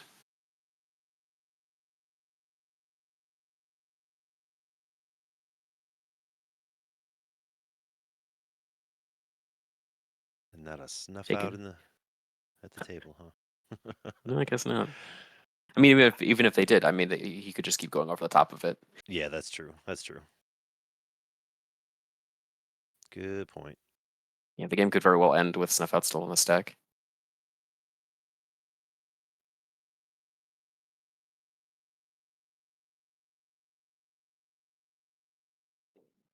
Oh, we're gonna land. We're gonna cast Lorien Revealed to draw 3. Hey, why not? And we're gonna tap Thermal Alchemist to draw 3.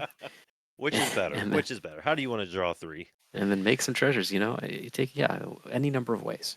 Oh, Yeah, Scooby, definitely having a good time. yep. Gator is definitely having a good time. Lotus Petal does not untap Thermal Alchemist. Hey, A look at whiff. that. A Whiff. big whiff. Terrible. Now they just Terrible misplay. now the table just has to fade, the 30 cards in his hand, and Yeah. it should be You in have the to clear. be able to dodge that, and they're good. Wild. Moment of truth. Yep. Untap. Look at the top 3. Put 1 in hand, 1 on top, 1 on bottom. I think, That sounds right. And then draw 3. or 1 in the graveyard. Sorry, or no, 1 on bottom, 1 in graveyard, 1 in hand. And then we're gonna draw 3. Look, I'm saying that a lot tonight. And we're gonna draw 3. And we're going to draw 3. That's the motto for this Sanctuary PDH Open Series 3. Yeah, See, and you can see 3, like just how that's the fast Gator thing. wants to be here by just including cards like Lotus Petal and Haste Enablers, like Oh, yeah, Crimson for Wisp sure. and Expedite, like looking to Right do of it, Flame, like, let's go. Yep. Right of Flame, untap Thermal Alchemist. I wonder if he's going to tap it to deal damage. He will. He probably will. Draw 3. Yep, draw 3. And we're going to draw 3. And we'll draw 3.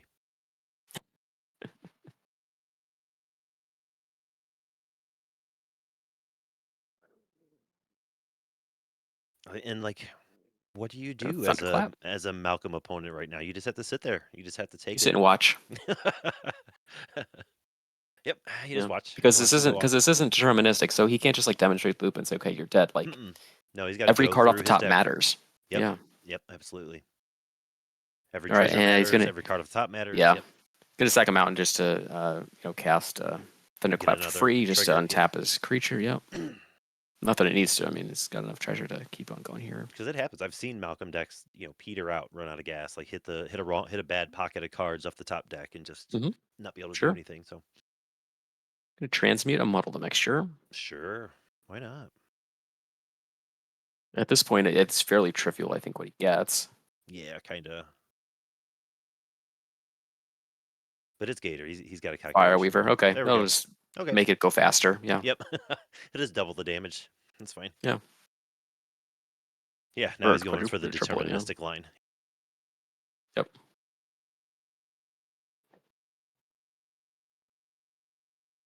Yep, and then make Fireweaver a pirate, and that should do it. Bingo, bango.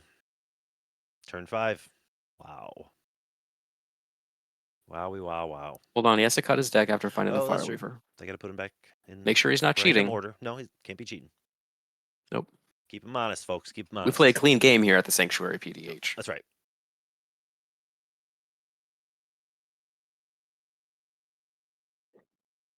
All right, now let's see what he's going to cast next. Thermal Alchemist is tapped, notably. Notable. Okay. It is tapped. 2 treasures. You can't tap it anymore. Gonna go towards. Look at that. Reckless Fireweaver. Yep. Only 11 mana remaining. He's getting perilously low. Hey, All right, now Wings it's, of now it's Elspell, make it a pirate. Oh, Interesting. we have a response. Dude, what do we Intervene. What are we intervening? Nice. That. I'm curious Got that. why we didn't see this before. Curious why we didn't intervene the trickery charm, but Yeah, this seems suspicious. sus, if you will. Hmm. Yeah, I was kind of curious about that myself. Fortunately, with we have enough time to say the whole word in this particular circumstance. Oh, that's true. Don't Yeah. have to abbreviate it. Right. Yeah. So we're just gonna kind of shore up, make the thing. Doesn't really do anything though. Okay. Yeah. Blades of Elzvel do the same thing. Yep. Not sure what the shore up is doing, but that should do it. That should be the game. Yep. Good job, Gator. Yeah. Yeah. Tap your creature, draw 3 cards is generally a good way to go about it. Yeah. You usually find what you're looking for. Yeah, if you can draw 30-ish cards a turn, Right. that's pretty good Yeah, for your like deck. that. That's fine. Yeah, but that I think showcases just how like powerful the pirate combo decks are in this format. Like, there's so much redundancy that once you get like one piece of it online, the rest of it just kind of falls into place. Yeah, and It's very easy. this game right here showed you why this particular deck, the pirate combo decks are they're never not a good option for tournament play. Yeah, exactly. They take a lot of mental energy. There's a lot of triggers going on. There's a lot of things happening, but you can be in and out in 20 minutes. You can be in and out in half an hour. Like there's ways to make it fast, grind it out. So they're very Yep. flexible. Yeah, if you're not playing against an interactive, like a very interactive table that is very good at keeping Malcolm off the table, then you're just kind of going to squeeze through eventually. Yeah. There's just a lot of redundancy. Yep. Good stuff, Let's Gator. see. On to the finals you go. So we got another table here. Yes, we do. So this one is a little bit different. This We still one got some Malcolm though for you is Malcolm lovers out there. We got got a little Zero Malcolm. Lil or Jonathan in the top left with Malcolm Rograk, doing similar things to Malcolm Kedis, but just trying to be a little bit faster. We've got Dargo, an old favorite, a friend returned. Yeah. Jury in the hands of Aaron. In the bottom right, looks like Jury's got a wings of hubris. Looks like it. Card you don't see every day, but a cool one nonetheless. Yeah, And a for Mog sure. Fanatic, nice.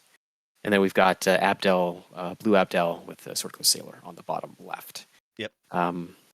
Taking a look at life totals, still pretty high. Looks like Still pretty Dargo's high. been getting Well, interacted with, to put it this is a lightly.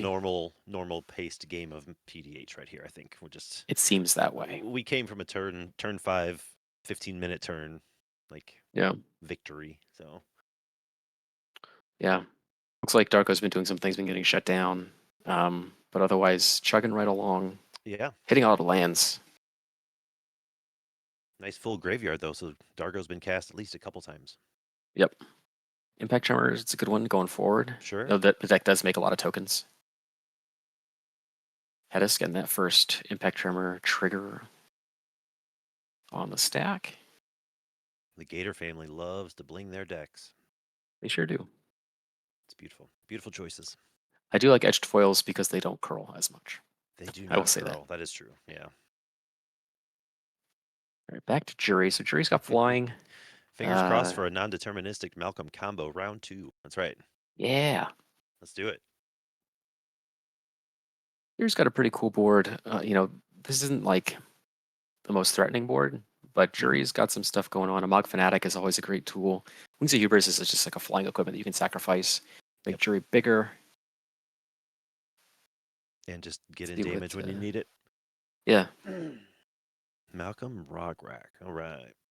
Okay, Grim Discovery. This is a good one. It returns a creature and or a land from your graveyard to your hand.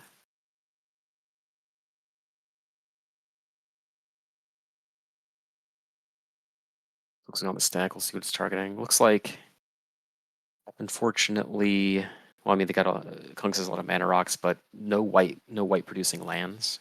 Yeah.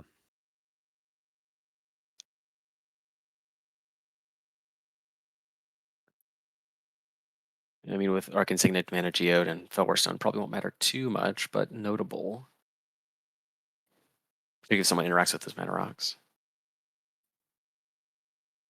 Right. So we're getting Chain Devil back to hand and a land I didn't see. Chain Devil is a good one on this board. Chain Devil's really good against Abdel in general, just because the point of Abdel is just to make a lot of tokens, and Chain Right. Devil Chain doesn't care Devil, about those. it does not. Importantly, Says give me real cardboard, not the fake stuff. right? Yeah, really interesting. How they've been designing cards that you care about non-token things lately. It's been really helpful in a format that's been increasingly, you know, where tokens are a big part of the format, like TPI, Abdel, like those sorts of Yeah. things. Yeah. It must have been, design terms, it must have been an answer to all the food and the treasure and the creature tokens they've been making Yeah, a sure, few years absolutely. now. There's a Chain Devil hits the board. People are going to sacrifice their things. Unfortunately for Caitlin, she's just got to get rid of Kedis. Yep. And Kunks has nothing. So we're going to get rid of Firebrand Archer on Jonathan's side. That's not nothing. Yeah, that's definitely impactful. As we've learned, creatures that have that effect that deal 1 damage to everybody are very powerful in pirate decks. They can win games. Yeah, certainly. Mm-hmm. Oh, that's interesting. So it looks like a trigger on the stack. We're going to sacrifice Mog Fanatic to deal 1 damage to the Firebrand Archer. Oh, interesting. And we'll make it a 4/4 in response. Mm-hmm. Yeah, I think Jonathan wants to save his Malcolm, so putting resources into the Firebrand Archer to make sure that he's able to sacrifice it, I think, is what he's trying to do here. Okay. That's pretty slick. I like that. It's an awful lot just to sacrifice your creature, though. Yeah, I mean, the mana he spent into trying to save it, he could have just paid the commander tax on Malcolm, but he wouldn't be able to attack with Malcolm next turn if that's his plan, I guess. No. Well, I Interesting. mean, as we've learned throughout this entire evening, like attacking with Malcolm is like a big deal. Yeah.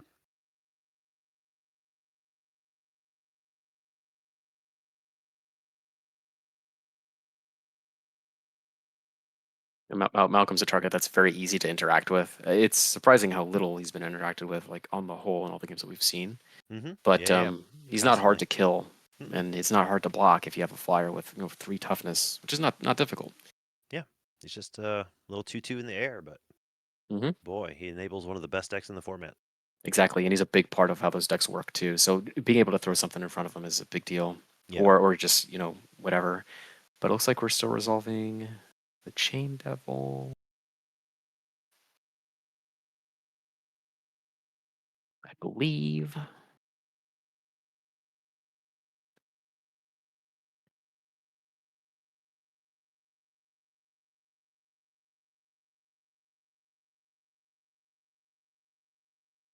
Yeah, because all right, we're gonna sacrifice a Jury to Chain Devil. And we're gonna sacrifice the wings, I think.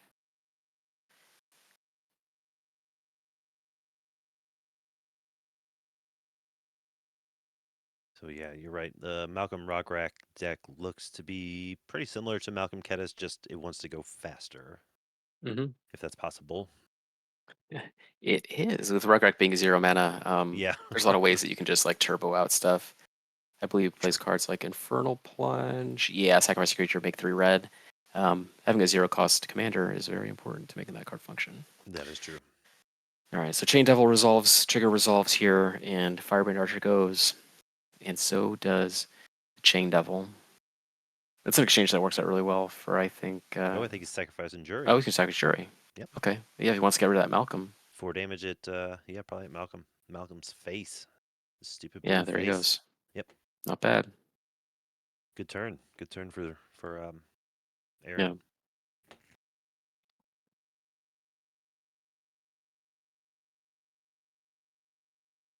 All right, so Abdel's going to untap with access to plenty of mana. Looks like it's a Vessel of Endless Rest and 3 other mana rocks.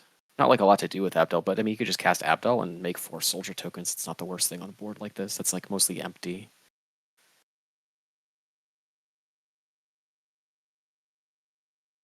Especially if you're not doing anything else. Whale says, I'm doubly rooting for Jonathan at the only deck using stickers. I don't think there's stickers in his list. Is there? I don't believe so.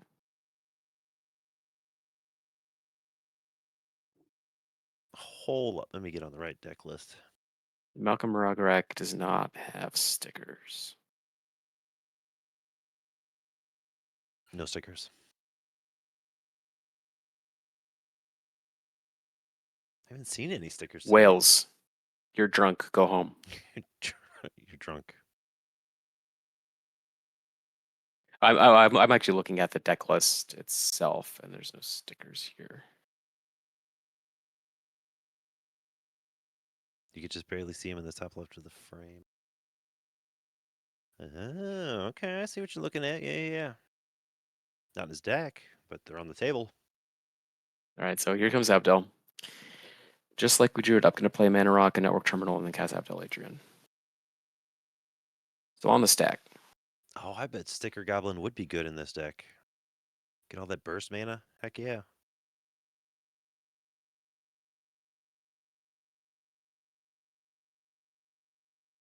All right, so gonna exile 5 things, make 5 tokens, I believe. Yep. Mm-hmm. 5 Mana Rocks, go to exile, 5 soldiers onto the battlefield. Ephemerate. And we're gonna ephemerate immediately. Okay. It's a good time to do it. It is a good time to do it. Everyone's kind of tapped out. Yeah, looks like Jonathan's got 1 treasure and a Thor stone. All right, so all those mana rocks are going to enter. I believe the only relevant trigger is Vessel of Endless Rest tucks a card from a graveyard, and then also Mana Geode scries 1. Mm-hmm. He can also activate Network Terminal. Or not. Or I guess they're responding to this still. Or did we just not cast it? Not sure. All Oh, right, well, there's a Pyroblast. either way, yeah, we're going to Pyroblast. The Salvager's Secrets. Probably for the best. Probably a good idea. Yeah. We are up to 10 soldier Yep. tokens. Yeah, so I guess he ephemerated and didn't do anything with his mana rocks. All right, so Jonathan untaps, plays a mountain.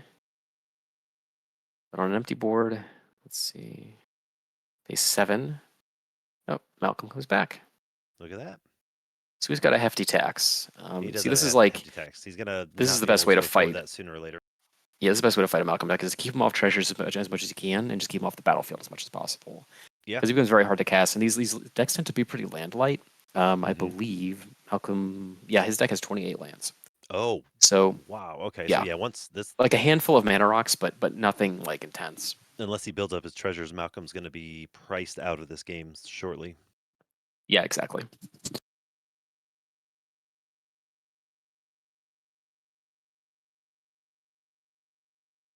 Yeah, 28 lands. Ooh. That is a butt puckering amount. Right. There's a Dargo and taps here. If Yeah, there aren't pick up a stickers, I'm lot on the of Dargo lands. train. Yeah, sure. Dargo. I thought you hated stickers, Whale. I didn't know you'd root for the stickers player. Love me some stickers. Looks like Caitlin's holding a 5 lands there.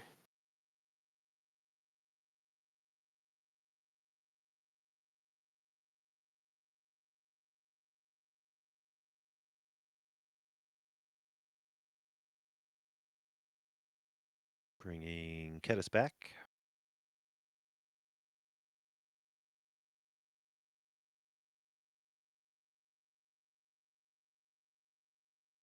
Yeah, we see Kedis. Kedis makes his triumphant return to the battlefield here with a +1/+1 counter from Opal Palace. Should probably be 2 counters. I can't remember if the Opal Palace was on the battlefield earlier. Well, it doesn't matter. So Kedis has been cast from the command zone Oh, twice. yeah, the amount of times Yeah. from the command zone. Yeah. Right. People never forget the first time. So when they always, what you'll commonly see is people recast their commander and then they'll put 1 counter on it, but really it's the second time because Right. the initial time you cast your commander from the command zone, you're still casting from the command zone. Yeah, you just don't think about it like that. So they should put another counter on Kedis because that's how that card works. Yep.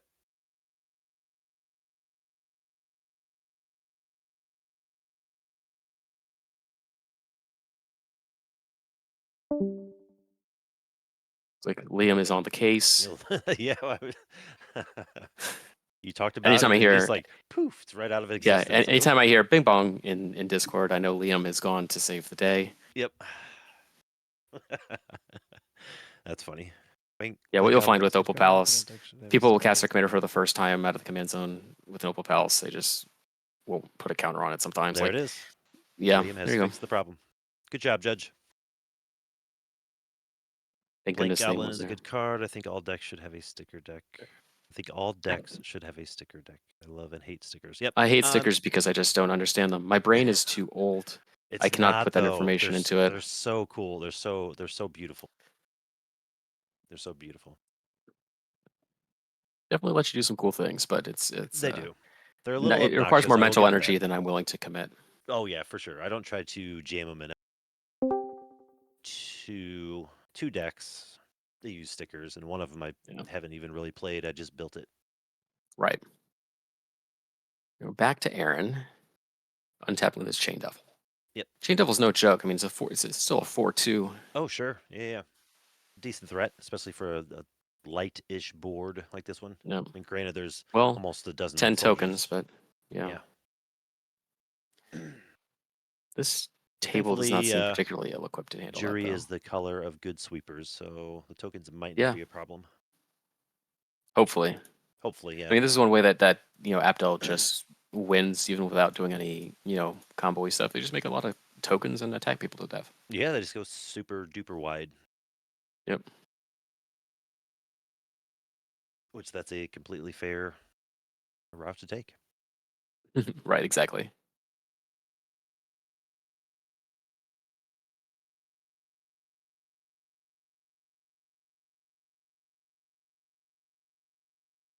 Yeah, maximum magic. That's the list Aaron plays. Yeah, that's actually Aaron playing the list. Yep. So that's the list that Aaron plays and is being played by Aaron. Yep. Into the red zone. Where are we going with it? Honestly, if I'm playing this Chain Devil, I'm probably attacking Jonathan with it. I would think so, right? I mean, Dargo's a threat, but it I looks like like she's I, sort of out of gas. I like putting people in position of having to trade with their things that they care about. Yeah. Oh, well, looks like you attacked Abdel. Okay. Huh. Interesting. Why? Is he going to sweep the board? Possibly, right? I mean, that would make sense. I guess I don't know what's happening.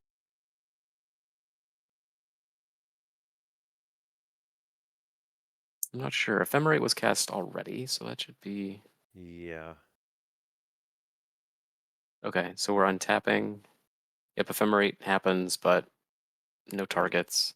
You could target a token and Yeah, lose it. but I'm not sure why. It's an interesting block if he had the Ephemerate coming back. Yeah. Was he trying to block just to get Abdel off the board? I guess I don't know. It's a You weird can situation. He can recast it, but I'm not sure. Yeah.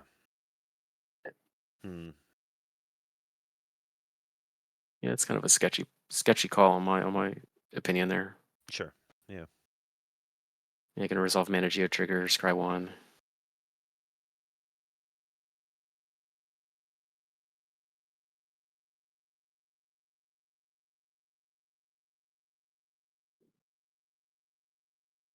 Looking through graveyards here because Vessel of Endless Rest will tuck something to the bottom. There we go.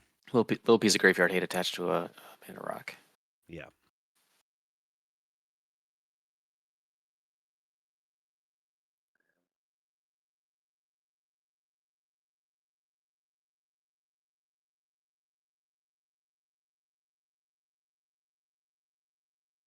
All right, I'm gonna activate the.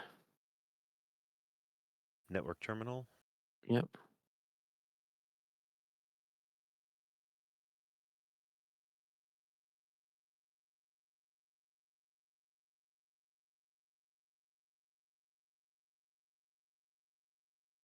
Yeah, I'm curious what part of the turn we're in right now. If we're still in combat, so it might be something where he actually just didn't play the Ephemerate back when we thought he did, and he's doing it now as with Abdel as a blocker. Oh, that could be. Like, I suppose so. Looks like that's the case.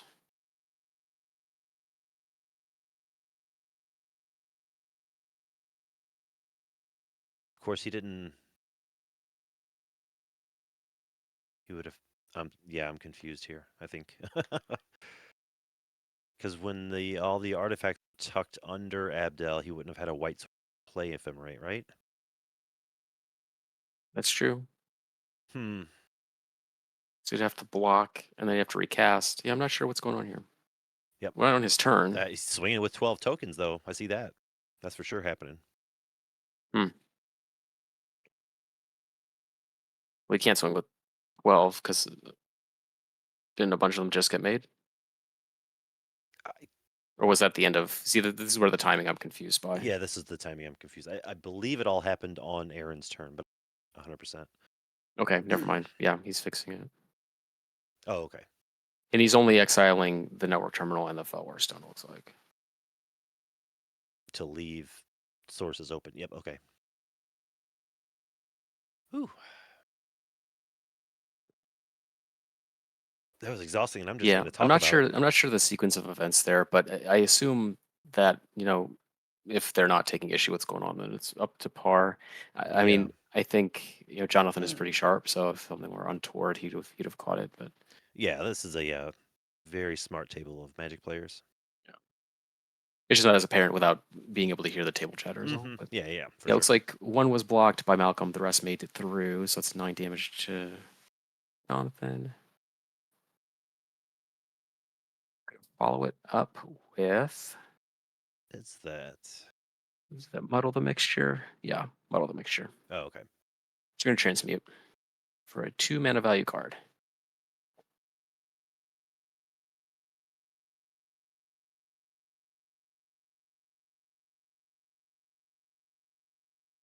Wonder what it'll be. I mean, it doesn't really need a lot right now, but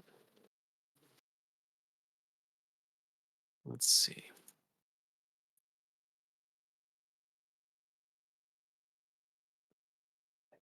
What do we have that's 2 mana? That's what I was trying Okay, to it look could at be too. standard bearer, might be 1. I was going to get planar incision, so another flicker Another spell. flicker spell. A blue flicker spell, importantly. Yeah, because it's it's got a lot of blue mana. Yeah. Yeah, planar incision's good. I mean, he's got untapped arcane signet. I guess he could do flicker of fate, something like that. But why risk it?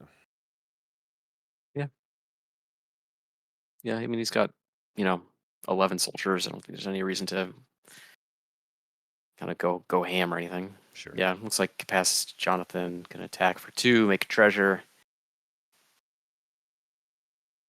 Yes, Rock Rack. He has more stuff. What's this?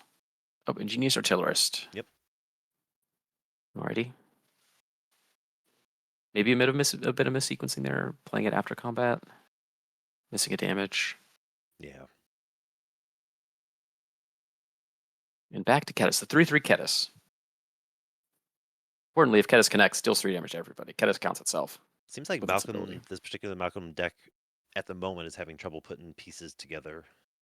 Yeah, I mean, a lot of its game has been, I think, committed to keeping stuck. Malcolm on the battlefield. It has had a Yeah. lot of time to actually untap with it in a meaningful way. Yeah, kind of stumbling Right. a little bit. Yeah. So there's a Hordling Outburst can make 3 goblins, 3 impact tremor triggers, so another 3 damage to everybody. To everybody. Notably, Jonathan is at 6 now. Yeah, I don't think he's going to 6. untap. Aaron's at 14. Yeah, there's Yep. pretty good chance Jonathan isn't getting another turn. Yeah, especially because Ketis can attack into Aaron and deal 3 damage to the table, bring him down to 3. Right. Really, Jewel or Jury Price is Statue. not on the board, so it's going to take a lot of work. Power back up. Right. Yeah, I mean, I'm not sure if Aaron has much, considering he just passed through his turn after combat. Right, exactly.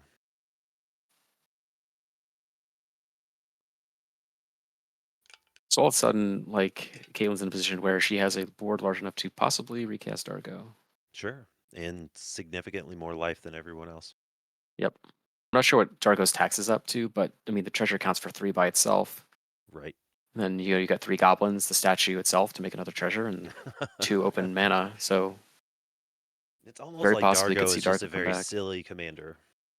It's a heck of a card. It is a Heck of a drug. Got 28 people, 27 people in chat. What's going on? Oh, it's fallen. Anyway. You You're scared them still away, out there in Brad. chat. I did. I addressed them and they left. Shit.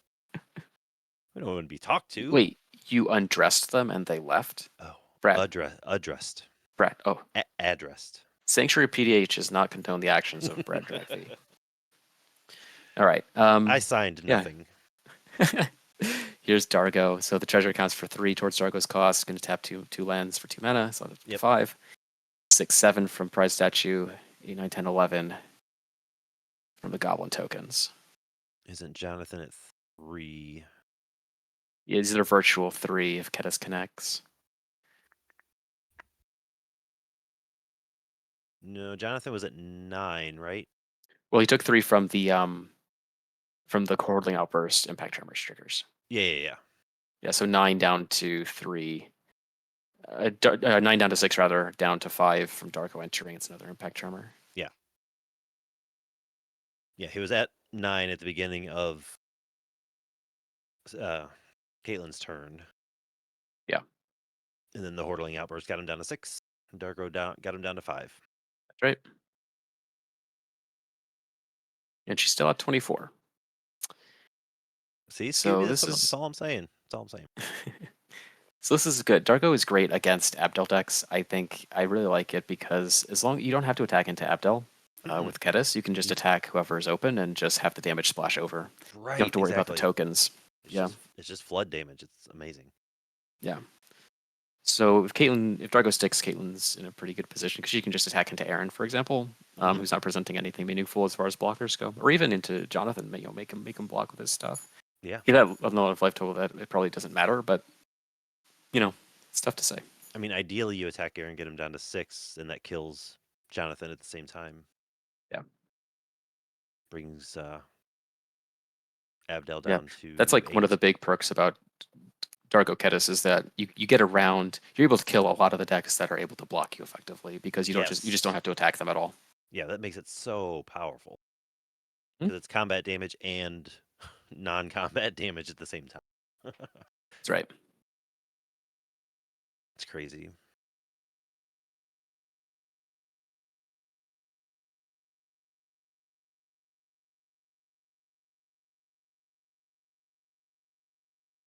Combat. Yep.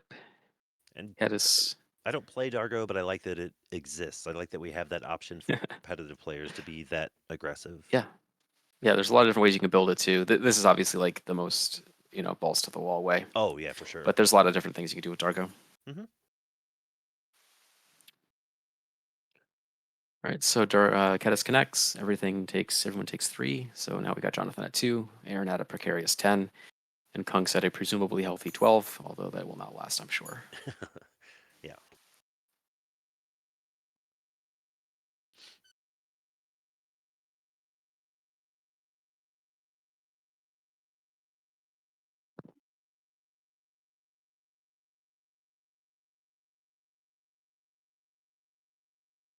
Like we're just kind of going through the motions here, waiting to pass the turn to Aaron. Mm-hmm. Pass combat. Looks like we've done all we want to do with casting Dargo. I'm not sure if anyone has any end of turn effects. Yep. Good sacrifice treasure. Got more to do. Oh, look at that. Oh, Goblin grenade. Okay. Nice. That's Just gonna kill Jonathan, 5 I ball. assume. It sure can. Just 5 to the face. Oof. Alrighty. That is like the 3rd player we've seen killed today from a bolt or a grenade to the face. Yeah, Goblin Grenade is actually really good here. It's so Because good. you can do a couple of things. You can kill Jonathan straight out, which is obviously what happened here. Right. The other thing you can do is deal 5 to Kunks, and that way one hit on Dargo on Aaron will kill Kunks. It also puts Kunks in a position of like potentially finishing off, needing to devote resources to finish off Jonathan. Mm-hmm. Either way is fine. But those are just kind of the 2 primary lines I see with Goblin Grenade right here. They're both pretty good. Yeah. Obviously, like I said, I've been a big advocate of just like if you can kill somebody, you should do it. Just to make sure that the timer doesn't become a problem for you. Yeah, in timed events that definitely is true. You know? You Plus, just there's don't have also like time to mess you around, can pretty much. you can leave Jonathan alive with the expectation that Kunks will kill him, but if Kunks does not and he untaps and wins, then like, that's kind of on you too. Yeah, for having the opportunity to kill him, the means by which to do that, and not doing anything. Mm-hmm. Yeah. Yeah, it's never guaranteed. It's always always speculative, but sometimes it's high risk, high reward stuff. Yeah. What is All right, that? so we're moving into Aaron's turn here. Sacrifice Terramorphic Expanse for a basic. Untap the What is Chain that card Devil. in the top loader? That is a Devastation. It's been hanging around all day. I'm not sure the purpose of it. It's Okay. a rare from Portal and Starter. Destroys all creatures and all lands for 7 mana.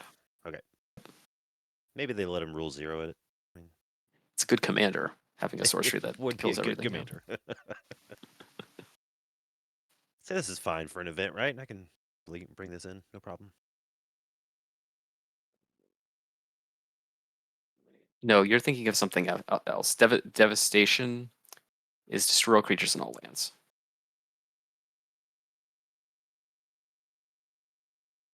It's there to show deck placement because of the dark camera. Oh, sure. He's got black sleeves. Okay, that makes sense. Okay. Thanks, Gator. Yeah, Dave, Google it. Devastation. There is a card that is Wildfire +1. Yeah. But it is not that card. Great googly moogly. Yeah, I think something like that. I think it might be a Dave. Destructive Force. Excuse me.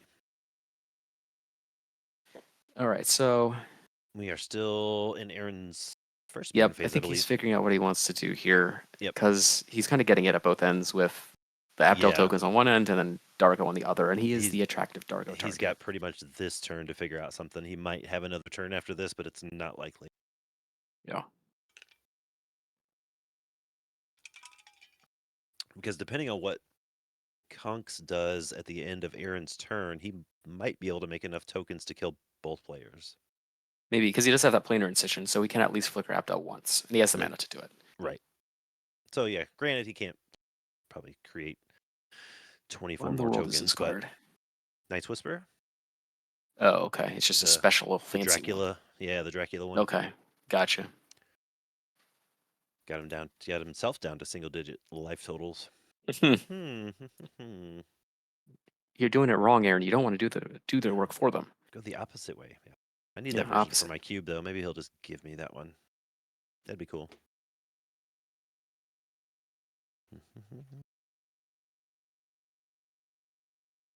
Evolving Wilds is land for turn.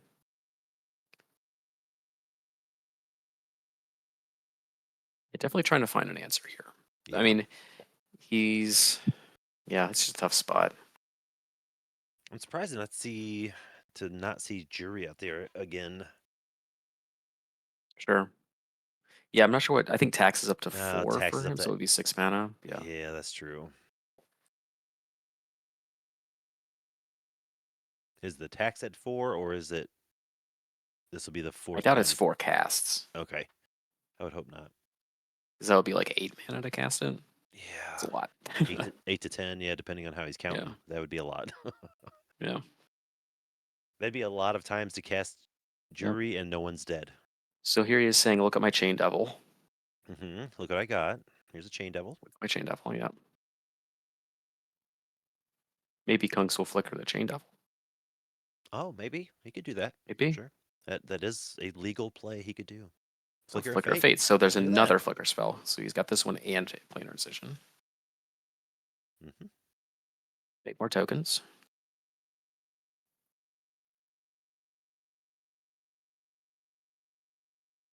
So he's got no ETBs, but Abdel's coming back in. How many do you think he's gonna make? All 5? Floating. No, he's What's he gonna floating do 3 here? mana. Yeah, Yep. all 5 looks like.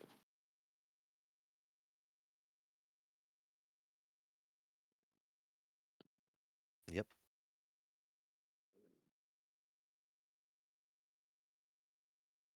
So he needs Scroll to shift. double his token count. Okay, so he's just got win triple next turn. Flicker spell.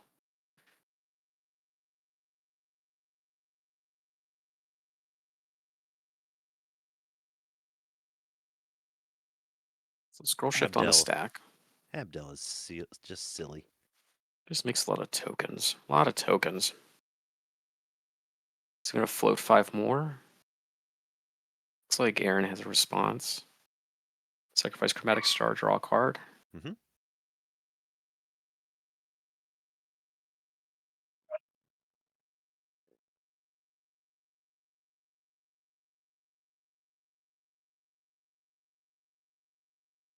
What can you do at this point, interaction-wise, against Abdel? I mean, it's Not tough. not a whole lot, right? Yeah, not a whole lot. I mean, we don't have mass artifact removal.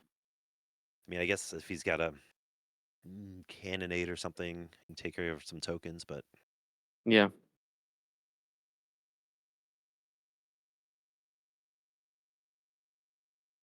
it looked like he was just cracking that star to get the extra card in hand, hoping to right. draw Yeah, into just to see if something. we can Yeah. get something. Yep. So now we're going to do all the artifact triggers. So we're going to enter. So we get a vessel trigger, mana geode, and then a possible activation of network terminal. Yep. Unless he wants to like float something else, because network terminal, if he activates it, would cost him the rest of the mana. So,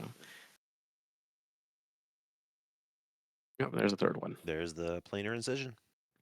It's just cashing in all the chips here. Just making as many soldiers as possible. Yep. I think he's going for the kill next turn. Yeah.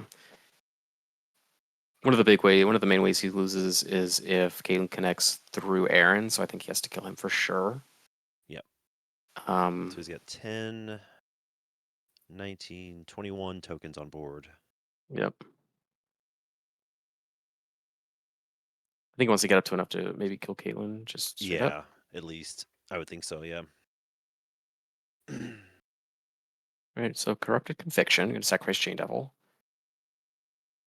Mhm. Just dig in for more stuff.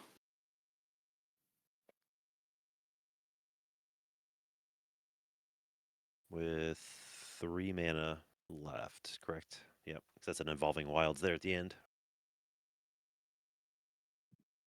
Right. Yeah, I think Aaron knows he's pretty much almost out of it, so he's just digging for anything that can help in this situation. Yeah. I mean, I don't know what he's trying to find, but just anything. Just anything. He's got the mana for a. Yeah. What's that going to do for him? We're gonna put Deep Analysis on the bottom with the vessel, so everything goes away again. Here comes Abdel. Gonna make more tokens. Yep. So we got 15 plus 24. 9, 24 to 5 to 6 tokens. Yeah, 26. Yep. 26 total. That's enough to take out Caitlyn. I think he's trying to get all 32, honestly. We're Oh, I guess we're at gonna his turn cast now. the Sword Coast Sailor.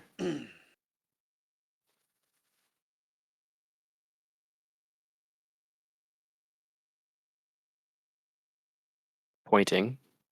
Very enthusiastically pointing. Yep.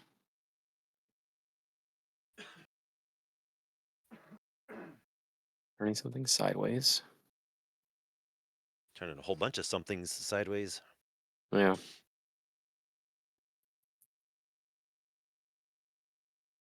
Because Dargo is on board, right? Yes. Dargo's in play.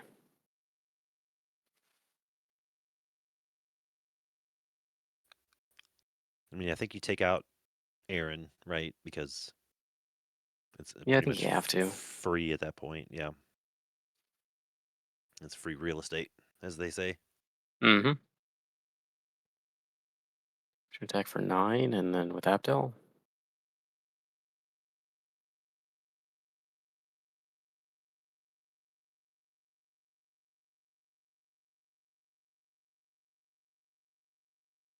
What's he got there? It looks like a trinket mage, maybe?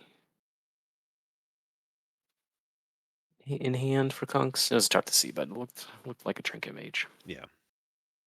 All right, never Well, mind. Turn them all sideways. Here we go. We're going full tilt. Where are we going? Yep. Where are we going, Conks? Straight ahead. He points straight ahead. Straight ahead. Jonathan's already dead. Yep.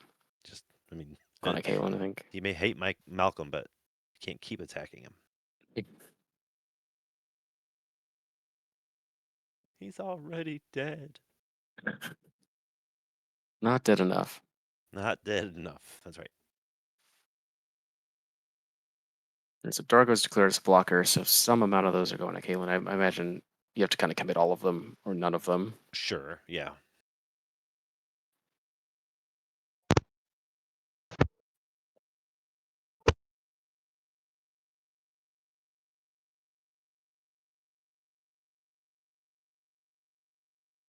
This is that part of the show where you're just trying to figure out Oh, if you're really, really as dead as you think you are, and it looks like that's the that's it. case. That's it. Yep. I think she could have If blocked he one of them, is but he had what 26 total. So big dead, yep. and it leaves Aaron at 1, so some amount of those went to Aaron as well. Punk's at a healthy 12, casts Trinket Mage. I think Kunks might have this. I mean, It's possible. I'm no mathologist, but it seems to Yeah, check out. not all of us can be mathemologists, you know. A mathosaur, yeah. Yeah, a mathosaurus, yeah. So we're going to find ourselves our 1 mana value artifact, and then we're going to pass it back to Aaron, I assume, since Sure. Kunks Yeah. is all tapped out here.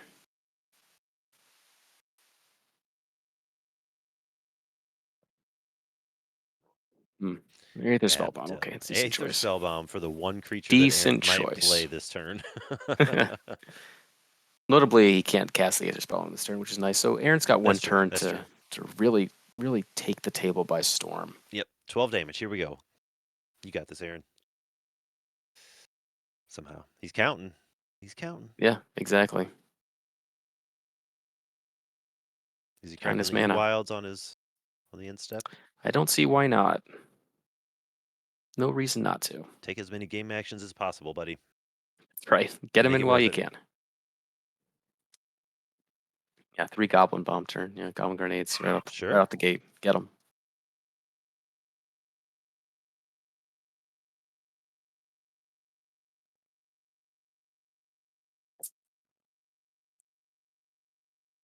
All right, gonna get our basic.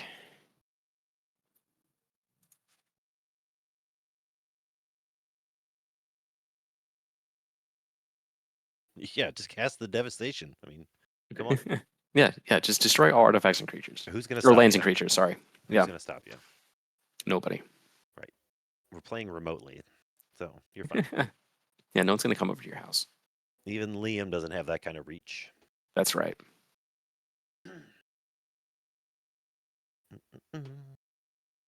25 people hanging out pretty tight in the chat. Sweet. 25. That's a 25. quarter of 100. Look at you. Yeah. Late night Look, math. I'm Mathosaurus. That's what they call me. I'm a regular number muncher over here. All right. Doing some counting. Mhm.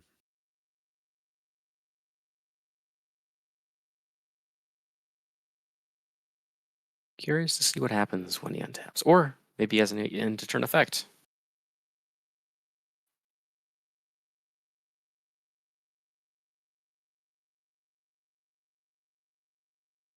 Looks like they're chit-chatting a little bit.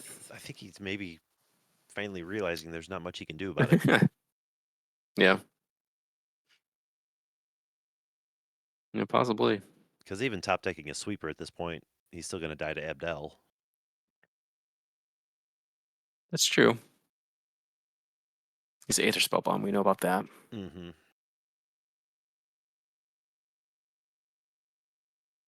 Does he have a Swirling Sandstorm? Ooh.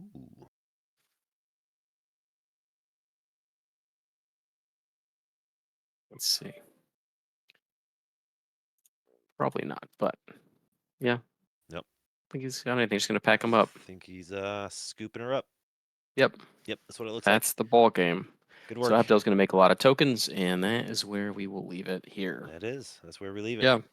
No combo finish for Abdel, but pretty good either way. 20-something, 2 Right. dozen tokens, that'll do it. Yeah. You don't need a combo when Very you can rarely just... will it not, yeah. Yeah.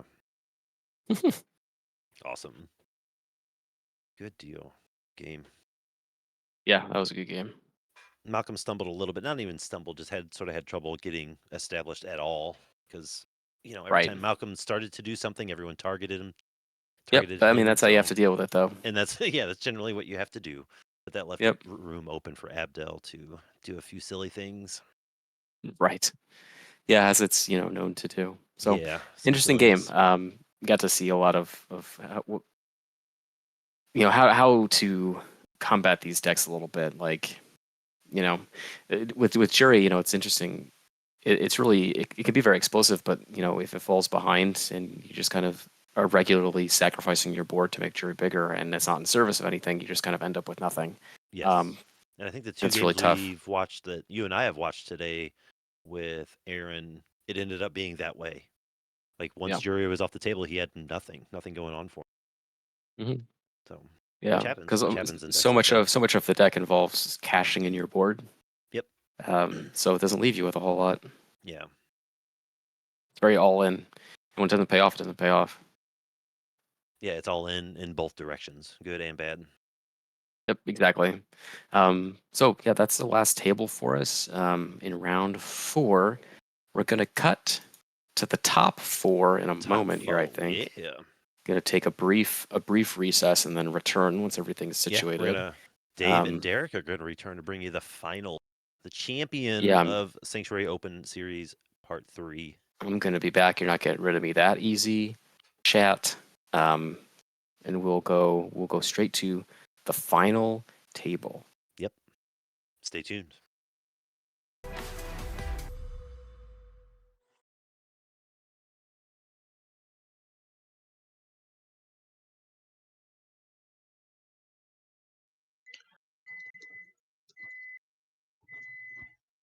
Alrighty, and we're back. So, this is the final table for all of you who have been waiting around all day to see who would be here. We have our answer, and the answer is combo decks and Ankylosaur.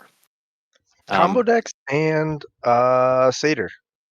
That's right. A Satyr that is lost and a little confused about where he finds himself. It's a little confused But Satyr child. Yeah. yeah, Malcolm. Combo decks with Yeah. blue. Yeah. Malcolm's been a big hit today. There have been, I think, 3 Malcolm decks at least. 1, 2, There were 3. Yeah. 3 in Um, one game, so that's true. at least And 3. there are 2 in this pod. So the 2 we have here, Malcolm and Kedis in the hands of Gatorbait, a deck that he's been playing for a long time. Pretty fast, redundant pirate combo deck, meaning that he's going to turn a creature into a pirate, with which to trigger Malcolm. Whenever a pirate deals damage, you make a treasure, and then leverage that into huge resource advantages and win the game through things like Reckless Fire Weaver or like Ophidian Eye on a pinger, all those sorts of things. We And the other also Malcolm deck we have have here, yeah, Malcolm plus Arden, yeah, which trades out your red pingers like Reckless Fireweaver and Thermo Alchemist. You swap those out for the ability of Arden to move your equipments and auras around, which lets yep, you be a lot more versatile with things like Freed from the Real, Viridian Longbow, Horseshoe Crabs, Hermetic Studies. yeah. Psionic Gift. Enchantments and auras that tap to deal damage. It functions similarly in that you're still using Malcolm to make treasure to untap your Horseshoe Crab or whatever, but you just have different payoffs. The benefits having white, obviously, you have a lot more resilience. You have some reanimation spells now, things like Triumphant Return and Recommission. You have good protection spells. Things like, I'm not sure what ones he's running here. A lot though. Blacksmith Skill, Stave Stave off, Off, surely, yeah. Prismatic Strands, like these cards that just give you a lot of staying power. And then you have the ability to Mhm. tutor up your auras with Heal Eyes Pilgrim. That's another big aspect of these decks. Yeah. So it's cool. You don't see Azorius Malcolm decks very often, but they are less powerful than any other Malcolm deck. They just kind of go about it a different way. They trade a little bit of the speed for more resiliency. And then we also I have weirdly another Azorius haven't deck seen actually. this this Malcolm Azorius deck in action yet today, really. Yeah, we got to see it But, very briefly a little bit earlier yeah, in one game. just Yeah. we kind of tuned into a game as with the horseshoe crabs already suited up with the psionic gift. Right. And we just Yeah. watched it turn into a pirate, and that was game over. Yeah, it's a pretty cool deck. I'm looking forward to seeing how it runs at the beginning here. Although we do have another combo deck, Dave. One of our favorites, Abdel Adrian Garion's Ward. A creature that everybody loves. You know, Let me it's a real stop you right fresh there. face. Yeah. Everyone doesn't I- love Abdel. Okay, I I stand can think corrected. of at least one person that hates that card. That's true. And you are that person, right? It's me. That's right. I'm so That's what I tired of thought. Abdel. Yeah, this card is very just transparently powerful. As we all know, like flickering creatures, abusing into the battlefield triggers is one of the most powerful things you can do in this format. It's one of the easiest and most reliable ways to generate huge resource disparities.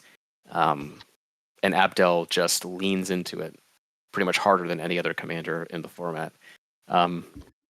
So this is a deck that's going to be looking to, play a lot of permanents, mana rocks with ETB abilities or other activated abilities that you can use when you flicker.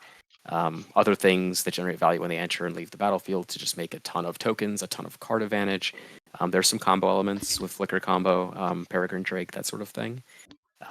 Pretty standard stuff, nothing too fancy, but it's a workhorse deck. I mean, it does a lot of things. And if it doesn't combo, it just beats you down with tokens. So it's a little bit slower than something like Malcolm and Kedis, but it's no less powerful. It just takes a little bit longer to get up and running, but it does ramp a lot harder, assuming like people interact with Malcolm, so they can't generate a lot of treasures. And I think that's going to be kind of important is to keep Malcolm in check. It's going to be hard with two of them, but that's how you kind of keep these Malcolm decks from popping off so fast. Is you just keep Malcolm from attacking as best you can. So it's pretty much we're going to see these three combo decks fight it out, but wait, there's more. Right. I was We gonna say have we have turbo we have blue a friend. combo in the form of Malcolm Kedis. We have turbo blue combo in the form of Malcolm Arden, and we have turbo blue combo in the form of Adrian. And then there's a combo breaker. One hopes. That's right. Mm-hmm. Satyr Uh, Enchanter. Satyr Enchanter is not going to combo with anything, unless you count Rancor and the combat step as a combo, Right. which you might. Yeah. We have a It's 3-mana 2/2 that draws you a card when you play an enchantment. yeah. The tricky thing here that Satyr. I mean, obviously, like it's a slower mid-rangey deck. Draws a lot of cards, but the problem is that it doesn't interact very well at instant speed. A lot of its interaction is going to be through auras, which you must play as a Right. sorcery. Auras or like O-rings as well. Yeah, O-rings and those sorts of effects. So that's going to be a problem because a lot of these decks are, I don't know if they're combo decks, and they need to be interacted with at instant speed most of the time. And So, one of you the know, yeah, go one of ahead. the problematic dynamics we've seen with this Satyr Enchanter sort of like all day long is it finds itself in pods with a combo deck where some of the other deck is being greedy about things and like they don't have the interaction to stop the combo deck at the table. Right, And so it's up to Satyr Enchanter to spend, its whole turn 4 or its whole turn 5, spending almost all its mana to hit the O-ring to stop whatever's going on to keep the game going. And the other decks, while they're counting on this Satyr to stop everyone else, the other decks are kind of going over top. right. Yeah, so it's going to be something where there's going to be a lot of jockeying for position. I think with the combo decks, probably the Malcolm decks more than the Abdel because it's going to take a little bit more to get cooking. But Satyr Enchanter is going to try and have to navigate through as best they can. It's going to be tough. Again, like there's 9 instances in Inklisaur's deck, only 9. And half of them are protection spells. So, it's going to be a tough fight. But I think his best chances is just to have like that key piece of interaction at the right time to help one of the other players interrupt a combo turn and then just kind of maybe turn the corner with a giant Satyr, which his deck is very Yeah, capable of doing. we saw that happen. Yeah. Just a round or two ago, we watched the Satyr get suited up with like 5 enchantments, including ethereal armor and all the glitters. And Yep. there's no coming Yeah, there's back a lot from of that. there's a lot of things that you can do between like Shield of the Oversoul and Rancor and you know, yeah, all the glitters and ethereal armor and ancestral mask, armadillo cloak, all these things that just turn it into a huge beater. But yeah, I mean, I think Ankylosaur runs the benefit of not being the combo deck, so he's not going to be like priority number one for everybody. It's going to be tough to see who holds back to interact and who just goes straight for combo. Because I think there's merit to both approaches, particularly in faster ones like Gator's deck, which is just the far more redundant list. So yeah, I mean we'll just have to Did see. Gator just turn one Malcolm? Yes, Simian Spirit Guide, I think, and a Rose Petal Wow. and an Island. Yeah, and we follow up with also not as fast of a turn, but a remote farm for Chinaman, so a land that adds 2 mana. So he's going to be accelerating as well. But this is really good for Gator. Like as we've seen throughout the day, like a huge part of these decks is actually connecting with Malcolm and getting your treasure generation online. So here we go. Gonna free cast a Cataxian Probe for 2 life. I like Let's how see he did that while you were saying it's going to be interesting to see who's going to turbo for Yeah, the combo and gonna play more control. It's Gator. Gator's going to turbo for Gator. the combo. Yeah, he's He's never just gonna, throttled it. He's never throttled. He just goes for it every game. To his credit, I mean, I think there's a lot of value in just knowing what you're about and going for it. and he's going to get Score probe. does not have a great hand here. That's Looks a like he had weird a choice Chains of of get probe. Custody, Ward of Lights. Yeah, well, I mean, I'm really shocked you wouldn't get probe one of the other combo players. I think he's way faster than them right now, so he just wants to look for interaction on Ankylosaur's side. Like things like pacifisms, planar disruptions, knowing what to be on the lookout for, because those cards are not going to be found in the other 2 decks. I think the other 2 decks are now priced into trying to keep up with him.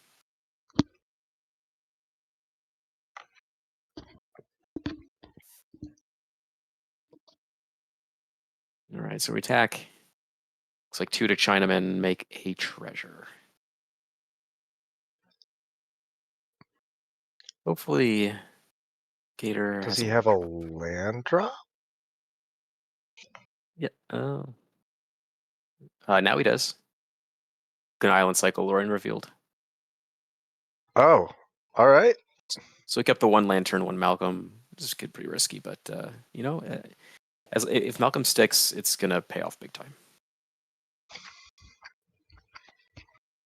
Gonna get the blue-red Were you duel. saying? Did I hear you say last round that this deck runs something like 28 lands? No, Jonathan's Rogrek Malcolm deck. With a Runs Roger 28. Malcolm. Okay. Yeah. This That just one. seems like such a huge risk. Like, This one's got 32. if Malcolm catches a Doomblade right now, Right. it's going to be 6 turns before Gator's back in the game in any capacity. I know. Looks like a Molten Tributary here. As the blue-red duel for Gator, passing to Chinaman, who responds with his own Malcolm with that remote farm, adding 2 mana. Ankylosaur 4 cycling with his Generous End, a great card. All these land cyclers have been really great. Great for a format. I really like having land cyclers. Yeah, I'm excited about the new cycle of cyclers in With the Ixalan. dinosaurs. Yeah.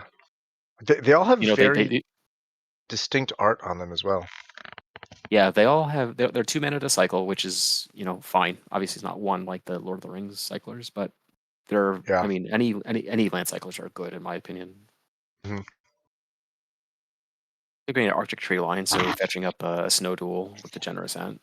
It's one of the power of these cards that have specific land type cycling, like Forest cycling, Swamp cycling, etc. You can get dual type lands, or or even like a Mystic Sanctuary or Idyllic Grange, or any of those lands that have a basic land type. You can fetch with these basic land cyclers, not basic land cyclers, but specific land type cyclers.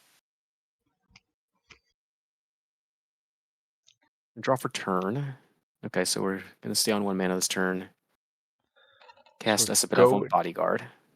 going into turn 2 for Abdel, staring down 2 different Malcolms. Yep. And we saw, that Angler doesn't really have much interaction. He has a Chains of Custody, but that's pretty much it. He has a Ward of Lights as well, but it's not really doing a whole lot. So I think Gator knows that he's good to do whatever he wants right now. Even if Malcolm does catch a Chains of Custody, he can be recast pretty easily now that he's kind of ahead on treasure. Because think of it this way, Chinaman taps his room from one more time and that land goes away. So Gator's in a pretty good position here. Reckless Fireweaver, yeah, no harm in running that out now.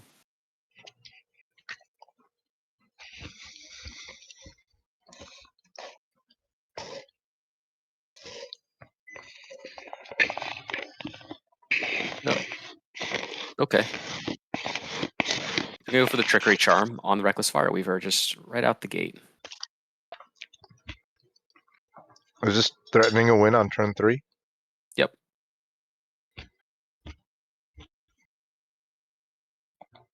Is this the successful win on turn 3? Is this going to be the 6-minute finals?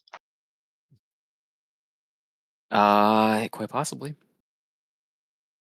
Oh, days. Treasure. The days has been paid for. Oh. What does Kunks have?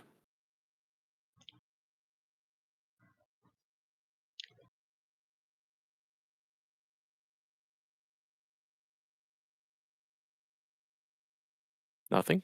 Nothing. Okay. That's the game. Boom.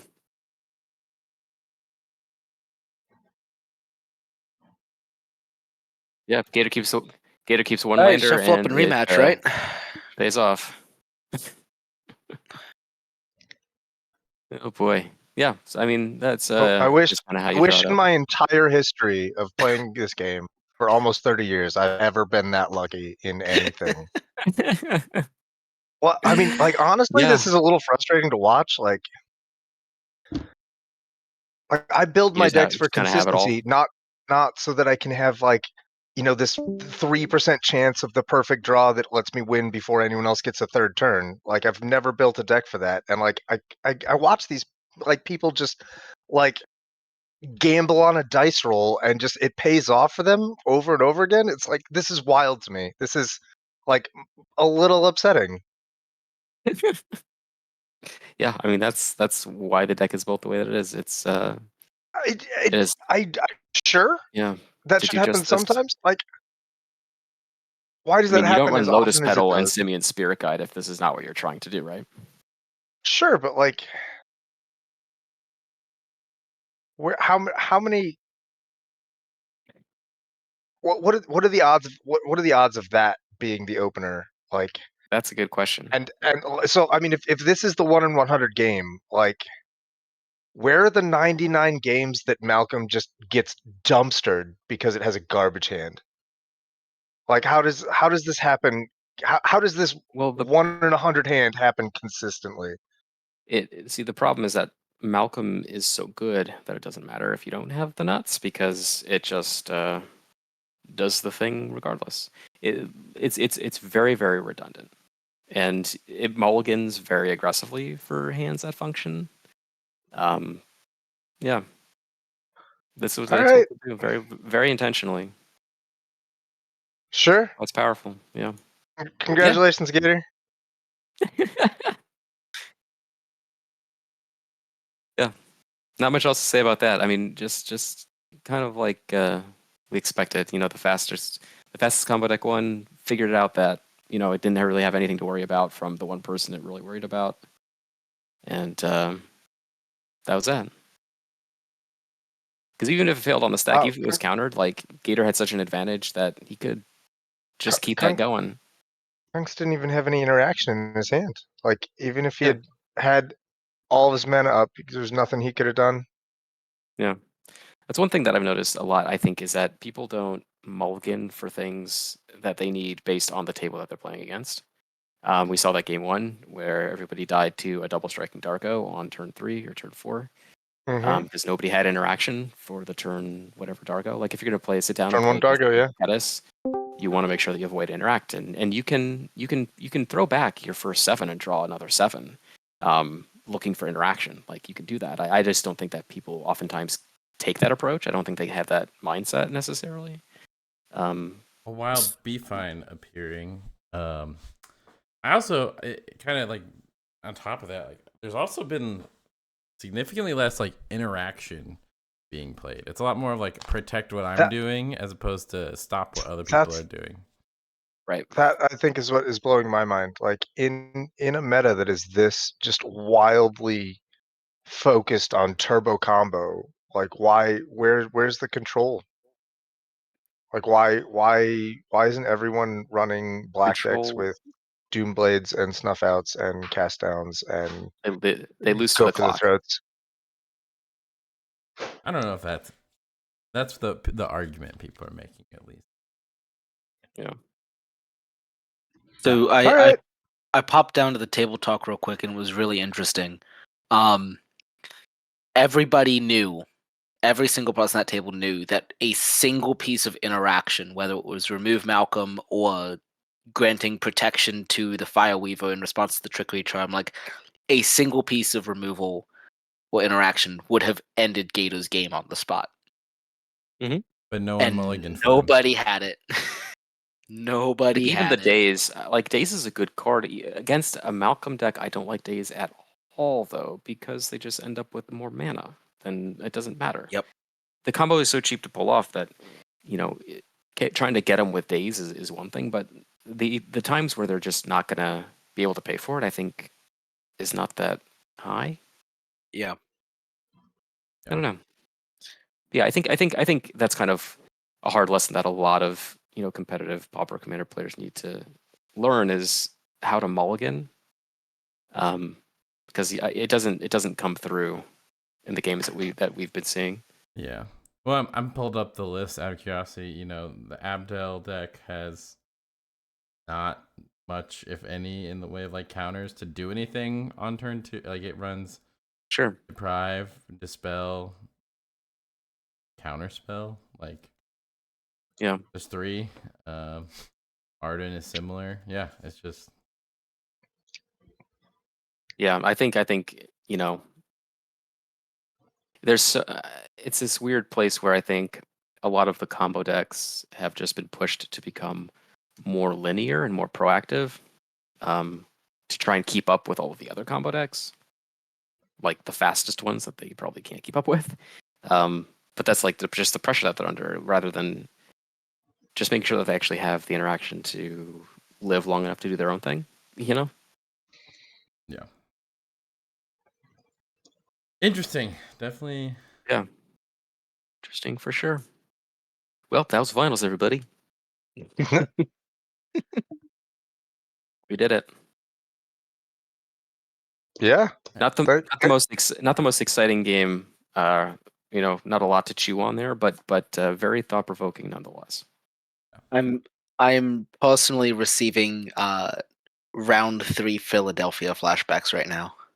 This was my round 3 back in February in Philly. Like it was my Sphinx deck, another control combo deck, an aggro deck, which I think might have been Satyr Enchanter, and a Malcolm Kedis. It And was a Vizcopa and a me. No, you were my talking- round 2. Oh, okay. My round 3. Because I was even debating playing round 3 because I had to get home, and I sat down and I was like, yeah, I'll play in round 3. I know I can't make finals, whatever, right? And I played round 3, and I think 10 minutes later I was in the car. Like, yeah. Yeah. Well, but yeah, an interesting game nonetheless. It's those sorts of games happen, and they seem like non-games, but there's a lot more going on under the hood. I think, just understanding that, sure, like Gator folds interaction, and just like, okay, I don't have it, but somebody does. Like, well, sometimes they just don't. Like if everyone assumes that everyone else has interaction, then like nothing's going to get interacted with.